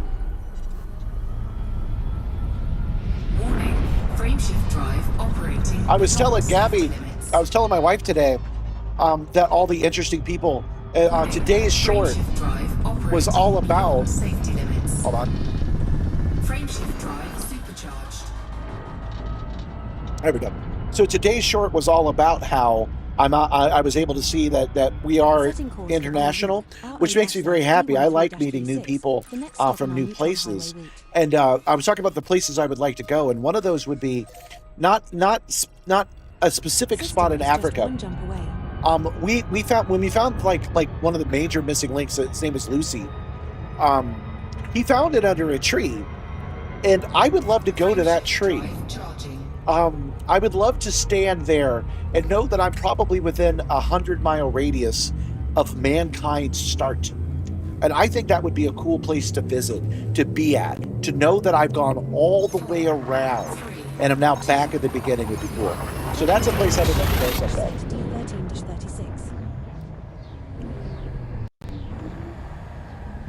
Our next star. Have I ever tried Sound Commander's mod? No, I'm not familiar with that. What's Sound Commander's mod? You'll get mad? Your boss will get mad if you go to bed? We have reached the next waypoint in our Neutron highway route.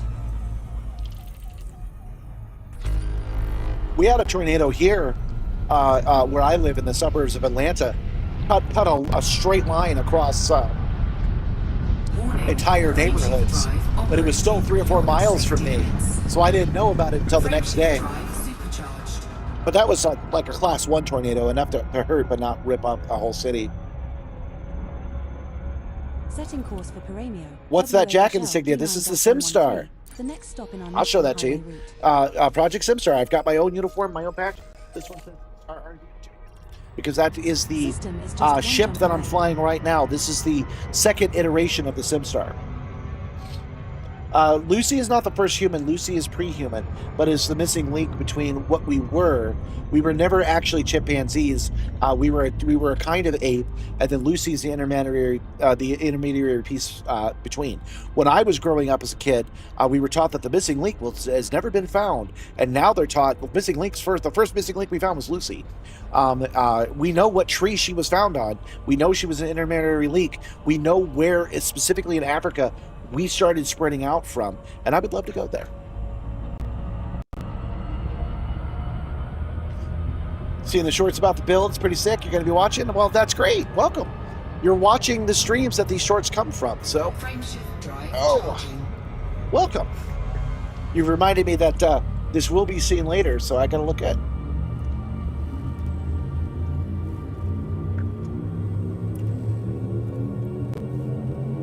Voice attaché is the software. After commands with voice, really cool. Oh, it's not attaché, it's voice attack that you're looking for. I do have voice attack, but I never use it. We will eventually use voice attack. We'll install voice attack, and we'll go on the William Shatner tour. He's a character in that, and he will take us interesting places. We're going to go do that at some point. Body C6L in this system has unidentified Frameshift drive operating beyond safety limits. Frameshift drive. That's one of the cool things about this game. It's so open, and you can do so many things, and there is no end game and no storylines to go and follow. But you can still do things like go on an adventure with William Shatner. I've got so much stuff to do in this game to make shorts out of. I'm starting to make live streams out of. I've got years of content ahead of me, and I love that game could do that. This is a good stream to watch while drawing? I hope so. I hope this is a good second screen content. I hope I'm creating something that you guys can chill to while you do other things. 4, 3, 2, Go to sleep? No, I'm too inspired to play Elite Dangerous. The star we are approaching. You're capped on every other map? You're capped? Dang. I barely have anything. We have reached the next stop in our Neutron highway route. You have made 10 jet cone boosts. System Perhaps it is scan time to repair your complete. FSD. Okay, I think we have about 10 jumps remaining. Beyond safety limits. Frameshift drive supercharged. Okay. I think we have about 10 jumps left. Let's take a look and see where we're at. Setting course for Blue Uke, QO-Z D13-184, the next stop in our Neutron highway route. Man, guys, we blasted through this. System is just one jump away. Because look how not dense the stars are now. We blasted through the whole freaking universe. That's crazy. Okay, so it says that we are, let's find out. Boom. Bookmarks group. It says that we are 17 jumps away from our destination. But now I'm curious if we come over here and we just tell it we want to go to Sol. How many does it say the Caspian Explorer can do? Oh, right. Keyboard's not connected. Yeah, I've been live for close to 4 hours. That's what I normally do. I do it from 7 p.m. to 11 p.m. And I usually go a little longer. It's usually like 11:20, 11:30. If I wasn't doing this stream, if I wasn't trying to get to Seoul as a goal, I probably would have stopped about 20 minutes ago. I would have stopped early today.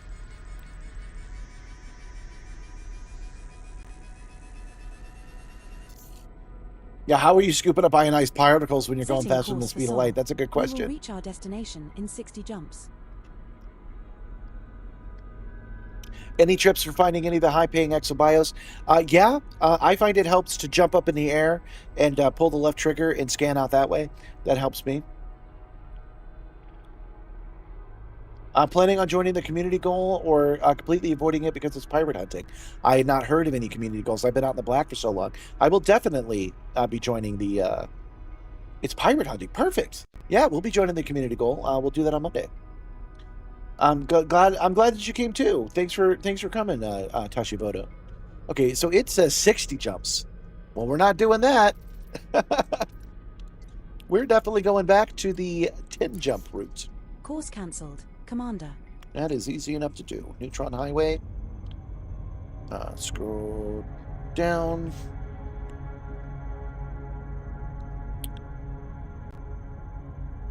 Give me a moment. I've lost my bearings. Oh, I accidentally set a course. Setting course for spoils. OO-X D2-10. I didn't realize that I had inversed it. What are pirates in this game? You can be a pirate. You can be a real person as a pirate, but there's a lot of NPC pirates that will attack you, pull you out of space, steal your stuff, and kill you. And then there is pirate fighting. Reach our destination in 50 jumps. There is pirate fighting that you can do, where you go hunt down Course pirates that are cancelled. NPCs, Echo. and you blow them up before they have a chance to blow you up. Okay, enough goofing off. Setting course for Blue Uke.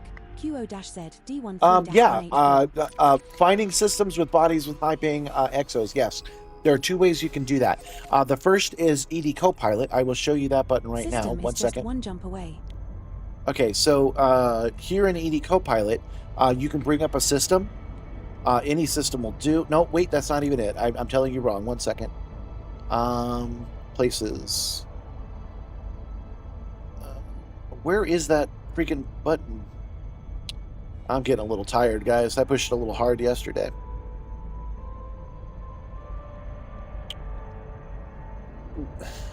Well, I don't remember where the dang thing is, but we're not doing it anyway.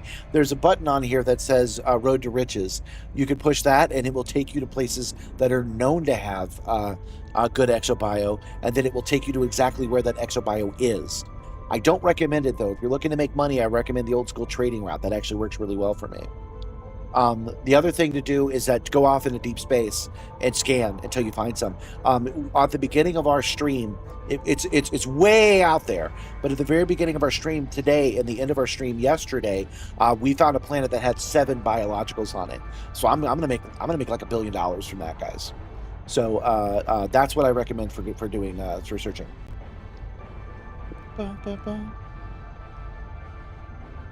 Yeah, NPC pirate ships. That's what I prefer to use.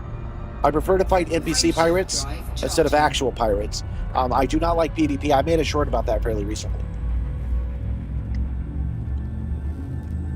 Man, when that new short comes out tomorrow, assuming it does well, that it makes sense to people, I'm going to make a button for that short. So the next time people ask me what it costs, I can push that button, and you'll get a link that'll explain how this works. D13-184. I'm 2 months behind, so 2 months from now, I'll get to one of my explanations that I've done recently, and I'll make that a short and make that a button. That's going to be fun. We have reached the next stop on our Neutron highway route.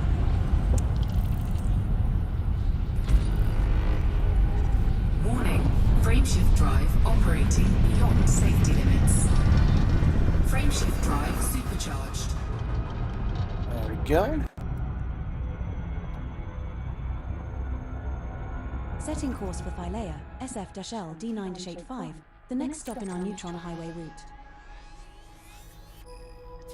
Can we see a third-person view of the ship? Yeah, you can. But as you can tell, my energy's coming down. I'm giving myself a headache right now, so no. 16 more jumps to go. When we land, I'll show it to you then. Remind me, I'll do it then. Drive charging.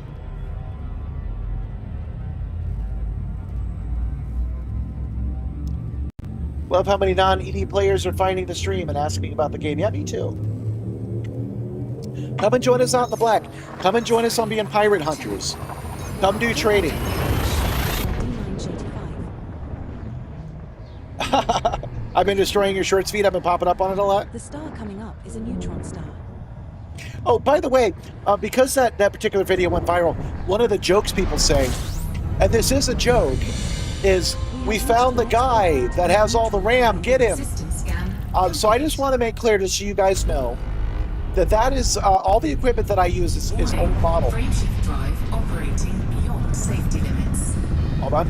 Frameshift drive. All of the equipment I'm using is late model. It's from 10 years ago, and it's using what's called DDR3, and the RAM that's being gobbled up by everybody is DDR5. So if you're thinking you need a computer and you're like it can't be done, only the newest stuff can't be done. You can still find on the aftermarket good enough computers that could do almost anything you're trying to do.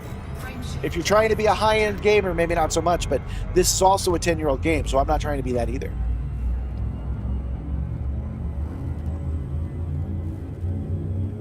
Yeah, buy the game while it's on sale. It's only $7. 4, 3, 2, 1. Yeah, it is an excellent game in VR. I recommend you try it in VR just to try it.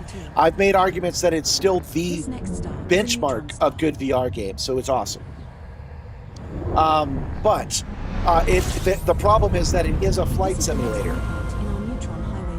So just like Microsoft Flight Simulator is complicated, this game is complicated. And the reward you get for working out all that complication is not a video game, it's that the ship flies. The complication is the gameplay. And if that's not something you're into, no amount of VR is going to help you. And there's no reason that you should be into it, to be clear.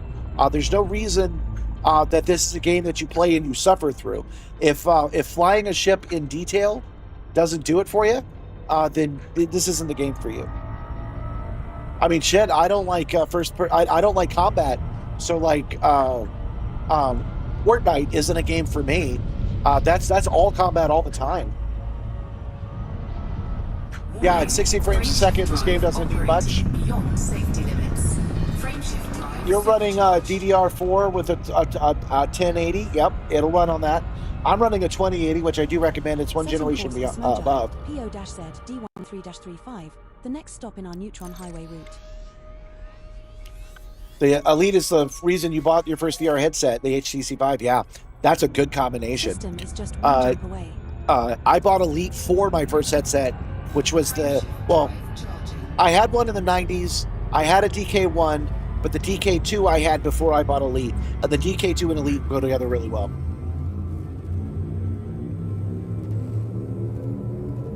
You bought EVE Online to fly around in space. EVE Online is a very different game. It's not a flight simulator. Successfully transitioned to which space? Heading to Smojai PO-Z D13-35. Our next star is a neutron star. It is not scoopable. Man, I apologize again for being a little bit low energy. I have upset my body. We're now at the next waypoint in our Neutron highway route. Like to the point that I'm counting. I'm actually counting how many jumps we have left. 13. 13 might be too many, y'all. Warning, frameshift drive operating beyond safety limits. Yeah, the same system you had in 2018 on a VR headset. I agree. There's a lot of use in older equipment. That's something they don't want you to know, man. That's why they make it so you don't have a right to repair. So if you're feeling despair about PC, take a step back. Look at the previous generation. You'll find something that can work for you. Frameshift drive operating beyond safety limits. Yeah, I stopped saying that Elite has a learning cliff because that's the gameplay. So learning is the gameplay. So does it have a learning curve? No. You could start playing the game immediately. Drive operating beyond safety limits. You have an i7-700, 32 gigs of RAM, and a 1080. Those are excellent stats, although I do actually recommend you upgrade to a 2080 Ti with that list, because you can get a 2080 Ti off the Facebook Marketplace or off eBay for... I bought mine for $100, but that's because I accidentally charmed the guy. You can find a 2080 cheap enough. I would pop in that card. I think you would notice a difference. All right, guys, here's what we're going to do. We had a goal to get to Earth, but I am not going to make it to Earth. I'm sorry, I'm just not going to make it. And what will I be if I don't have my health? I know you guys will understand. So we are going to set a course to maybe Acres Hub.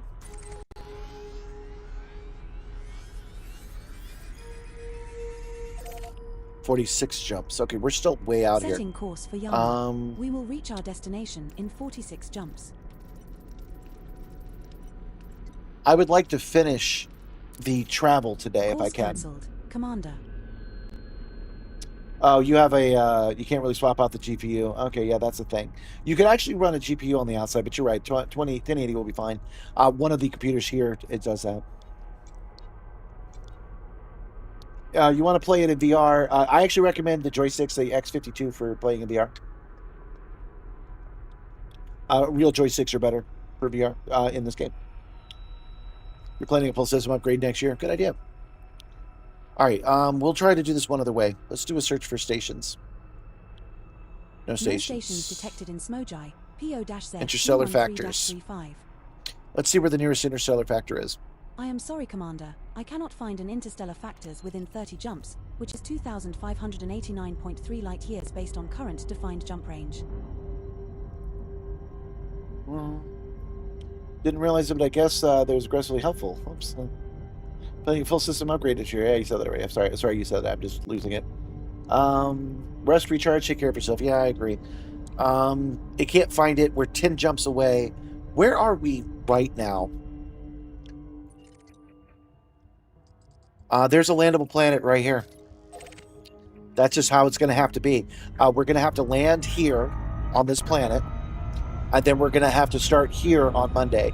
Monday will still be the Notice Me Senpai stream, but I can bust these 10 jumps out no problem on Monday when I'm feeling better, but I'm not feeling well right now.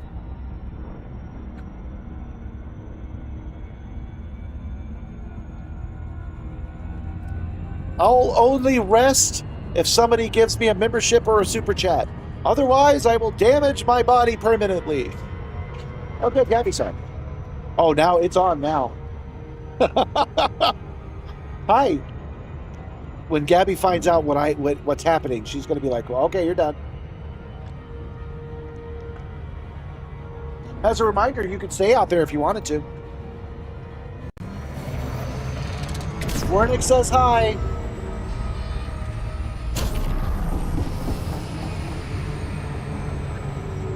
Well, guys, I think a daytime stream. I think Monday, Tuesday, and Wednesday might be a good days to do it at the daytime streams. What I'm thinking with that is we're getting viral right now. Everybody's here. This might be the. You actually did it. That is hilarious. Go Crash Commander. Hi, Gabby. I've given myself a headache. I'm actually not feeling well. I need to take some pain pills and probably another antihistamine. I really wanted to push through and do the last. She's giving me the look. I told you guys she'd give me. I wanted to push the last 10 jumps, but I can't do it. So we're landing on this planet, and I just joked. I said I'm not going to do it unless I get a super chat, and then I got a super chat. They're looking out for me, Gab. I will not make myself sick. There's lots of planets have a daytime, but yeah, my audience on planet Earth do care that it's daytime. So you've seen her on camera before, man. Look up the one that says dangerous curves ahead. That's where you'll see a Gabby.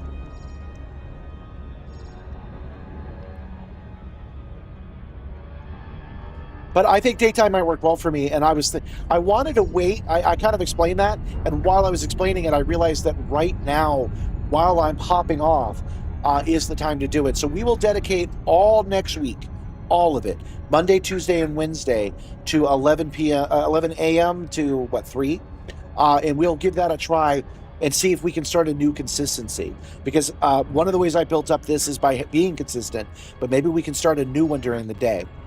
Now that I have 2 vehicles, I can drive delivery gigs at night now when I couldn't before. So we'll see how it goes Monday, Tuesday, and Wednesday next week.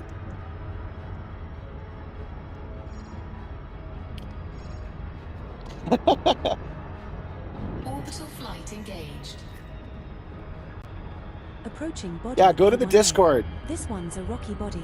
Gravity is 0. But yeah, I'm gonna go take a shower, put a little bit of heat on my sinuses, and then I'm basically gonna climb right into bed, get a little bit of sleep. I'll probably feel better in about 4 hours, and then I'll check the Discord and see what you guys are saying. I've got enough. I'm landing on a planet right now, and then I'm done. So I've got like 5 minutes left. It's all good. Warnick says that you should come out and say hi. He wants to see you on camera, but I don't want him. I don't want him looking at my girl. So you can stay over there.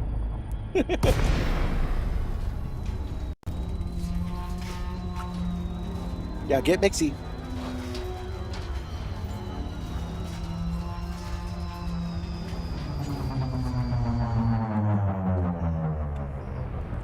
It's a weird looking planet. I didn't check to see if there were any biologicals on it. Oh, it's weird because I've had night vision on this whole time. I didn't even realize it. That looks like it's not. Yes, that'll do nicely.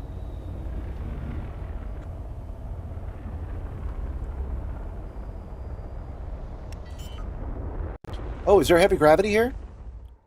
Am I about to hit the ground? Landing gear deployed. Yeah, man, all the sound in this game sounds amazing.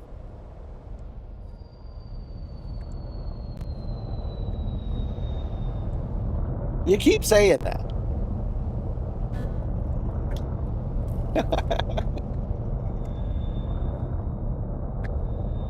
Again, to those He-Man woman haters, they go, man, peak virgin energy and save some for the rest of us, buddy. And I respond back to them. I always say, you have so much to learn. That's all I say to them. Let them investigate, because they are so wrong on what women want. Because women and men, for that matter, love authenticity and they love enthusiasm. So you're missing out if you think what I'm doing would be unattractive. I just have news for you. You might want to start getting better hobbies.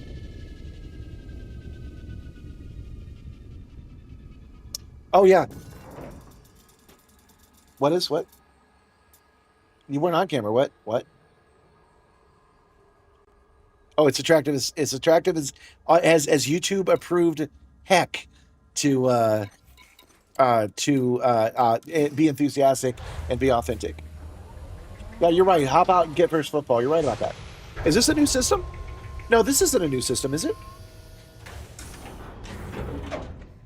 But, you know, the only reason I mention it right now, though, you have a lot to learn, is because I really do feel like those people do. They don't understand the situation, and I think maybe another man telling them. I should get gloves? Like what? Like in the game? I have gloves like in the game. I have some motorcycle gloves from when I used to ride. Yeah, no first footfall here. This has already been claimed. But that's okay. It was worth a try. Okay, we're actually going to swing back around. We're going to swing back around. I'm going to redock. Because one time I didn't do that.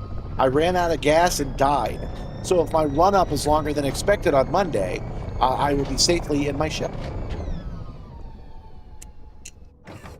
Well, I only had it for... There's a theme with me, guys. You'll start to learn it. I love life hacks. I love doing things cheaper than I'm supposed to do them. So I had a Kawasaki 250. Surprise! A late model Kawasaki 250 that I used because the gas was a fraction of what it would cost to drive my car. And I used it to save money. That's the freaking reason I had the thing. I got it on sale. I traded for it, the whole thing. Hi, Simpson. Come show us the kitty, Gabby. Since I didn't get to Earth, you guys, I will make it up to you by showing you my cat.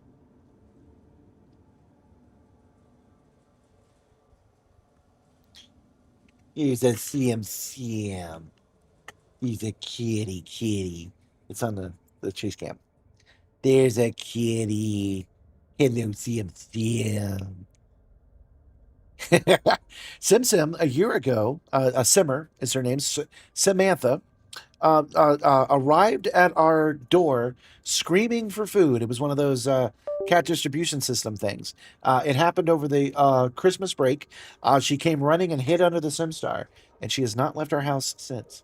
Well, she had to go to the bed a couple of times, but that's about it. Hello, CM. All right, I'm going to bed, you guys. Yeah, you're safe, so I'm bringing the ship down. All right, I appreciate you guys letting me There are similar emotes, by the way. You guys never use the emotes. I don't think I have them locked down. You should be able to just choose similar emotes for the chat. I'm more of a dog guy, so I'm learning how to speak cat. It's only been a year, so I'm working on it. So anyway, I appreciate you guys letting me not actually get to Earth. I've pinched a nerve or upset my sinuses or something. It's giving me a bit of a headache. So we are going to call it a night. Don't forget to look out for yourselves. It's especially important now. Help others however and wherever you can. Never punch down, but punch up if you're at all able. Don't forget to drink your water and take your meds. I'm about to. And I will see you guys next time. I will see you guys on Monday during the day. 07 Commanders, 07 Crew. Nibbler, why don't you come out one last time and give us a status update? Did you know the kitchen has fresh hay? We do. Why would I ever leave? You told us it had fresh hay already. Oh, well, my goat's still with me. I haven't gotten a got. You guys have a good night, and I will see you on Monday. While this is going to the... Oh, you want to see Ropet too? Yeah, Ropet's been underused today. It's a fox. That is actually what the fox says. Okay, I will be back on Monday. I'm about to hit the end channel button. When I do, I will see if there's somebody we can pass on to, because I haven't done that at all this week. I will take a look and see if there's a good one to go to. So you might end up getting sent to another person. It's the YouTube version of a raid. But anyway, I've said my goodbyes, so I will say it officially. Bye.